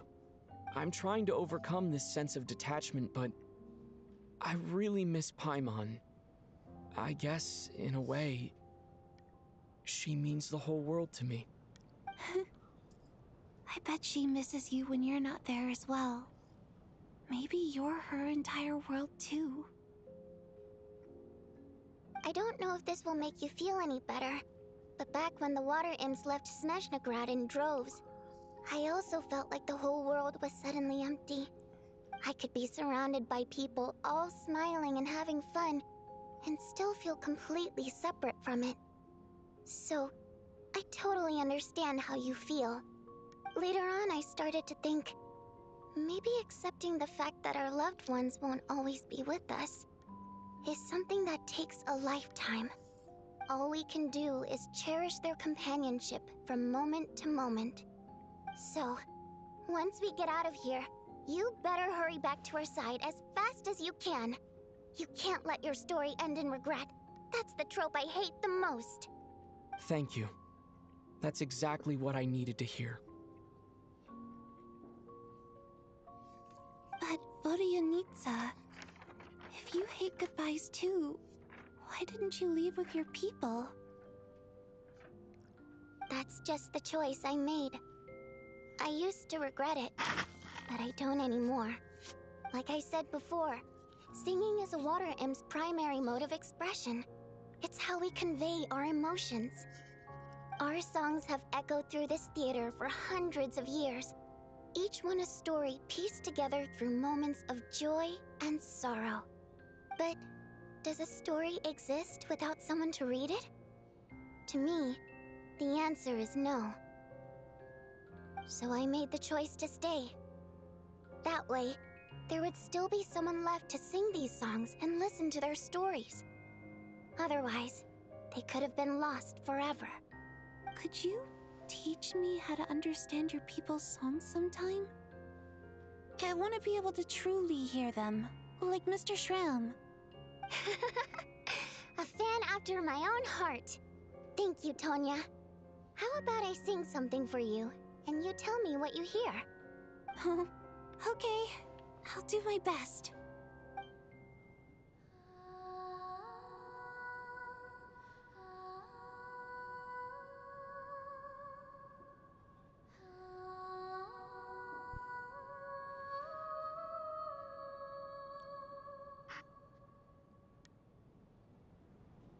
I've never heard that one before. I feel like I can hear a sense of longing somehow.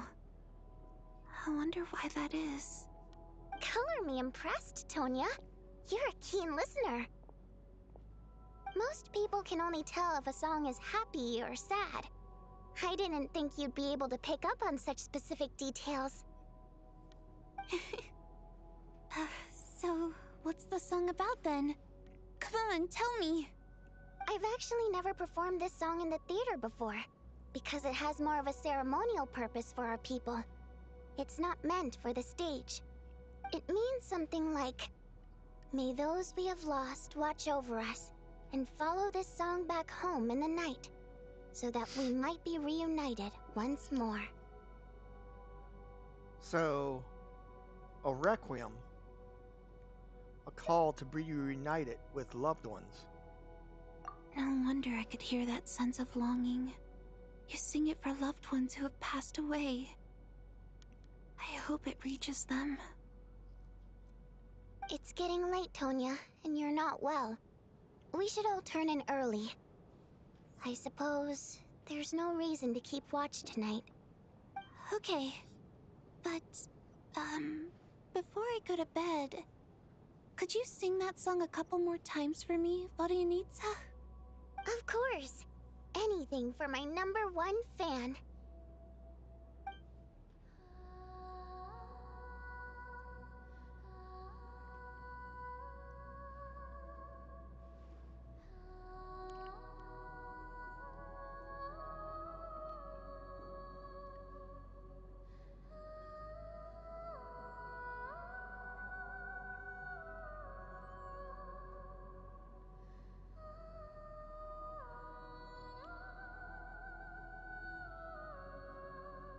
Once I get out of here, I definitely don't plan on ever coming back. But I guess that means I'll never get to hear Vodianitsa sing again. That's a sad thought. Before I fall asleep, I should cherish this moment of companionship while it lasts.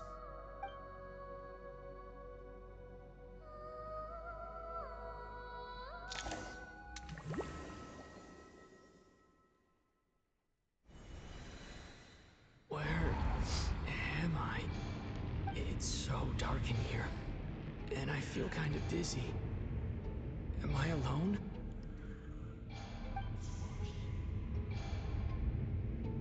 Huh? What was that noise?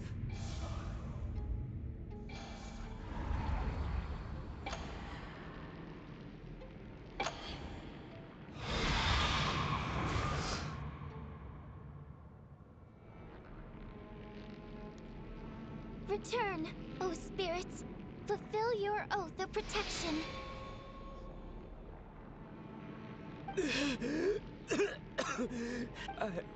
I'm alive? What just happened? No time for questions. Quick, over here. Turn on the switch. We need to bring back the light.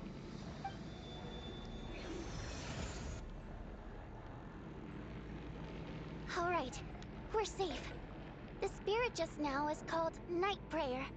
The light subdues her, but she'll attack without a second thought in the dark. She a ghost? Sort of. I know it's hard, but you can't let this place go dark, or she'll kill you again. Again? Did she kill me? Yep. Luckily, I was here to resurrect you. Otherwise, that'd have been a real bummer. A bit more than a bummer, I'd say. Wait, so you have the ability to resurrect people? Sure I do. I'm your guardian spirit after all. I specialize in soul recall. Oh, it's nice to meet you, by the way. Thanks. It's nice to meet you too. All right, there's no time to waste. The black mist is already catching up. We need to avoid it at Night Prayer at all costs. Come on, let's go. We need to reach the next switch before the place gets too dark. If we bring the light back, Nightflare won't be able to get to us. Sweet, sweet light! It's back! Shh! It's Nightflare. We need to move quick, but don't let her notice you.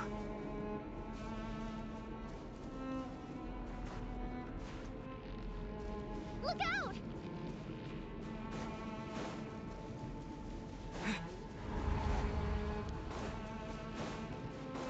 Here, have some light, bitch.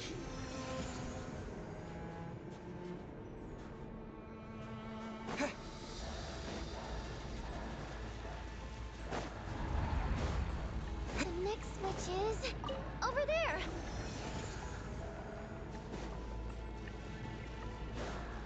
How the hell is she getting in front of me?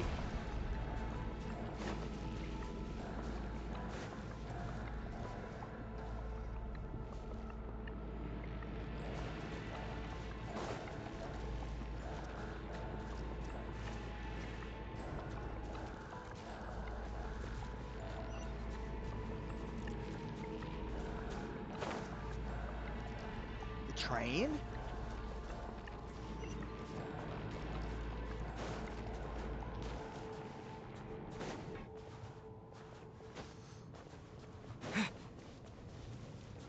Wait.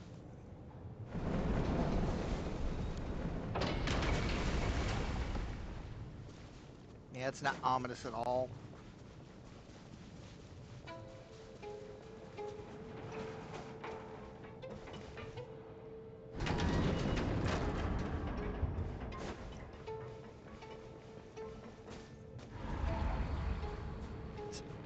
There's Genshin Freddy Krueger again. The switch is just up ahead. Hurry! I would if I had stamina. There we go. It's too dark. We're not gonna make it. Come on, faster! Right fucking here. Turn the goddamn light on. There we go again. Traveler! I won't let you die like this. Not on my watch.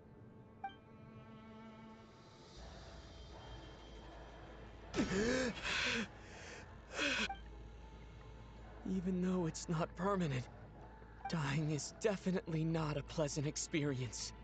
Great. You're back. Yeah, thanks to you. Time for you to get out of here. Quick, before the light runs out. What about you? You're not coming with me?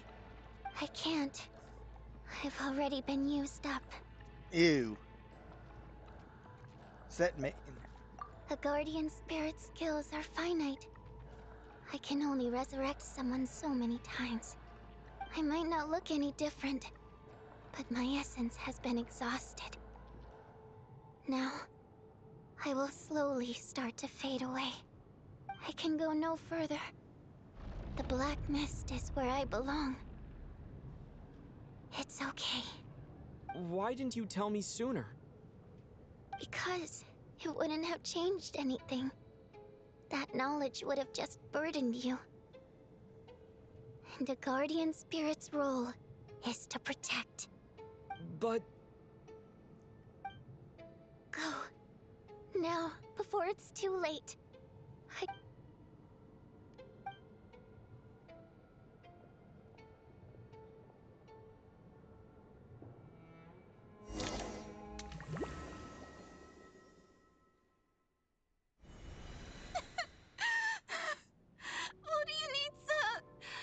How could this happen?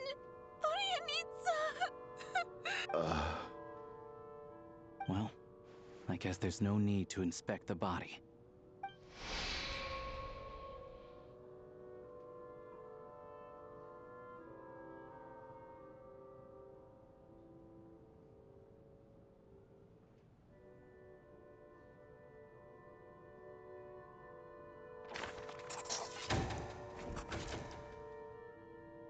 This wasn't supposed to happen.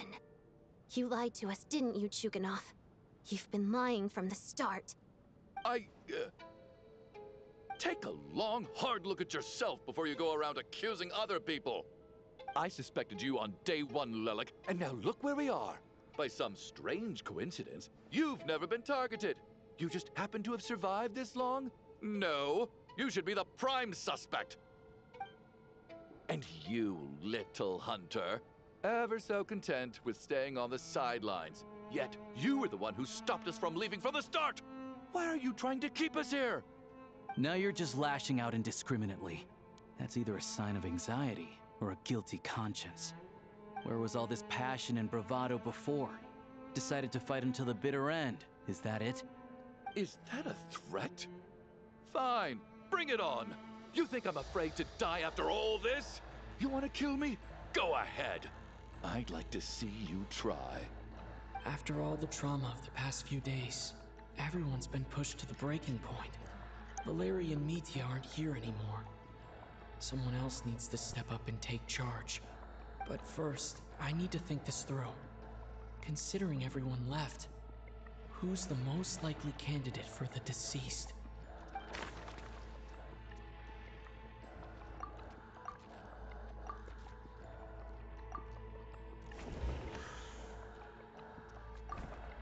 Of those who remain, the only person we've never met before is Tonya. There is room to doubt her true identity. People are easily misled by first impressions. Now that I think about it, child sister was in fact a label I imposed on her due to my own assumptions.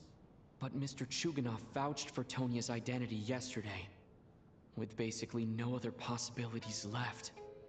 Could it be?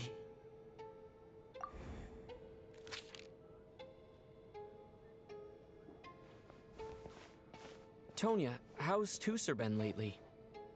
Tusser? Your brother Ajax must have mentioned me in his letters home, right? Did he say anything about a blonde traveler?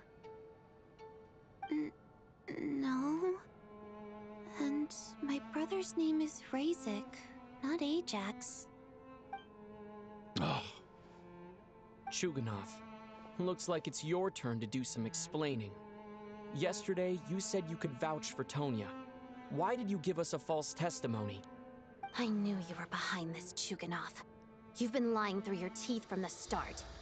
Everything about you is fake, down to the wife and daughter you're always talking about.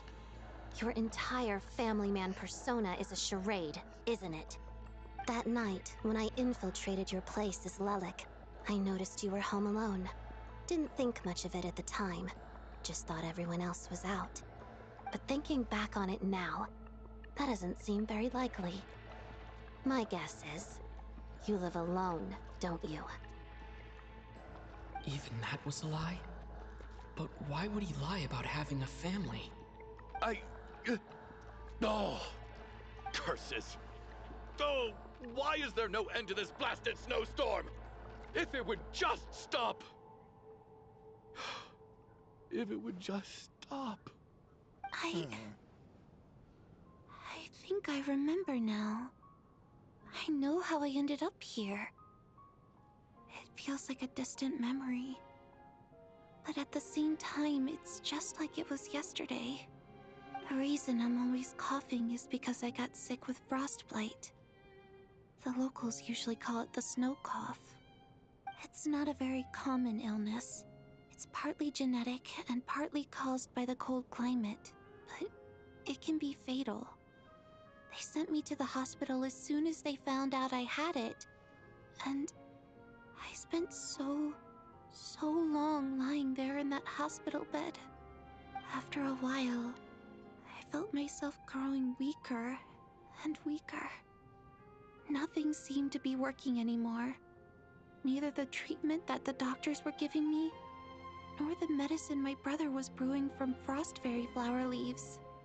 So one day, I told my brother that I wanted him to take me outside for once, so things could be like they used to, just for one day.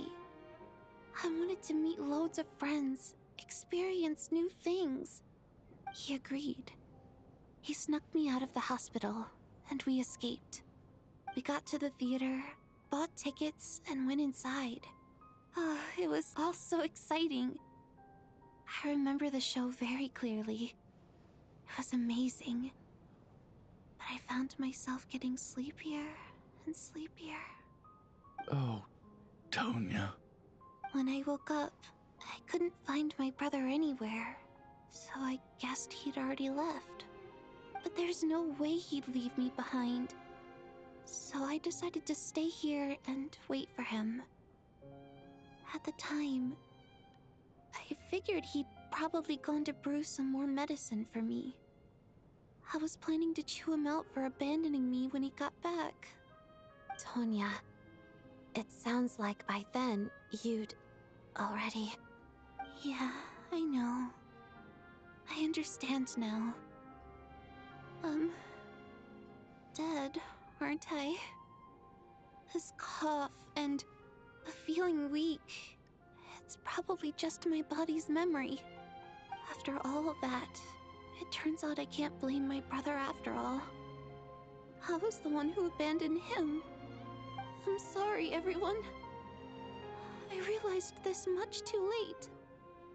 It seems like death skewed my perception. And now I've dragged you all into this mess. Your name probably isn't even Tonya, is it?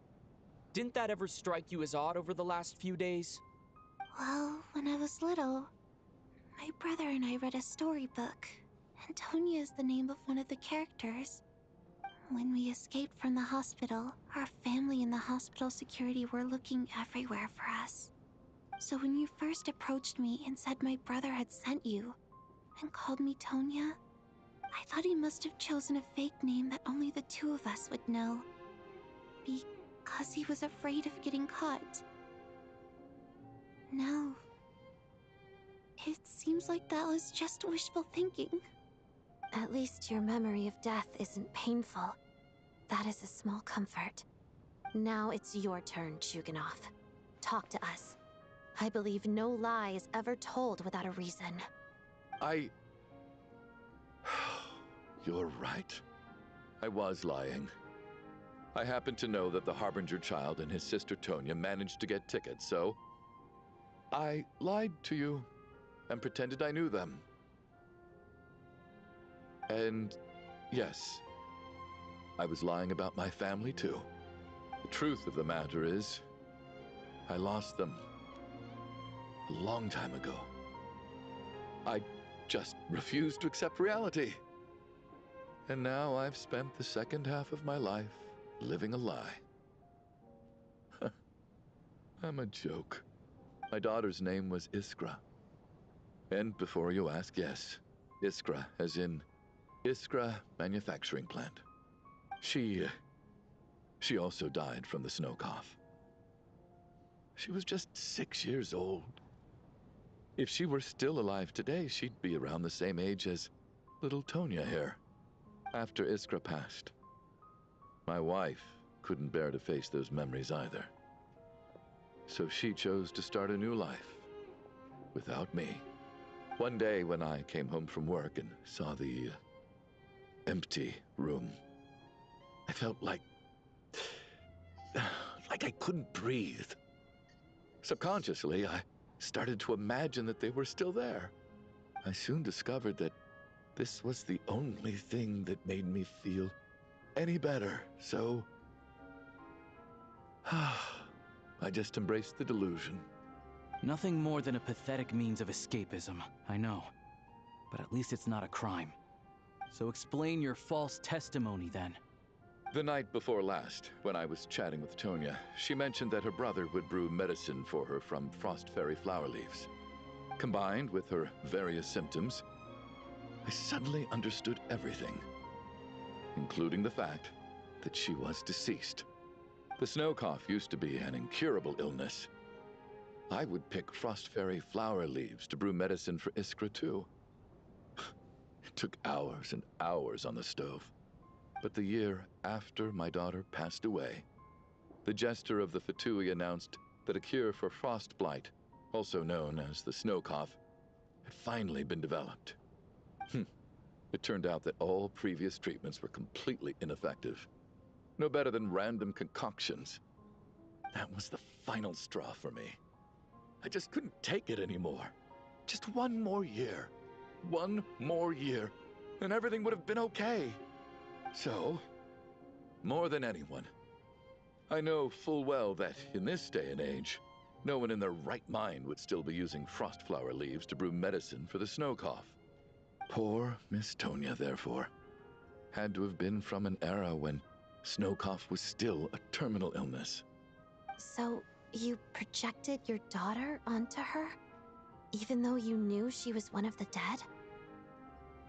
That protecting her could get you killed? That doesn't make any sense. You knew she was already dead. What did you hope to achieve by protecting her? I just don't believe in your crackpot theories, nor do I approve of your actions. How can you just declare a living person dead and throw them out into that snowstorm? Nitia's gone. My good buddy Shram's gone. And now it's Tonya's turn, isn't it? The others I can make my peace with, but little Miss Tonya, here she is, standing right in front of us, alive and breathing, and fighting her own battles. Yet you're quite happy to say she's dead? I just want her to live. Once this snowstorm is over, the very moment it stops, I'm going to march out that door and find someone who can fetch the very best medicine for her snow cough. I'll be damned if I'm gonna let you cast her out into the snowstorm before I have the chance to cure her. Not again! Not this time! Not when the cure is right within our grasp! I'd never be able to forgive myself. Mr. Chuganov, stop. I can't let you do this. Tonya. By the sounds of it, you've known I was dead since the night before last, right? I really liked Mr. Valeri, Mr. Mitya, and Miss Vodyanitsa. And now they're all dead because of me. I'm not happy about that. The reality is, you've been trying to fight your own demons through me. But all you've really done is trap me inside your delusion along with you. No! Listen to me. I want to save you. I do! Well, at this point, I'm quite sure that I'm dead. I don't need to be saved. The time I got to spend with all of you is more than enough for me. Despite all the bad things that kept happening, I got to meet so many interesting people and spend so many days and nights by your side. Since the day I escaped that hospital until now, this has been an adventure I never even dared to dream of. I'm very fond of you all. If it were only possible, I'd trade my soul to bring back the ones who died. If it meant things didn't have to end like this. And that's why I'm not fond of you at all, Mr. Chuganov. I'm sorry. It's them that you owe an apology to, sir. Not me. Well then, I suppose this is it. It's time for my adventure to end. I've caused enough trouble. You're leaving already? It's still early. Don't you want to stay a little longer? No thank you. Oh, and by the way, my name is Patashka. It was nice meeting you all. Feels strange that we're only being properly introduced now that it's time to say goodbye. Tashka.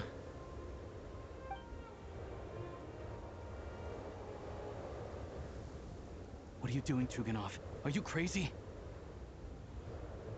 Let me leave. I can't keep lying to myself anymore. In your dreams. Don't think you're getting off that easy when you had a hand in the deaths of so many people. The Fatui have honed quite an array of enhanced interrogation techniques since they were founded. Once we're out of here, Lelik will personally give you a taste of every last one.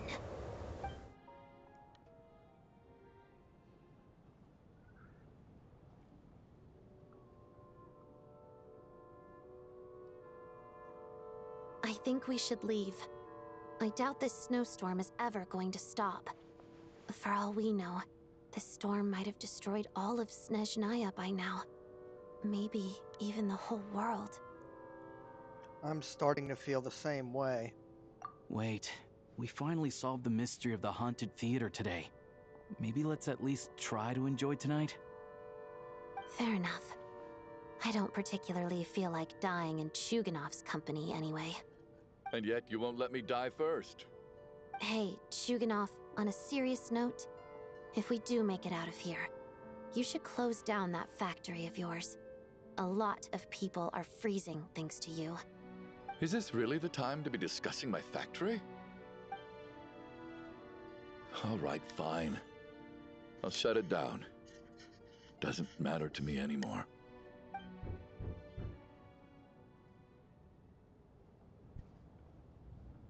Who the hell is that? Mr. Furley? Am I hearing things? Or was that a knock at the door? There it is again. But I don't understand. The snowstorm hasn't stopped, has it? Maybe it's that rescue team Verily was talking about. Should we open the door? Is this it? Is this nightmare finally over? If the last few days are anything to go by, I probably shouldn't be getting my hopes up. Whatever lies beyond that door at this moment, it could be something even more terrifying than everything we've been through so far.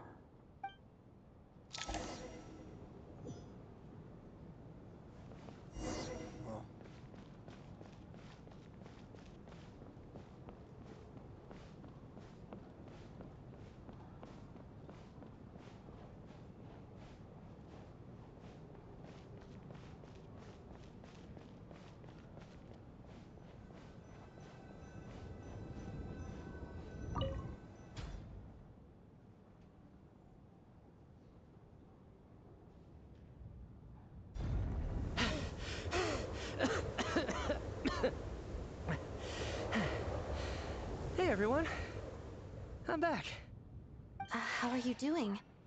Feeling any better? Much better, thanks. Whew, it is so good to have you guys here. I was a little worried that the theater would be empty by the time I got back. Let me see.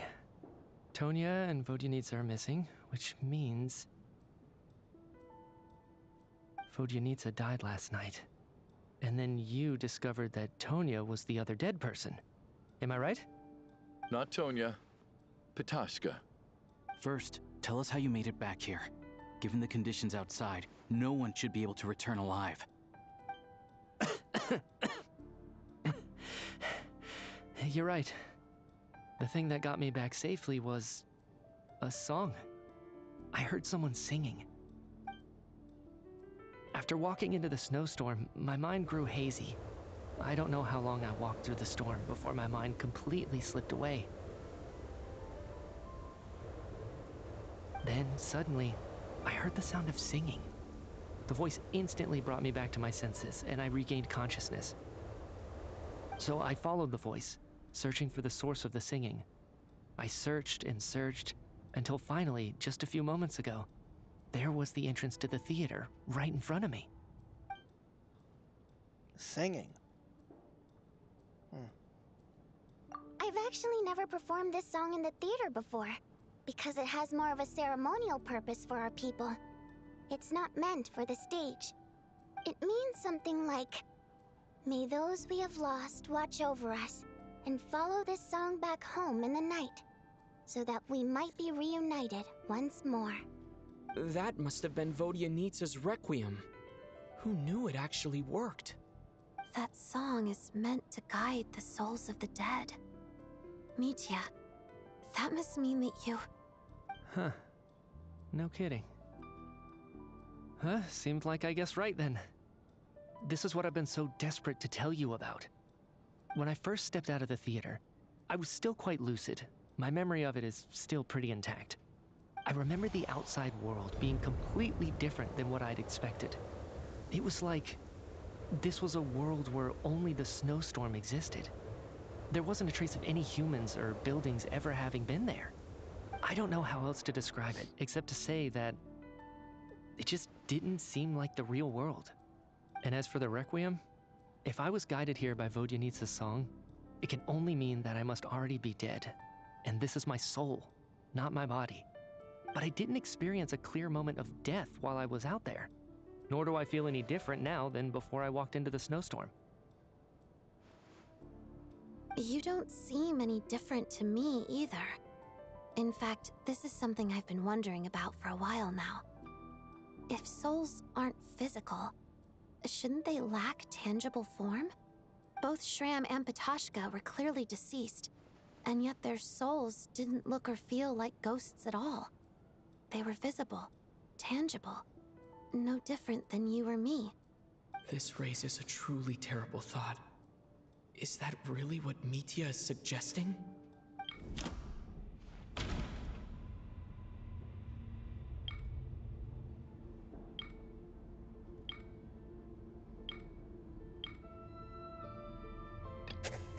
Dreams can't explain everything. And this isn't the Sub-Zeru's festival. Mitya's soul was summoned back by the Requiem, confirming that he is indeed already dead. And yet, he looks no different from us. Of course, if even the long deceased like Mr. Shram can blend in with us undetected, then maybe we've all been dead from the very start. And all of us are now souls wandering the theater.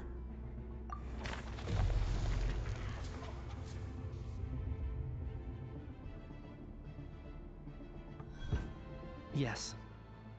I think that this is probably the afterlife. What did you say?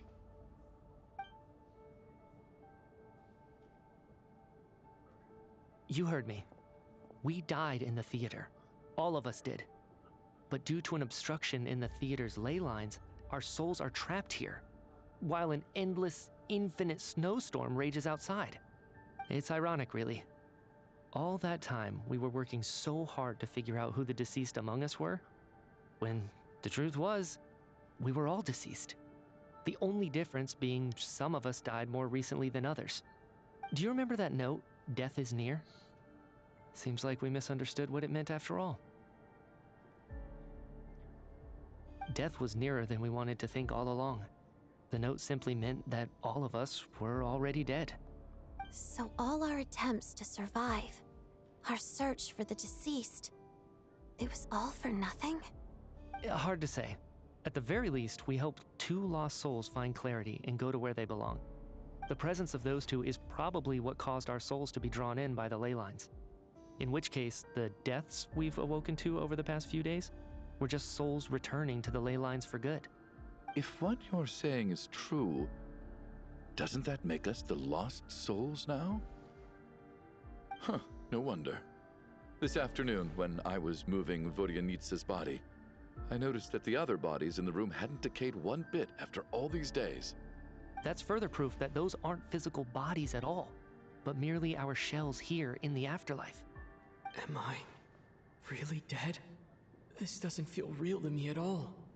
No, that's impossible. This cannot be how it all ends. I still find it hard to believe that all of us are dead. How exactly did we die in the real world? None of us have any memories of dying, right? Not even knowing how we died is preposterous. Good grief! Surely there has to be some reason. Exactly. It's hard to rest in peace when you don't even know how you died. It gave me lots to think about as I strode out into the snowstorm. I racked my brains trying to remember the cause of my death, the exact moment I died, the root of all of this, right up until my consciousness faded. Wait. Hold on. Right before I lost consciousness, I think I saw something. What did you see? I can't remember. And I think I lost my notebook and pen. Mitya, your hand. Is that blood on your fingers? Huh? You're right. There's blood on the fingertips of my right hand. Looks like it's already dried. When did that happen? What the? No. I guess this was what I saw. She's I must here. have desperately drawn it in my own blood right before losing consciousness. What's wrong? Do you recognize the symbol? It's Renova, the ruler of death. Alosha, do you still remember that Snezhnayan folktale you told me about? It was about the Grim Reaper. When someone's about to die, he appears as an incarnation of someone familiar to guide their soul into the afterlife. And as soon as you recognize his face, your life is over. I heard a similar tale when I was little. You think the Grim Reaper in this story refers to the ruler of death you mentioned? That's right. In which case, death is near could also mean that the Grim Reaper is here disguised in a familiar form. Death, the deceased, and the Grim Reaper? So it's a triple entendre. When I first saw this note, I thought it contradicted the investigation report. But now it seems like that was the whole intention. So the Grim Reaper deliberately misled us. Then, we started suspecting each other and searched for the deceased while they hid in plain sight. By that logic, the one person most likely to be the Grim Reaper incarnate is...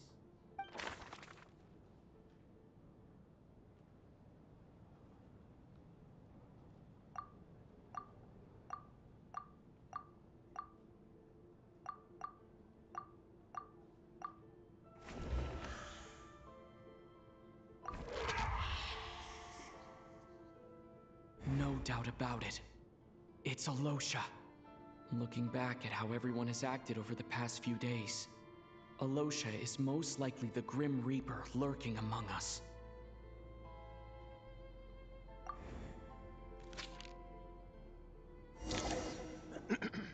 Is it you, Alosha? You were the first to discover the investigation report, and you had plenty of time to slip the note inside to mislead us. So? Surely you can't suspect me based on that alone. What if someone else found the investigation report first, slipped the note inside, and then put it back without telling anyone? There's no denying it. The note could easily have been slipped in much earlier than it was discovered. That's not all. I've also noticed that although on the surface, Valeri, Mitya, and sometimes I were the ones taking charge of the situation. Looking back now, even though you didn't say much, you were always subtly guiding everyone from the sidelines. What do you mean? You were the one who emphasized how dangerous it was outside and insisted we all stay here. It was also you who suggested that we all sleep in the same place. And earlier today, you tried to convince Patashka to stay. I don't understand why, but it was out of character.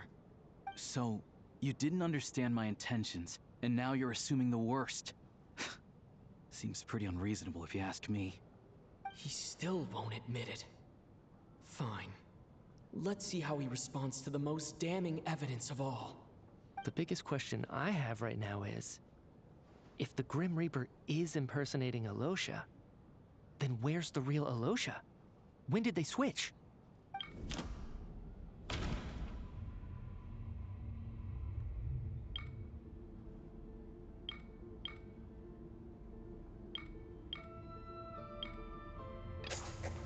That's right. This was the moment. Right at the start. Before any victims had even emerged, Alosha was switched with the Ruler of Death while everyone's guard was still down.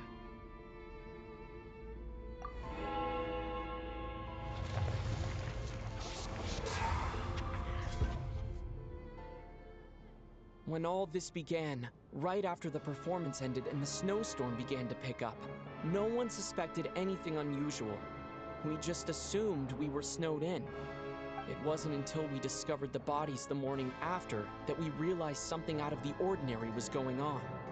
But it's clear now that the oddities actually started earlier than that, when Dimov walked into the snowstorm and never came back. Right. So Mr. Dimov was the first victim, not Sobolova and Torgov. And if we pinpoint that moment as the beginning of this incident, then one thing becomes clear. Alosha, you are the only person who walked into the snowstorm and came back without the help of Vodyanitsa's Requiem. More precisely, Alosha never came back at all. The one who came back was the Grim Reaper.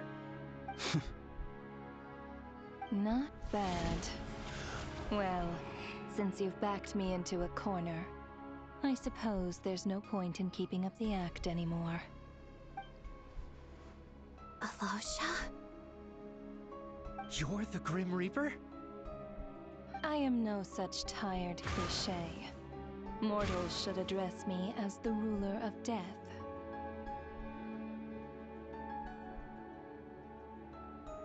Before being wiped out for good, you identified the two deceased, and even sensed my presence. A commendable achievement, far beyond what I expected. I heard you can ferry souls. Those deaths each night. Were they your doing? Your initial conclusion was correct. Due to the existence of the two deceased, the ley lines yearned to reclaim those long-lost souls. Every night they devoured an equal number of souls to fill the void. This required no intervention from me. Though of course, ferrying souls is indeed my authority. Here, take a look.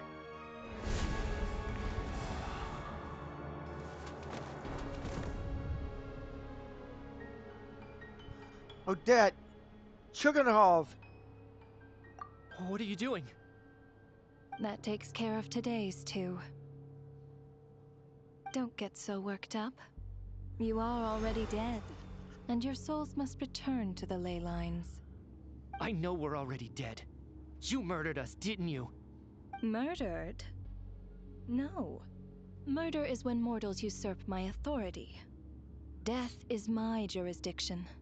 If I require someone to die, I need not resort to such laborious methods as murder. You simply met the criteria to trigger my curse of death. I know about the curse of immortality. So there's another death-related curse too? You cursed us? When? And why would you do such a thing? So often, humans pray to me, begging to know when their death will come, and what form it will take. But few people ask why. If you must have an answer, know that death comes simply because one's time has come. So you're not gonna tell us the truth? Hold your tongue. By all rights, you shouldn't even be allowed to speak with me. Those angels from the past are to blame for the reckless renovation of the ley lines here. It's made my work on this occasion infuriatingly complicated. Work? So trapping us here, making us watch our friends die, that's just another day at work for you? You clearly have a lot of questions. Fine. As a reward for your remarkable accomplishments over the past few days, I shall answer a few of your inquiries, provided they aren't too unreasonable. After the physical body dies, the soul must return to the ley lines for that person's death to be considered complete. My work encompasses the entire process of death, including, naturally, the guiding of souls into the ley lines, with which you are now so familiar. You must also be rather familiar with Natlan's Night Kingdom, I presume? It was I who supported the creation of the Night Kingdom. It provided a convenient means of guiding the souls of Natlan. Here, too, the ley lines connected to the theater underwent some modifications. The angels hoped to make them capable of accommodating the souls of some special creations. But this actually hindered their ability to accept ordinary souls to some degree. This effect manifested itself after you died from the curse in the theater, leaving you stranded in the afterlife, unable to achieve a complete death. But if souls who die from the curse of death fail to return to the ley lines within a short window of time, they will miss their chance for good. Then, they will remain forever suspended between life and death, no longer subject to the authorities of either. So if you don't resolve this matter soon, and see all our souls return to the ley lines before long, we'll escape your control. Mitya is sharp. This must be what Renova was worried might happen. and the reason she got involved to begin with. But if you have the authority to guide souls, why didn't you just show yourself and get it over with? Why hide among us in the form of a Losha? You seek to understand the mind of a god. Very well. I'll tell you. This is a theater, and I decided I wanted to watch a show about death. That's why I encouraged you to take the events to the stage. I found myself getting quite immersed. I suppose the entertainment you provided makes up for all the trouble you've caused me by being so defiant in the face of death. There. Are you happy with my answer? Can't say I am. Really? But it fits the stereotypes you humans have about gods. Just moments ago, you were complaining about how infuriatingly complicated your work here has been. Work is work, I get it. There are times when it's a huge pain, but you just have to get it done, right?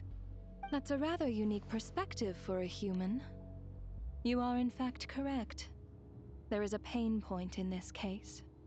Due to the obstruction in the theater's ley lines, there is a hard limit on the number of souls they can receive each day, making it impossible for me to ferry all your souls at once. Revealing my identity too soon would inevitably have led to futile resistance, and there was a risk that any souls who chose to run would disappear. Then there was the issue of the 2 lost souls you called the deceased. The way you resolved that quandary was all part of my design. That's what I don't understand. If all of us were souls of the dead, what made their presence among us special? For centuries, they have refused to return to the ley lines, exploiting the issues created by the angel civilization to resist being drawn in. Centuries of obsession accumulated during this process. You may think of this obsession as the resentment of the dead, and in this quantity, it was a bomb that could have detonated at any moment. It reached the point where I could not afford to leave it unchecked. But the only way to fix it was to help them acknowledge their own deaths, make peace with their regrets, and willingly walk into the snowstorm. Only then, with my guidance, could they finally return to the ley lines. Otherwise, you would not like to know what the consequences would have been. I vaguely remember seeing Batashka, but in the most terrifying form. Was that in a dream? Is that what would have become of her if she hadn't returned to the ley lines? I see your dreams brought you many revelations. So you see, death in fact grants wisdom to mortals. Souls connect to all things in the world and see the chain of cause and effect between them. It's nothing unusual. Anyway, giving psychological counseling to lost souls is not my strong suit. That is more of an angel's role. It was something I could not resolve directly using my authority, so I decided it was easier to leave the bomb defusal to you. Meanwhile, of course, their presence caused the souls of other members of your party to return to the ley lines each night. From where I stand, that was killing 2 birds with 1 stone. As both issues slowly resolved one another without me having to lift a finger, all I had to do was stay close by and keep the situation under control. Then use my authority to wrap things up at the end. And, of course, while I was at it, I thoroughly enjoyed watching this drama, dealing with death from a mortal perspective, play out on the stage. Sounds like you had it all figured out, Grim Reaper. I just did the math. You said there's a hard limit to the number of souls the ley lines here can receive each day. It's 2, isn't it? That much is obvious, even to a fool. It's time to review this whole affair. If the ley lines can only take in 2 people per day, I need to go over the deaths from these past few days again.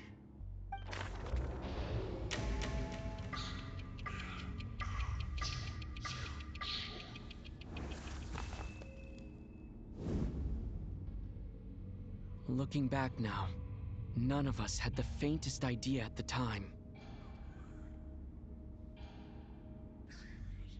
From the moment that staff member named Demoff walked into the snowstorm, the incident had already begun.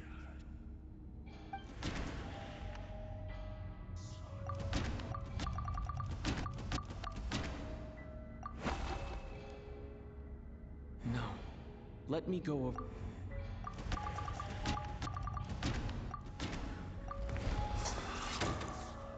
Alosha was the second to walk into the snowstorm after Demoff to investigate. During this process, the ruler of death assumed his identity, making him one of the victims.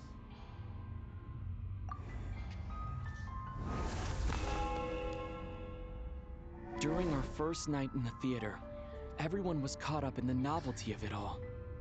No one could have expected there would be victims the very next morning. Despite all the confusion, and with the help of hindsight, we finally began to realize that something was amiss with the snowstorm.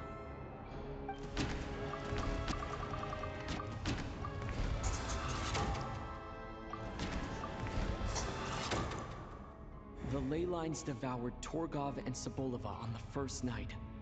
At the time, we thought this might be a murder case connected to Lelik.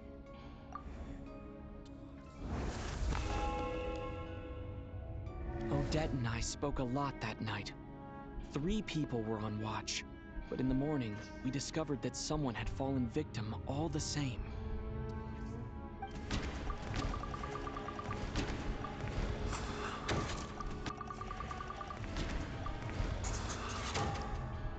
The deaths of Kulish and Rampana caused everyone to stop suspecting Lelik. Unexplainable phenomena occurred one after another, leading Mitya to suspect that we were caught up in a supernatural event.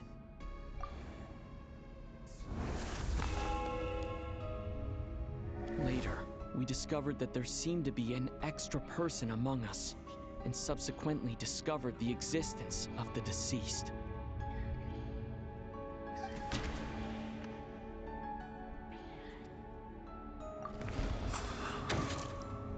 Mr. Schramm realized he was the deceased and walked into the snowstorm to return to the ley lines of his own accord. It turns out there really was a dead person among us.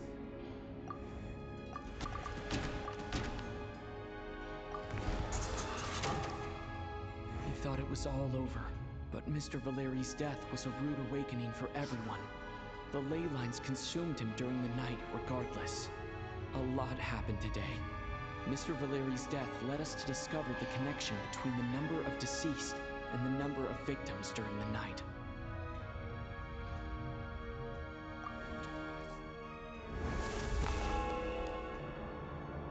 The fact that there was more than one deceased seemed to bring us back to square one. Odette revealed some information she had been keeping to herself.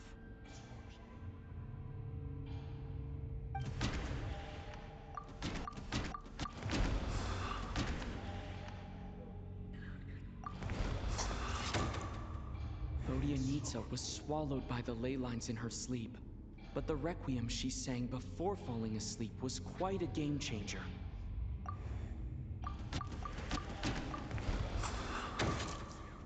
As it happened, Patashka filled the void left by Mitya's return from the ley lines by walking into the snowstorm this morning. The girl I thought was child sister Tonya turned out to be another of the theater's deceased. Come to think of it, Patashka was about to walk into the snowstorm at that time. And Renova, unaware that Mitya would return, was concerned that her soul would overflow from the ley lines. That's why she used Alosha's voice to try and persuade her to stay behind. Looking back, I suppose that was an early slip-up on her part.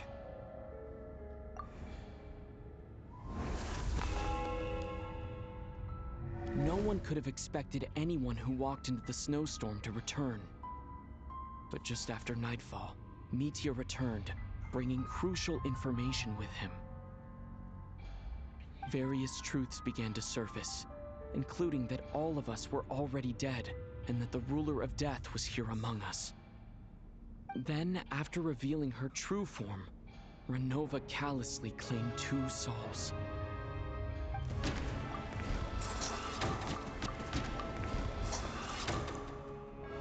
fact, everyone was already dead by the time we took the photo. And in the days since, we've experienced many more partings in the afterlife. Now, only Mitya and I remain. And the true culprit behind everything still stands before us.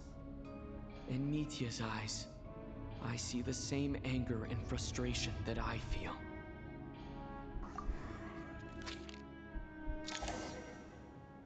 That covers everything. It's all clear now. Your work isn't finished here yet, is it? The Traveler and I are still standing here, safe and sound. The water imp's song threw things off a little, but it is of no consequence. The ley lines have already anchored your soul, and the first ray of light tomorrow morning will take you back. I, meanwhile, need to review my attitude towards the water imp race. So the reunion in the night that Vodyanitsa mentioned, I suppose that was never meant to be a permanent reunion. That just leaves you, Traveler. My power only allows me to temporarily separate your soul from your body. The ley lines of Tevat would not accept you, and your soul is firmly anchored to your body by your will. For a descender like you, who is not bound by Tevat's rules, your death can only be brought through the most violent of means, such as directly destroying either your body or soul.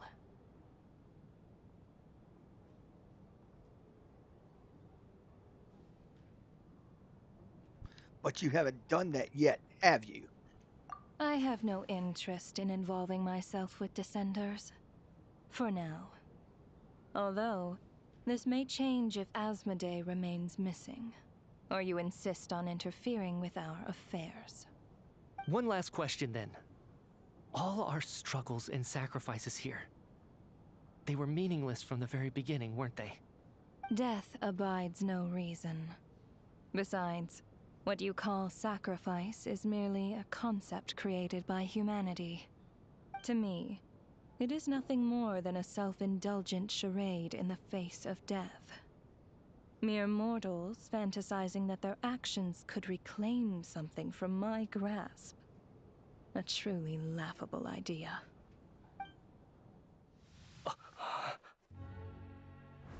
Grim Reaper, you really know how to get on my nerves.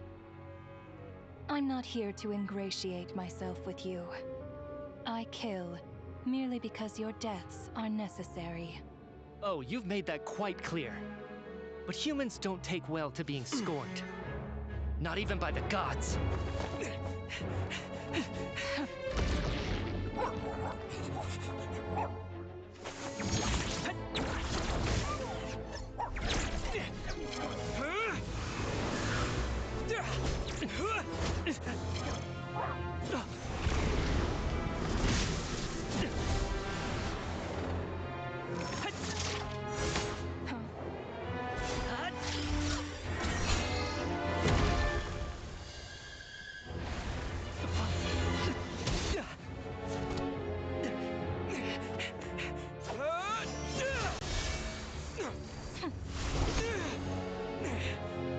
This is futile.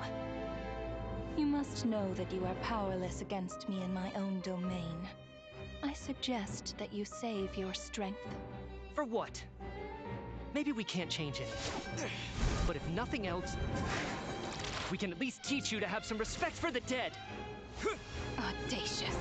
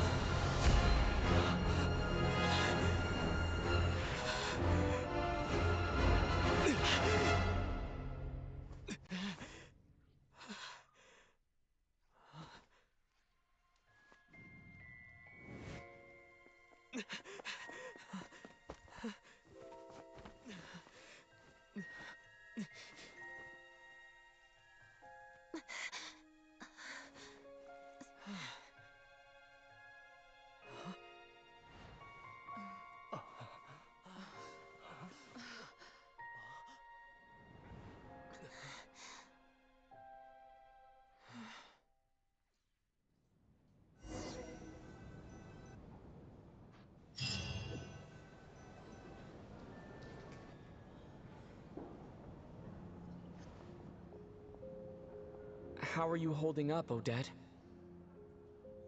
What happened to me? How much do you remember? Mm-hmm. What do you mean? Is the performance over?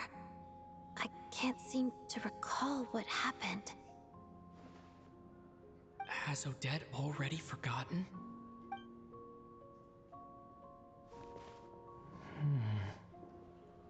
Mitya? Hmm? Oh, I'm sorry. I guess I spaced out there for a second. Remind me who you are? Don't you remember anything?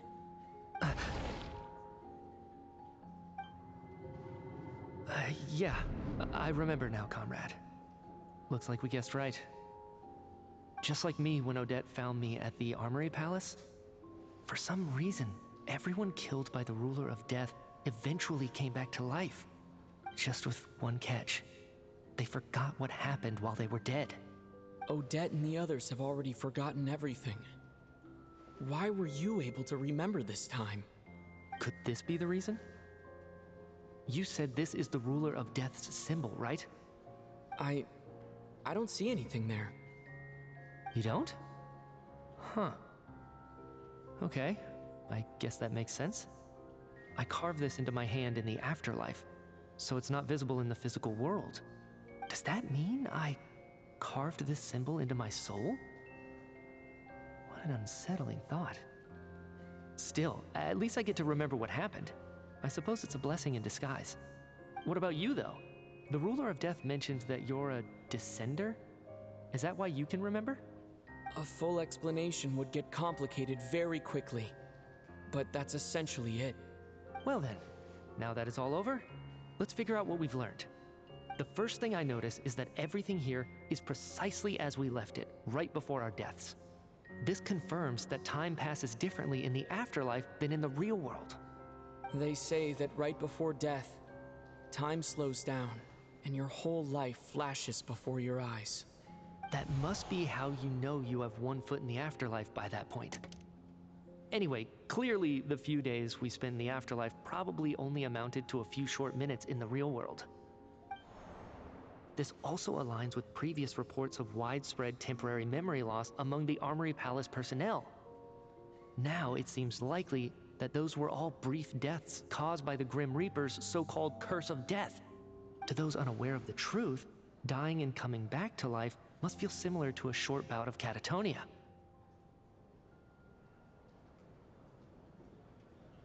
This leaves me with a couple big questions.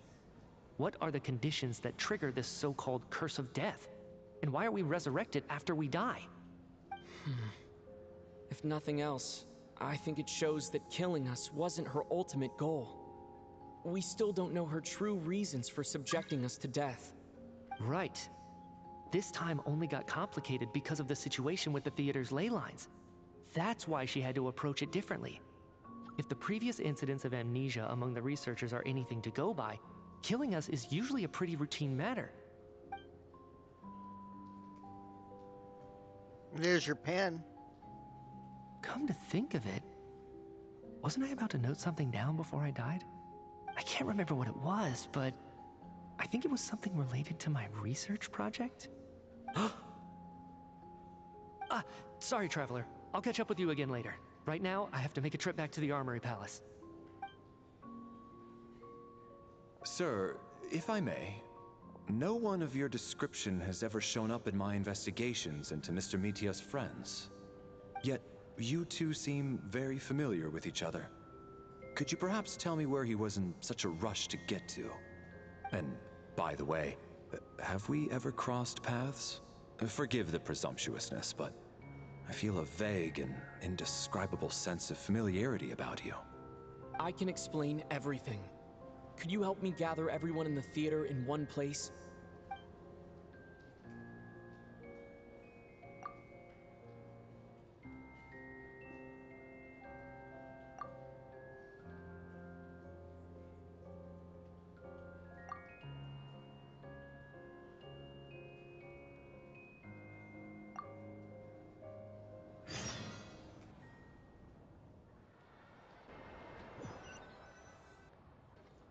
So Chuganov really is going to shut down the factory.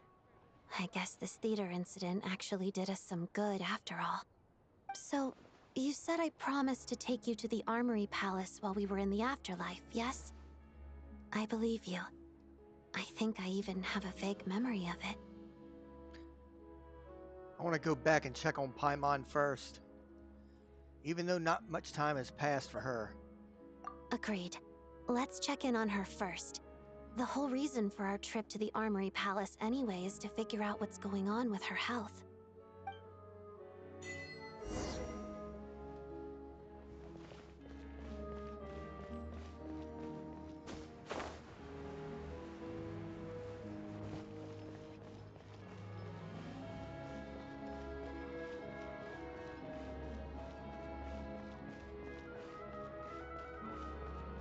Oh, and look, everybody. That jackass isn't laying out here in the middle of the walkway now.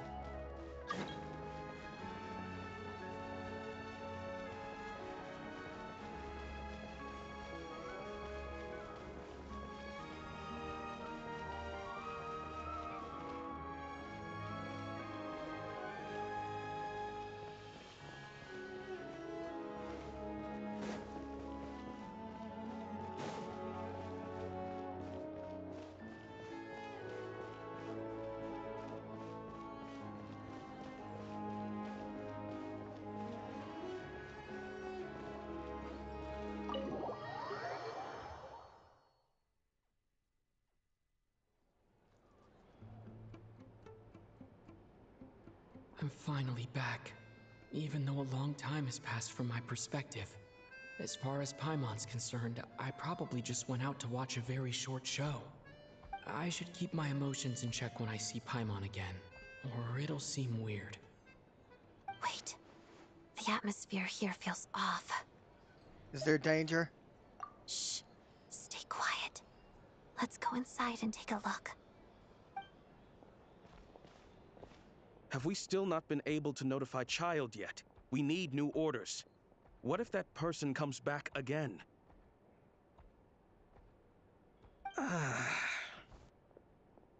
What happened? What are you guys talking about?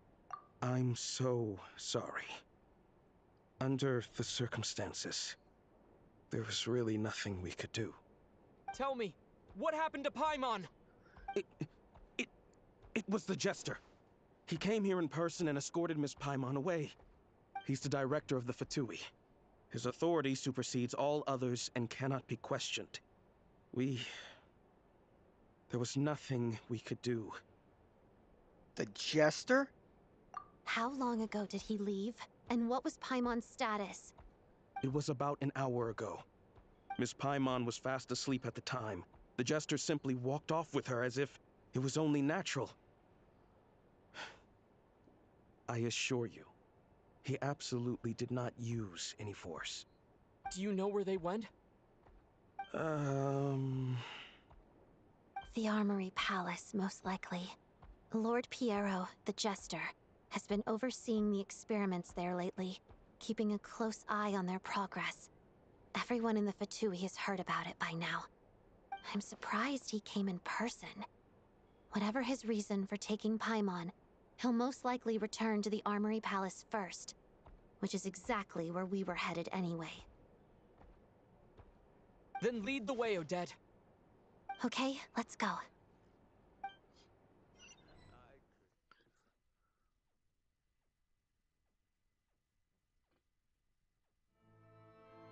It's just up ahead. Quick, let's get inside. No, I'll go alone. You know I'm planning to force my way in. You're with the Fatui, so you should stay outside.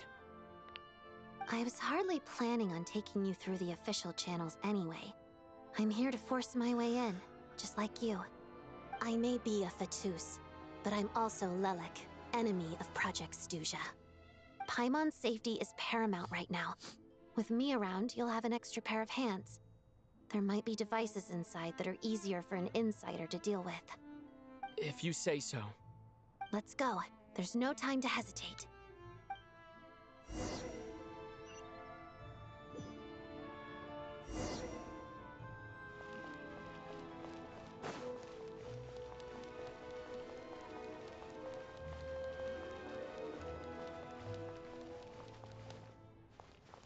Hey, who are you? This part of the Armory Palace is under restricted access. What do you think you're doing? No questions, please. We're short on time.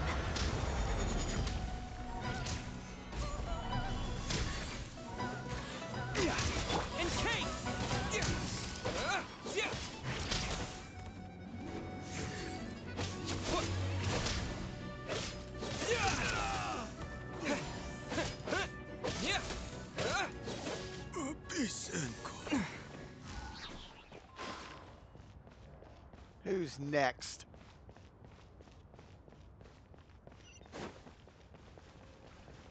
I'll make short work of you.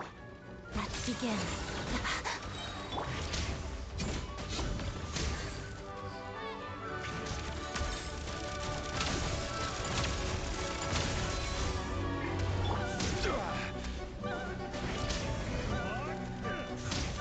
Solidify! Walks of the snowflakes. Fighting frog! Take a break.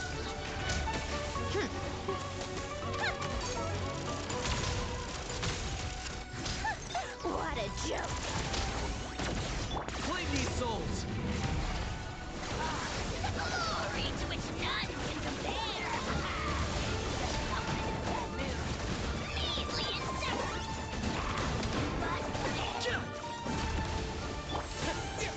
Encase! Condense!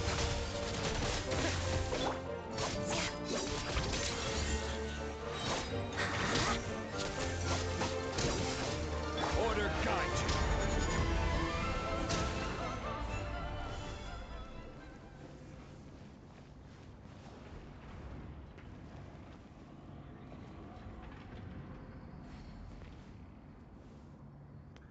Guess it wants me to go that way. Well, if I'm going to go that way.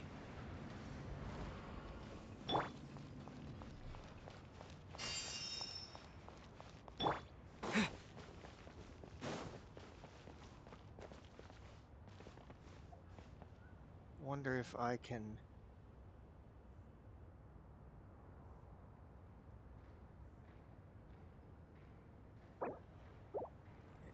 It won't let me party up.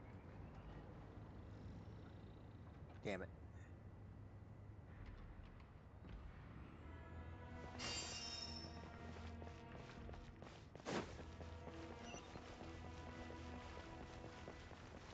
Fear the coming storm. A crystalline adagio. Where are you? Stabilize! Come on, hustle up! Leaving so soon?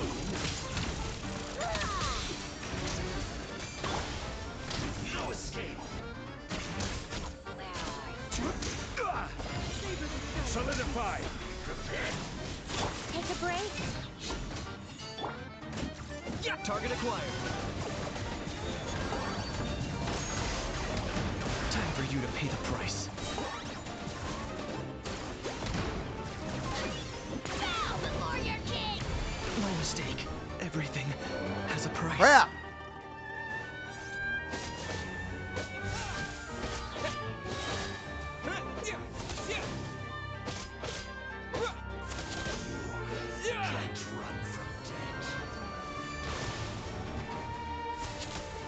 Like that? I will have Stone!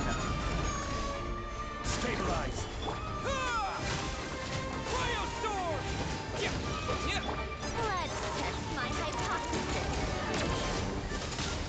Did I scare you? Let me hear you tremble. Your fist Don't be concerned. Solidify!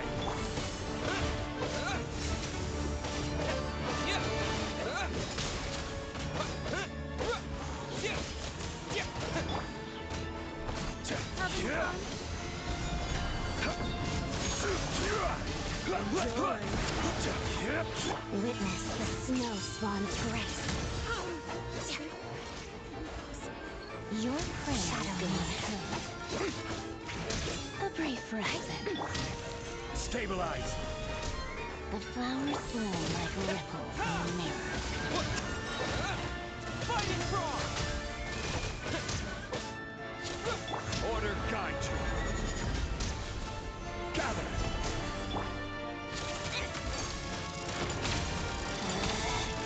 Out of my sight. Let us have space. Cryo storm! Stabilize. Yeah. Tempest of tranquility.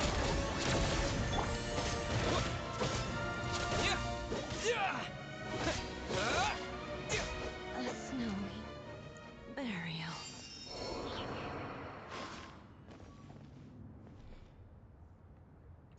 Inventory. Welcome back, Kanich.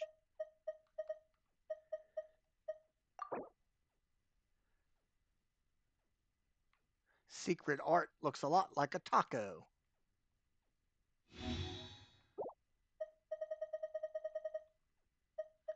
How about some hash browns?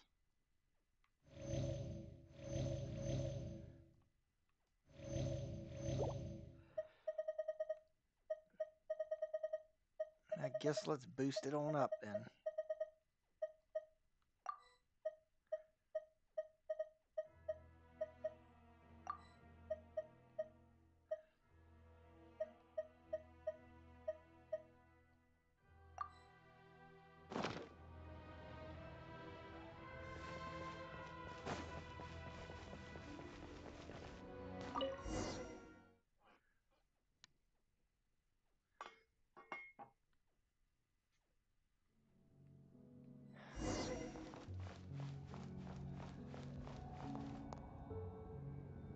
Hello, boys.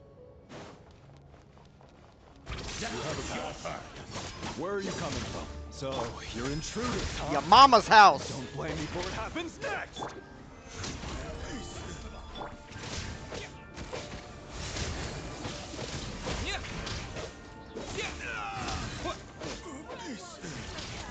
There's nowhere to hide. Solidify. I will have order.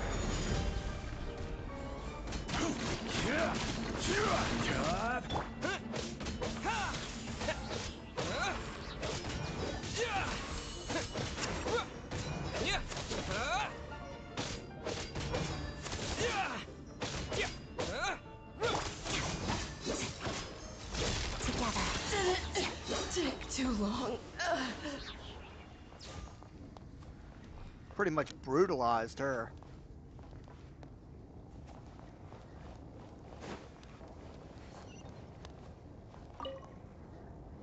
Oh, it's going down. The Armory Palace is hidden this deep in? This place is much bigger than I imagined. They're conducting top-secret research after all. The deeper it's hidden, the better, is standard Fatui logic.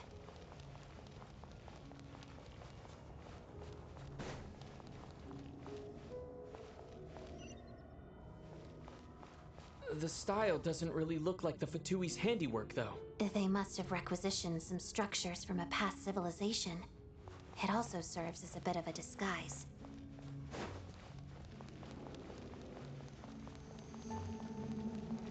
Looks like we're in for a tough fight. Stay alert! Encase! Stabilize. A spot of tea time entertainment.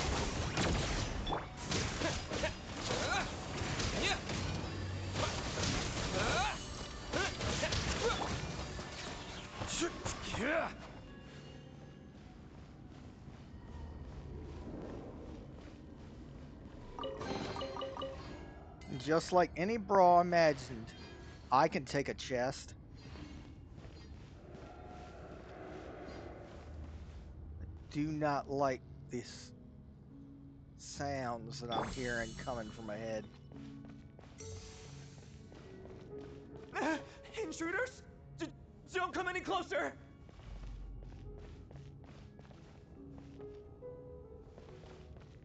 Just what are you guys trying to do here? I'm short work of your skull!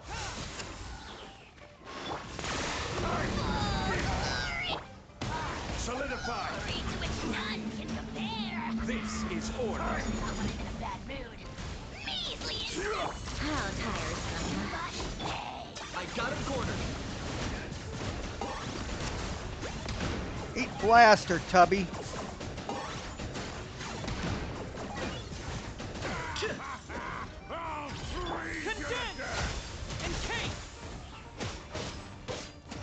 Walk of the snowflakes. Mission. No one interferes with the jester's work.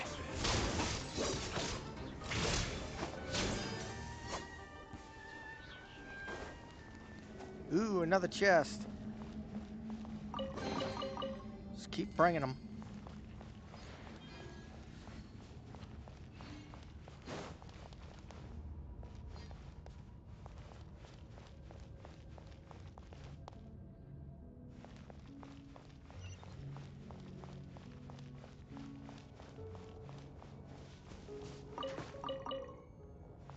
Oh.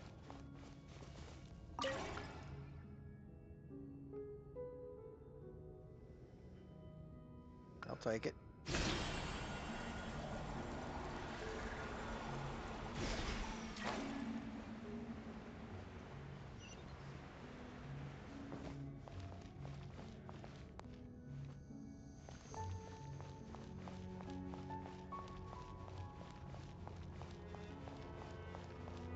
Looks like no one's guarding this place. There's something off about that decoration over there. Look Heads out! up! Let's deal with these before we move on. Holy crap, it can shoot through walls. Zhongli.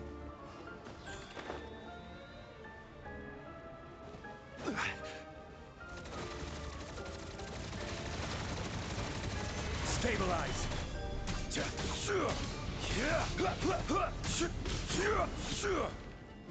Crap, there's two more.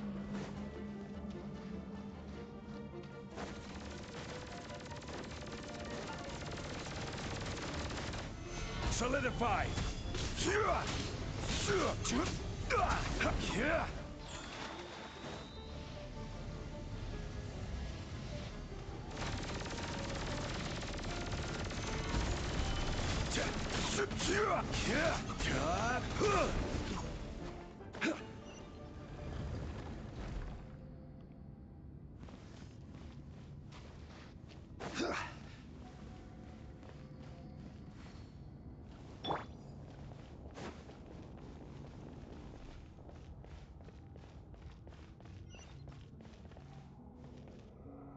I don't trust that.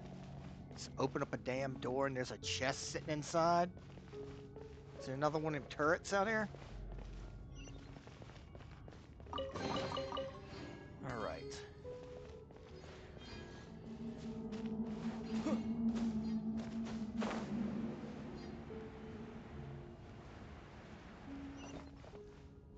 Weird combinations of technology. There's a couple of guys down there. A couple of guys down there.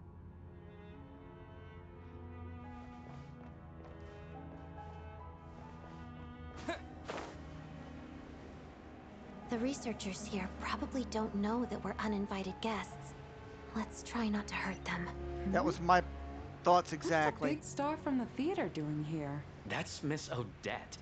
She's a member of the Fatui. Don't.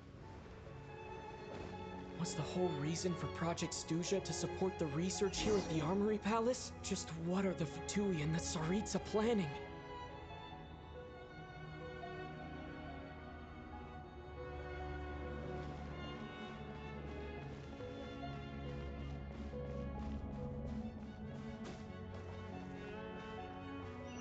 How are you doing, fellow Fatui people?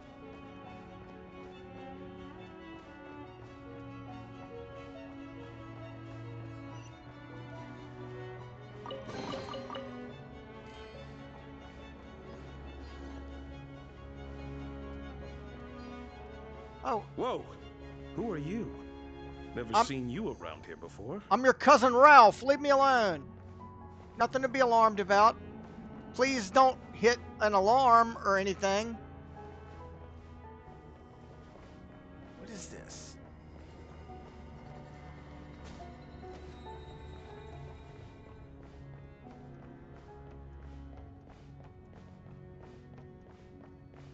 Looks like there's no way through here. Maybe using the power of this prism could help?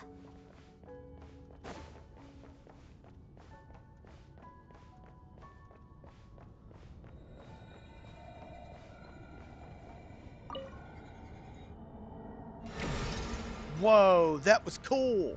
I think I see some images. It's the prism's power at play, causing images of the past to reappear, albeit only as illusions. Let's... Paimon. And the Jester. Is this another scene from the past? Yes. It looks quite old, though. I don't think it happened in the recent past.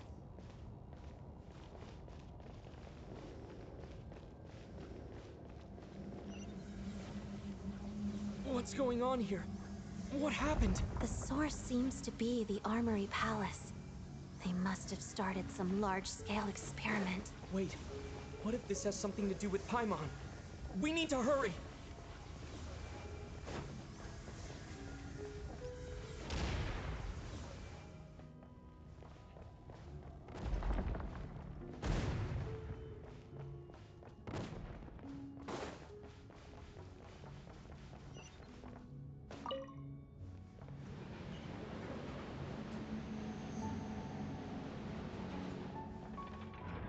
We're almost there. The Armory Palace is just up ahead. Paimon, please be okay.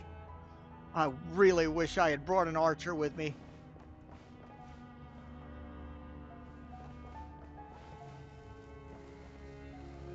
This is not going to be fun.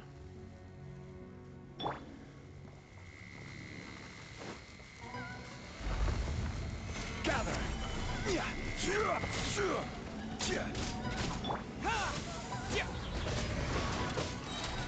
Fighting frog!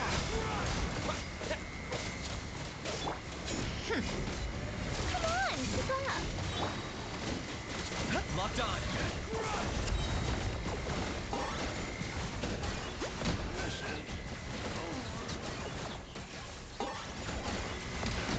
Shadow of the past, mind to command! Crystalline Adagio. I will have order. Solidify. What a joke! Encase!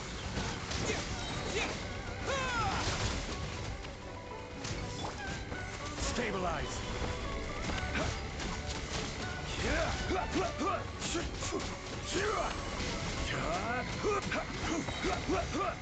Fuck! Kill everybody?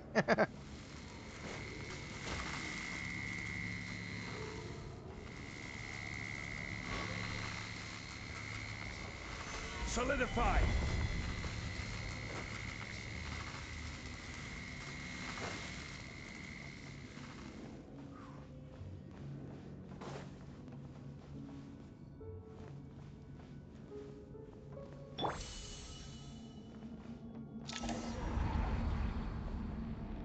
What's going on? Wait, I remember this feeling. It's the curse of death. No, not now. Why is the curse of death striking again already?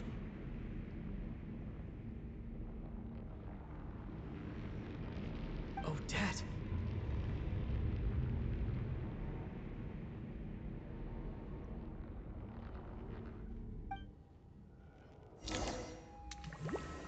Damn.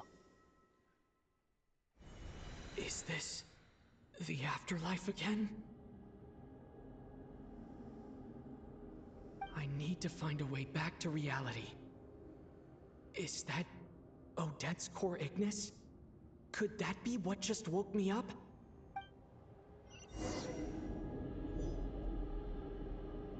Oh no. In the den of the beast.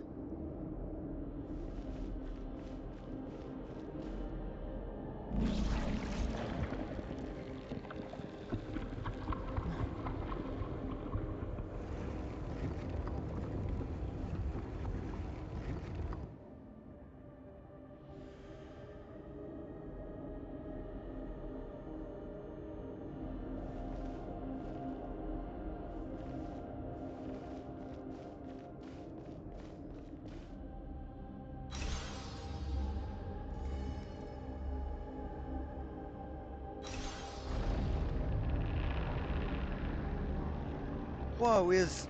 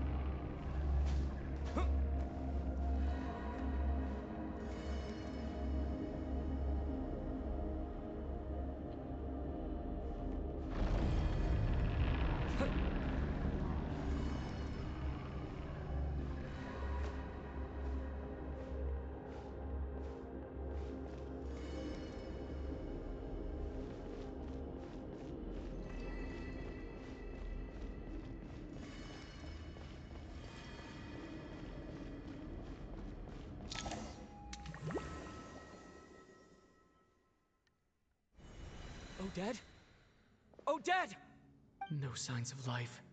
But past experience says that she should be resurrected before too long. Right? Did Odette intentionally use her core Ignis to guide my soul? I feel like something similar happened in a dream I had before. Thank you, Odette. If not for you, my soul wouldn't have found its way back to my body so quickly. And I might not have woken up so soon. But I'm sorry. I don't have time to protect you. I have to use the time you bought me to get Paimon back.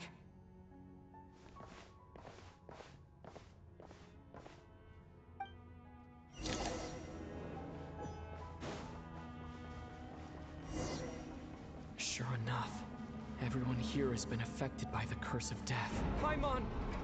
Paimon! No, wait. Paimon probably didn't escape Renova's curse either. She won't be able to respond to me right now. I'll have to find her myself.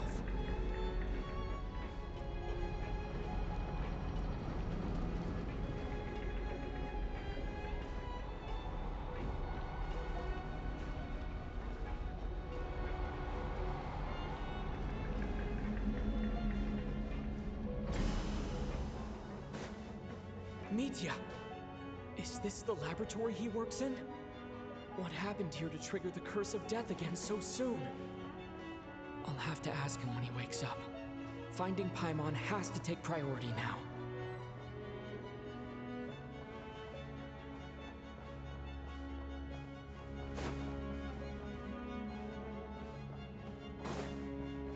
Is this it?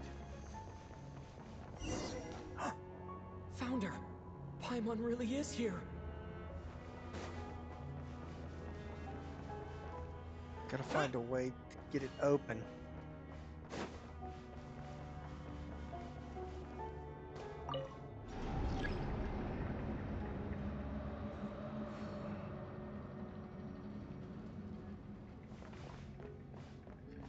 That isn't it.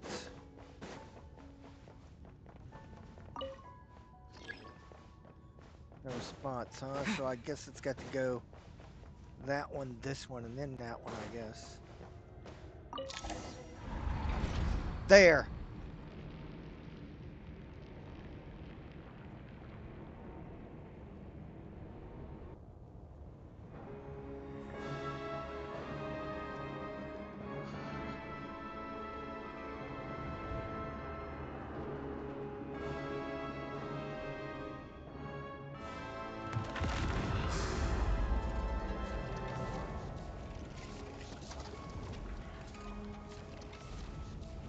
You don't learn, do you? Renova! You've already been involved in one mass death, and now you show up at the scene of another. This might have passed for a coincidence the first time, but a second time? Am I to assume you are intentionally interfering in Snezhnaya's affairs? Judging by your expression, it seems that you understand little of what is going on here. In that case, a word to the wise. Do not interfere in Snezhnaya's affairs. A civilization that fails to learn its lesson constantly depletes its own worth. It will one day lose any reason for its existence. And as a descender, You are perfectly suited to be the lifeline to which a dying civilization might desperately cling. Consider your position carefully. No advice needed. I'll make my own judgments. Suit yourself. When the day of reckoning arrives, not even a descender can hope to escape unscathed. The time for resurrection fast approaches. The mortals here are not yet worthy to behold my form. So that will be all for today.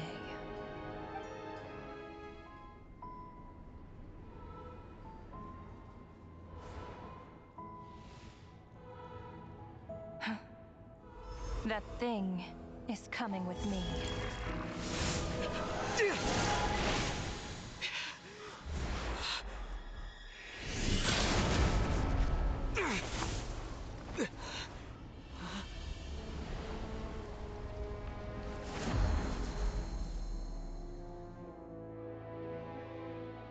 You awoke sooner than I thought. The curse of immortality is stubborn, unable to enter the ley lines, yet not content to remain a spirit. Ruler of death, what do you want? You perplex me. Both you and you. That thing may be a creation of Celestia, but it possesses none of Celestia's power, let alone authority. Your obsession with it baffles me. No matter, the resurrection will soon begin. It's worthless anyway. I'll reclaim it next time.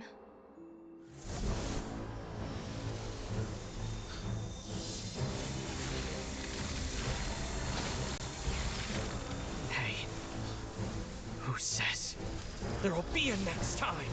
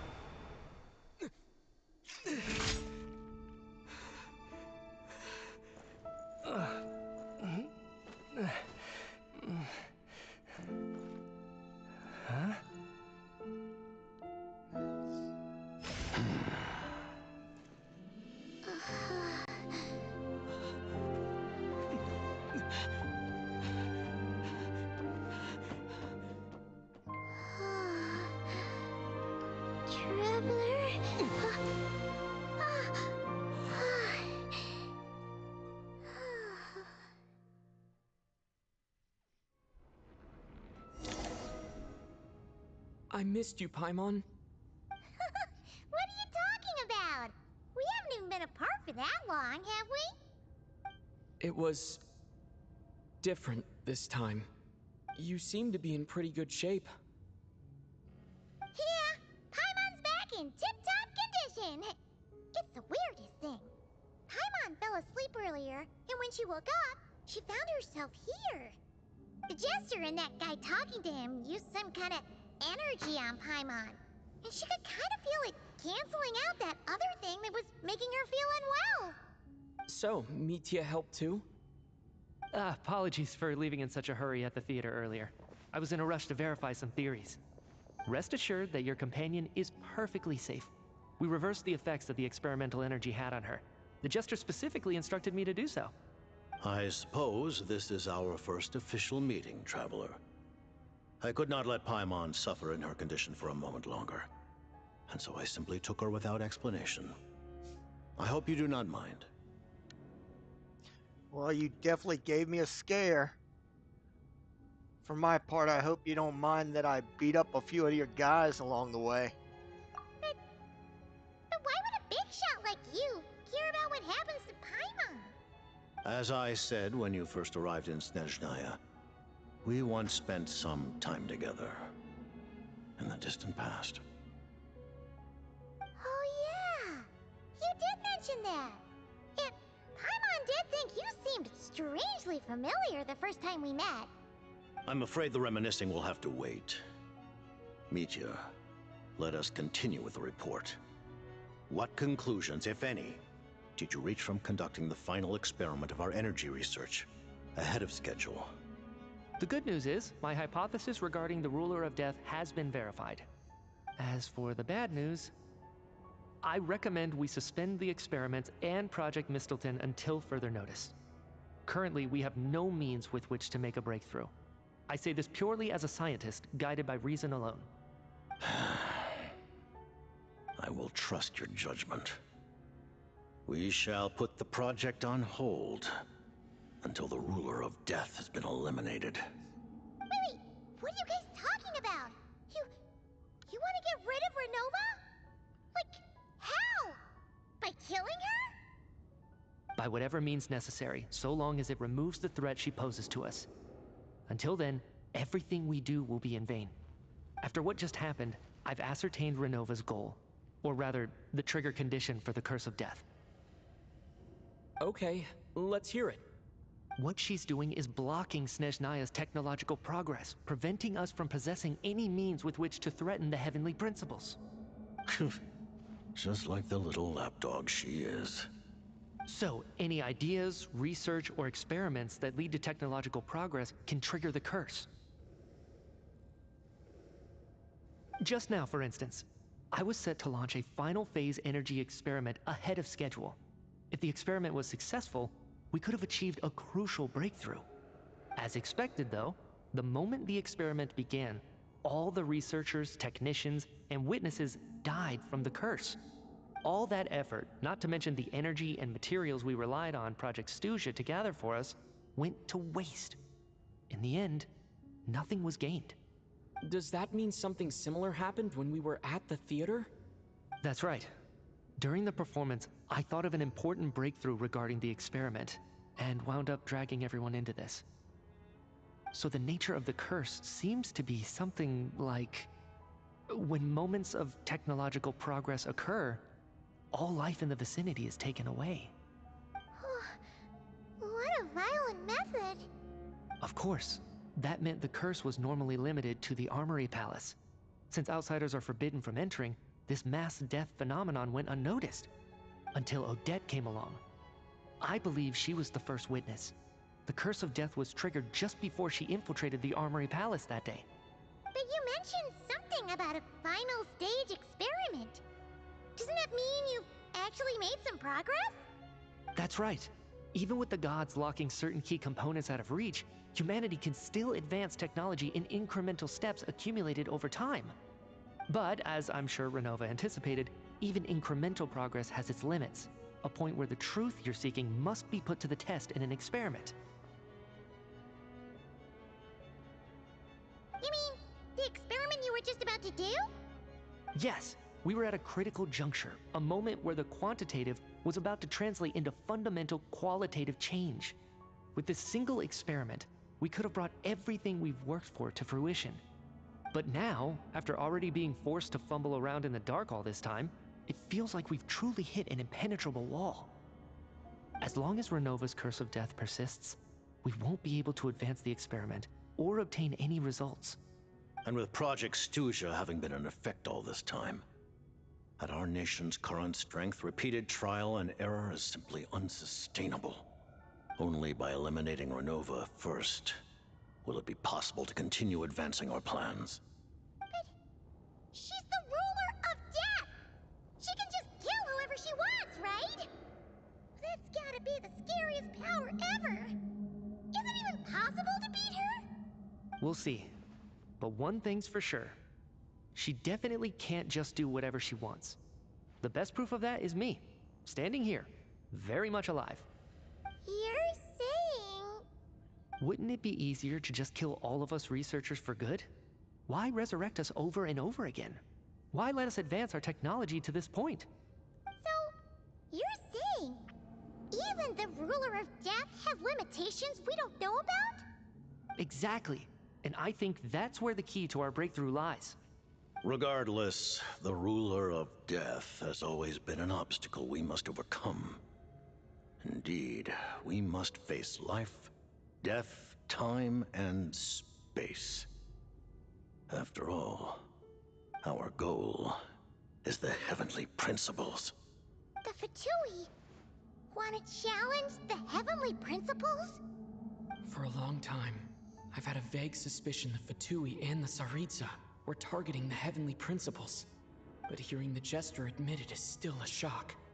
No wonder the Tsaritsa's goal has always been kept a secret from the people. What kind of road will that lead Snezhnaya down? In that case... Lord Jester, I would like to request some leave. I'd like some time to organize my thoughts and go over the data. Granted. Get some rest, put the experiment out of your mind, and take care that the curse of death doesn't affect any civilians.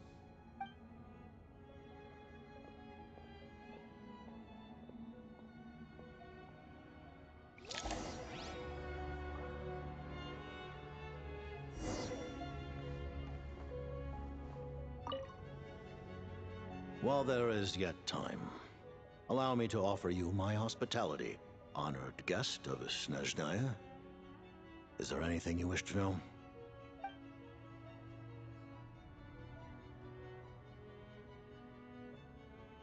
I remember hearing the term Mistleton from Columbina. Yeah! Paimon wanted to ask about that when the name came up just now. What is it? Paimon's heard of Project Snezhnaya, but not this one. As you know, Project Snezhnaya is a series of measures enacted to consolidate our nation's resources, the greater purpose of which is to serve Project Mistleton. Many of the things you have encountered thus far are essentially for the advancement of that project. This includes the Kuvaki Experimental Design Bureau in Notdry. Researching Kuvaki was merely a facade. Its core objective was to use local resources and research findings to build Mistleton itself. And that's a weapon built for the final battle against the heavenly principles, isn't it? Huh? How did you know that? I was given some intel, and I made some deductions. Wait. You must mean that thing over there. Oh, Paimon's gotta take a closer look at this thing. Especially if you guys sent so many people to Notdry to work on it. Kuvaki alone will not break through Celestia's defenses, let alone challenge the heavenly principles. The heavenly principles are no doubt accustomed to combating the power of the light realm, and elemental energy is simply the power of the human realm, converted to that form by the heavenly principles themselves. Any attempt to use this power against its creator would be a futile endeavor. For now, therefore, we have set our sights on the form of energy associated with the third descender and the stellar linchpins. This may hold the potential to allow Mistleton to contend with the heavenly principles. You could say that by reverse engineering the stellar linchpins to extract the energy within, we have obtained a source of anti-Celestia energy. So, this is the energy research that Mitya is in charge of? Never imagined it'd be such a major project. The Kuvaki Experimental Design Bureau, Project Snezhnaya, and the new energy experiments. Huh. So, Project Mistleton is what ties it all together. And it looks like your plan is almost complete. No wonder the ruler of death came after you.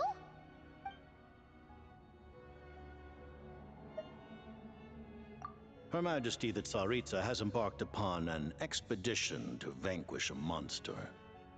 Were it not for this, I imagine she would have been delighted to grant you an audience. Seems like the powers that be in Snezhnaya don't intend to hold my past conflicts with the Fatui against me. The Harbingers have been granted significant autonomy in retrieving the Gnosis. But by the same token, they do not completely represent Snezhnaya's official stance. You read my mind. Speaking of the Gnosis, Paimon's been dying to ask this question since forever. Why exactly does the Tsaritsa want to collect them? Is it something to do with the fight against the Heavenly Principles? The Gnosis will undoubtedly serve as a key bargaining chip when she confronts the Heavenly Principles. Beyond that, you had best ask the Tsaritsa herself. I am not sure if this information is mine to disclose. What do you mean, not sure? Don't you make the rules? You're the highest-ranking Harbinger! Ugh, never mind. Taking on the Heavenly Principles is something most people wouldn't even entertain in their wildest fantasies. Why is the Tsaritsa so fixated on this? Intervat today, civilization is nothing but an illusion. Something whose very existence can be negated at any moment. Our civilization may very well be destroyed in the struggle, but as things stand, the Heavenly Principles could choose to negate our existence on a passing whim. And we must not sit back and accept that fate. Only by changing the state of affairs, only by overthrowing the Heavenly Principles, can our civilization truly be said to have taken root. Otherwise, the fate of the people of Conria and Hyperborea is a cycle doomed to repeat itself. Accepting potential destruction in return for getting to control your own fate. Furthermore, perhaps this is still somewhat difficult for you to understand. Are you aware that all the rules of this world are made up of curses? Huh? All of them? Paimon knows about the curse of death you mentioned, and the curse of immortality that you and Dainsleif have. Then the birth of the Hilichurls, the rules of Natlan's Ode of Resurrection. Those are curses too? Farina's long life seems to stem from a curse placed on her by Focalor as well. Yes. Even a god's love for humanity is a curse the Heavenly Principles inflicted upon the gods. What? The Tsaritsa has always had ample reason to hate the Heavenly Principles. If she can seize their authority, she will reconstruct the entire world, and when that time comes, humanity will be completely liberated from curses and lies. Look forward to it. It will be a world beyond your imagination. Though the ordinary people of Snezhnaya may not understand these details, in this frigid land locked in a ceaseless struggle against the environment, in this nation to which the gods have never shown favor, we all believe that standing in solidarity with the Tsaritsa in our shared struggle will surely usher in a new and better world.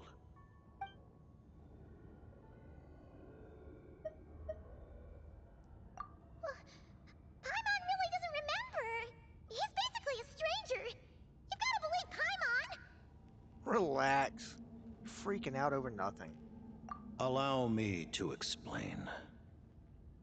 The reason Paimon reacted to the anti-Celestia energy developed by the Armory Palace is because she comes from Celestia herself.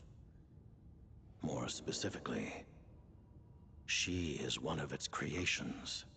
Paimon? A creation of Celestia? Oh, right. I was blinded by anger earlier, but thinking back on it, Renova also said that Paimon is a creation of Celestia.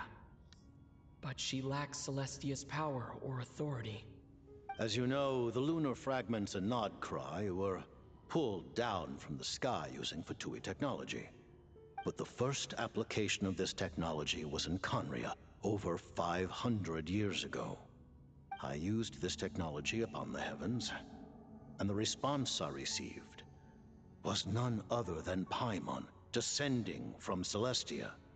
I presented her to the Vinster King, but he took no interest in this gift, nor did it satisfy him. Paimon then took up temporary residence in my palace until, of course, the arrival of the Cataclysm. Wait, Paimon's a little confused. You're talking about things that happened in Conrep 500 years ago. You're saying Paimon was there for that? You're saying Paimon's like 500 years old? But Paimon doesn't remember any of that. Falling from the sky, being given away as a gift, none of it. Having lived through the Cataclysm, perhaps you too were burdened with some manner of curse. Although, losing your memories would indeed be the smallest price I've ever seen paid. But it's not just her memory from Conria. Paimon doesn't even know how she spent the last 500 years. She only has memories from the past few years. No matter how hard she tries to remember. What was Paimon like back in Conria? Did she know a whole lot because she came from Celestia? Was she super smart? Unfortunately, when you arrived in Conria, your consciousness was like that of a newborn infant. None could say what kind of being you once were in Celestia. During the time you lived in Conria, your personality was no different from how it is now.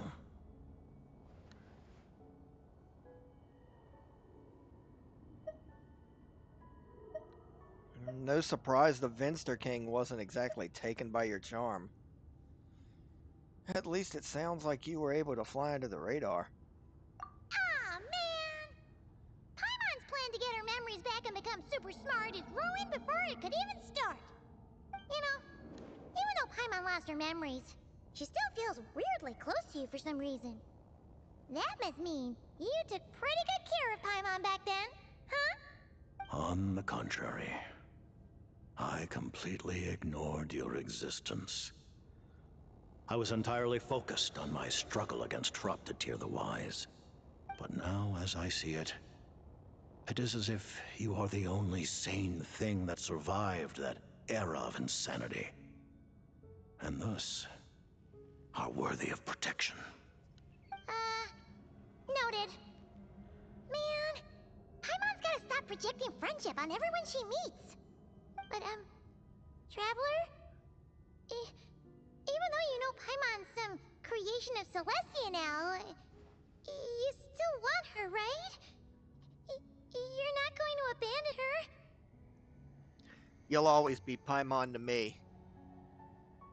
Oh, phew! That's a relief. Paimon's just learning about this too. She's barely even processed it.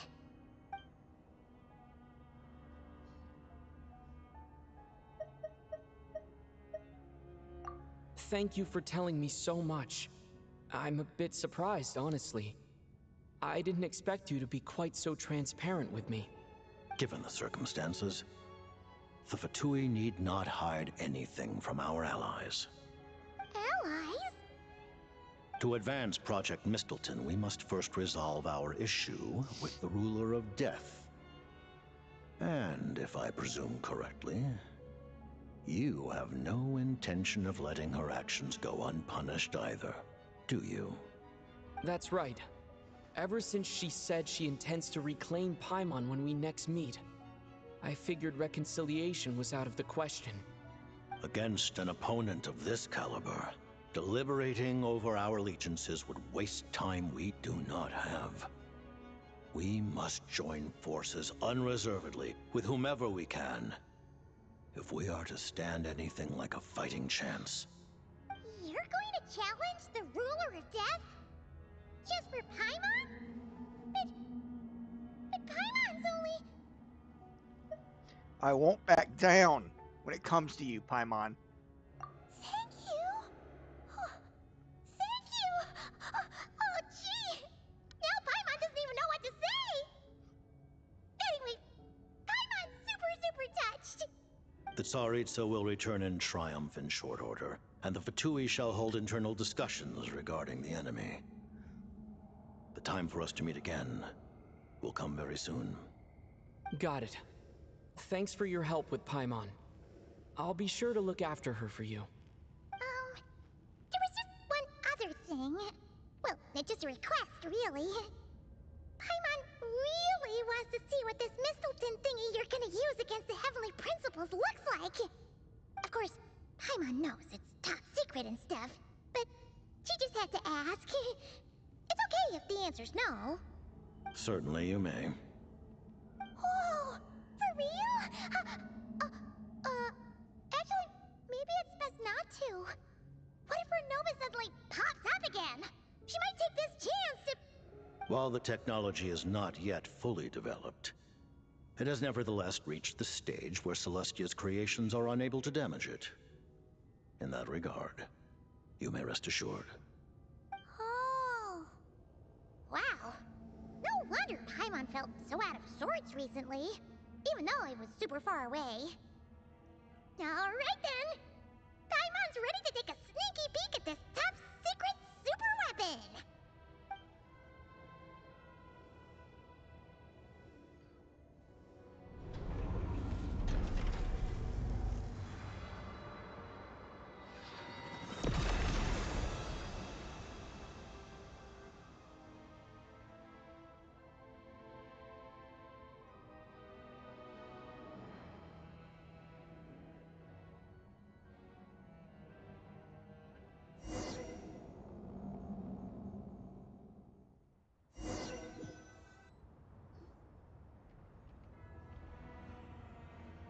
Huh? Oh, hey there, Odette! Paimon? You're okay. Thank goodness. You look well. Have you recovered? Long story short, yep, Paimon's all better. What are you doing here? Were you waiting for us? That's right. When I woke up, I wanted to go in after you, but the guards had woken up as well. It would have been tough to take them on alone, and there was no easy way to sneak past them. So I returned the way I came and waited for you here. It was thanks to you that my soul found its way back to my body so quickly. Thank you. Huh. That actually worked? Nice. I just figured I'd try my luck when that ominous feeling struck me. Really, you should be thanking this thing instead. Anyway, and now that things here are all taken care of, I have other things I should get back to.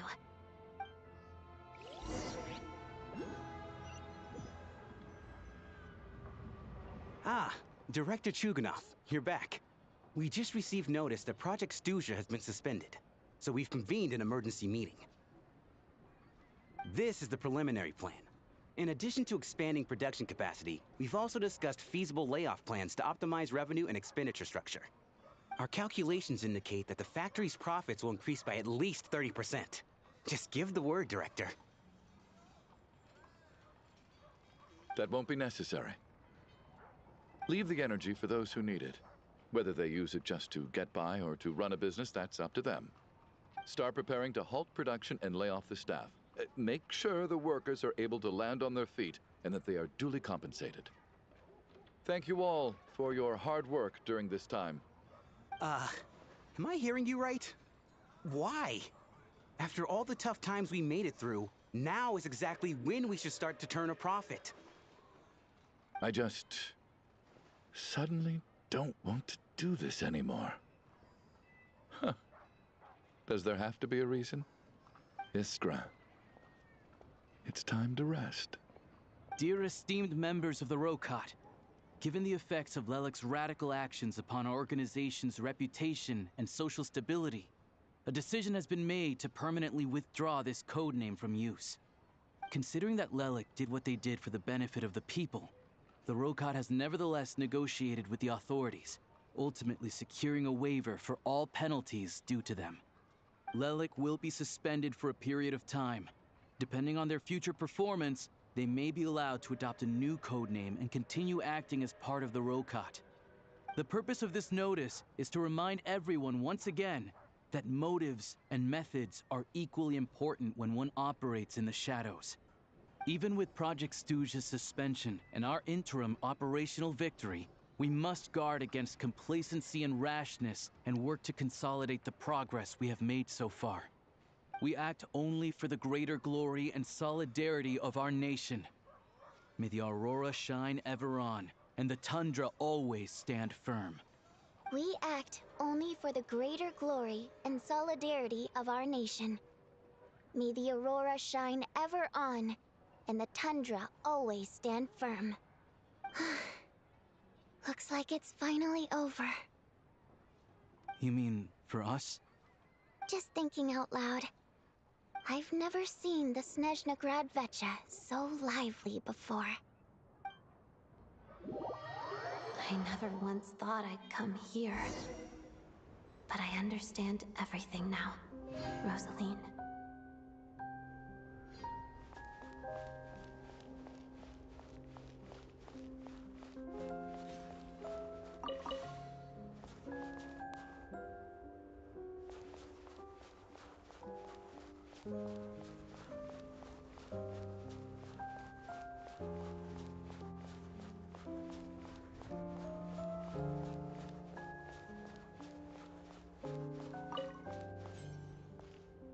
I've seen Spirit Seeker performed many times, including by your mother. Why do you bring that up all of a sudden? Even though the choreography is always identical, every dancer finds a way to make it her own.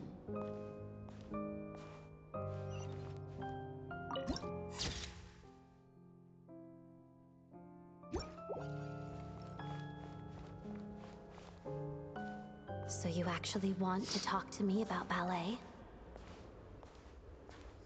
I just think it would be a pity if the dance was lost to history. She didn't teach it to you, did she? That was an unusually subtle taunt for you.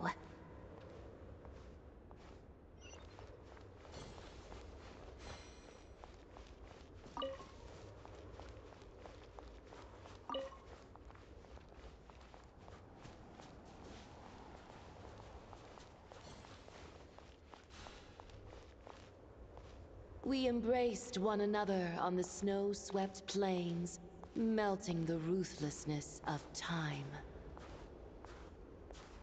But when our bodies, in pieces, are cast to the winds, what of our love will remain behind?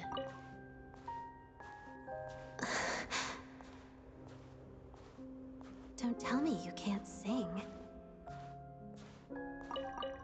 Shush.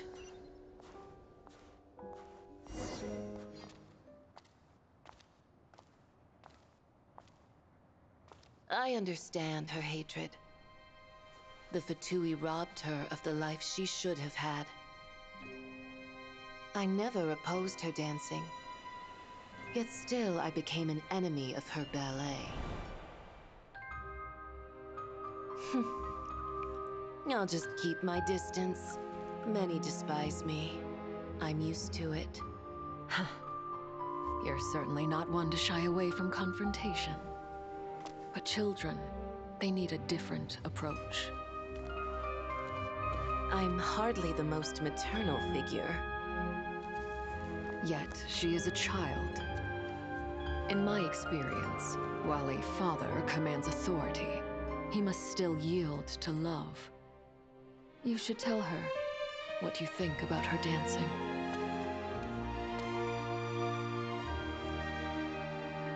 Odette will soon take the stage at the Koralyevsky Theater. This could be your chance. Geonosis secured. It went smoothly. I'll be there. Have them send me an invitation.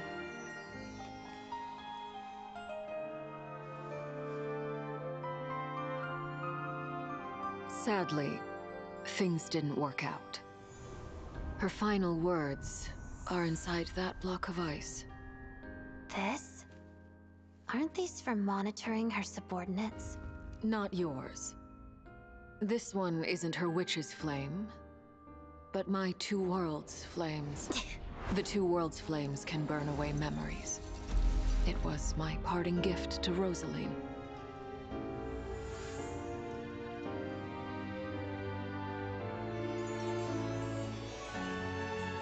If all goes to plan, she and I will both live to see that Tsaritsa succeed. I believe she'll find peace. But if anything happens to me, she needn't follow in my footsteps. The cryo-energy will fade away in time. Then the two worlds' flames will burn away all memories of the Fatui. She'll be free to dance. She deserves this. I will handle the aftermath. The choice is yours, child.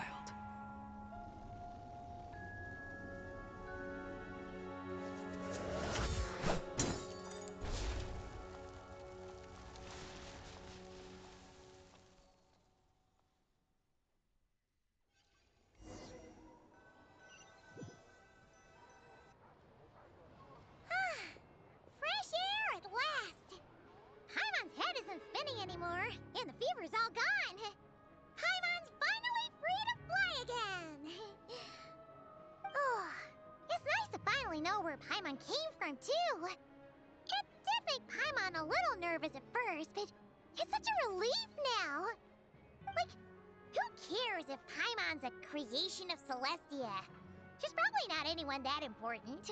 Probably just the fairy of food and fun or something. And like you said, this doesn't have to change anything between us. You're not gonna just... Hey, hurry up! Why are you walking so slowly?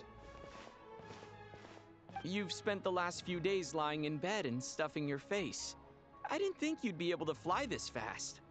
Says who? Paimon's as agile as ever. They don't call her White Floaty for nothing. Paimon originally wanted to check out the bookstores in Snezhnaya, but she's more in the mood for flying around right now, so let's save that for later. Wait, they've got light novels from Yai Publishing House here too. Huh? And this is Paimon's favorite mystery story from Fontaine. Wow, they got a sequel. The local Snezhnaya books look pretty interesting too, but also kind of heavy. Not the easiest things to look around. I thought you were in the mood for flying around. Paimon can read while she flies. Hey, look at these two dolls. Which do you like better?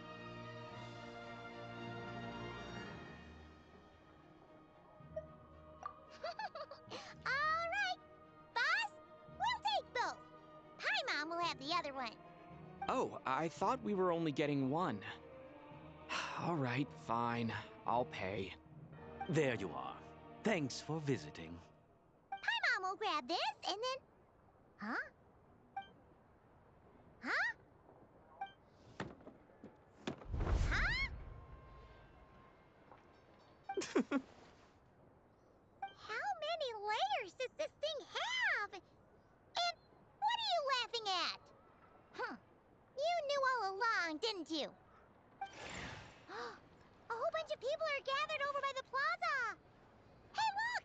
That looks like Tartaglia! Hey, Tartaglia! I know that voice. Of course. If it isn't Paimon and my old comrade. You're looking well, Paimon. All better?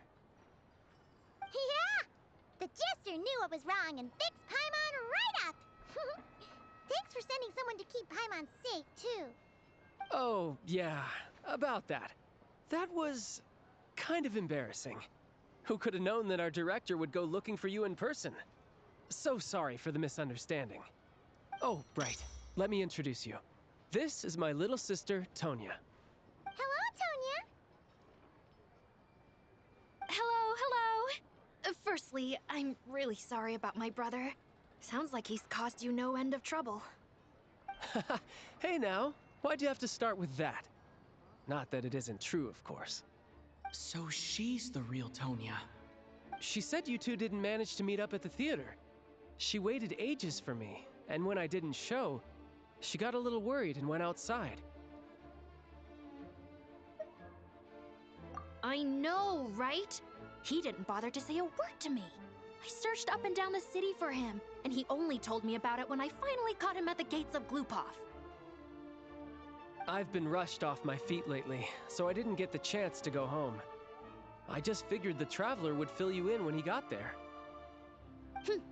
Well, the snow was bad, and you're never late. So I was really worried about you. How was I supposed to know that you'd stood me up? I'm sorry, Tonya. I really am. I'll make it up to you somehow.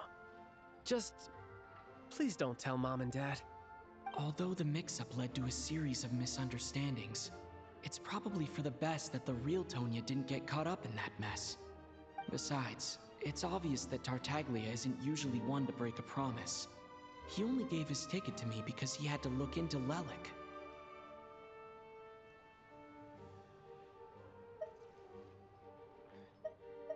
It's my fault for being late, and I should have come to find you before anything. No, it's fine. It just meant I didn't get to see the show in the end. By the way, what did you think? You were one of the first people to see it, you know? I would say the best is yet to come. Huh? What kind of review is that? Hey, look!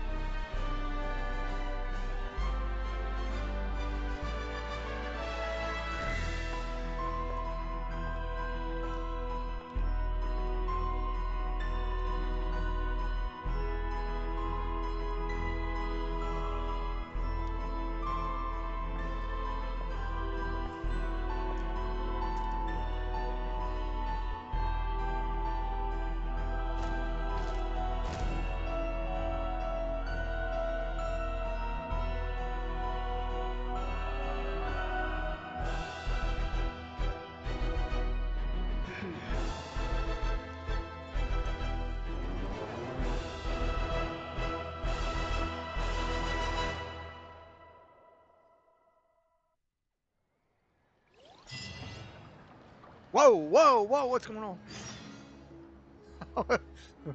I can't be the only one that saw that, right? I just started scooting forward.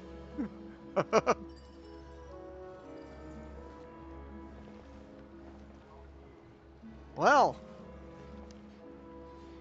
that was a long stream, now wasn't it? But that's the Archon quest for this. Right? I wasn't expecting the Tsaritsa to show up right there at the tail end of it. That was fucking incredible. So I guess we'll be meeting her in 7.1. Oh. Well, this one had a lot to take in, like the fact that if I don't get out of the way, people are going to continue to walk through me. So I'll stand in the bush here where nobody walks. So, until next time, y'all take care of yourselves. I'll be back along the evenings this week for some random world quests. So, until I see you again, y'all take care of yourselves.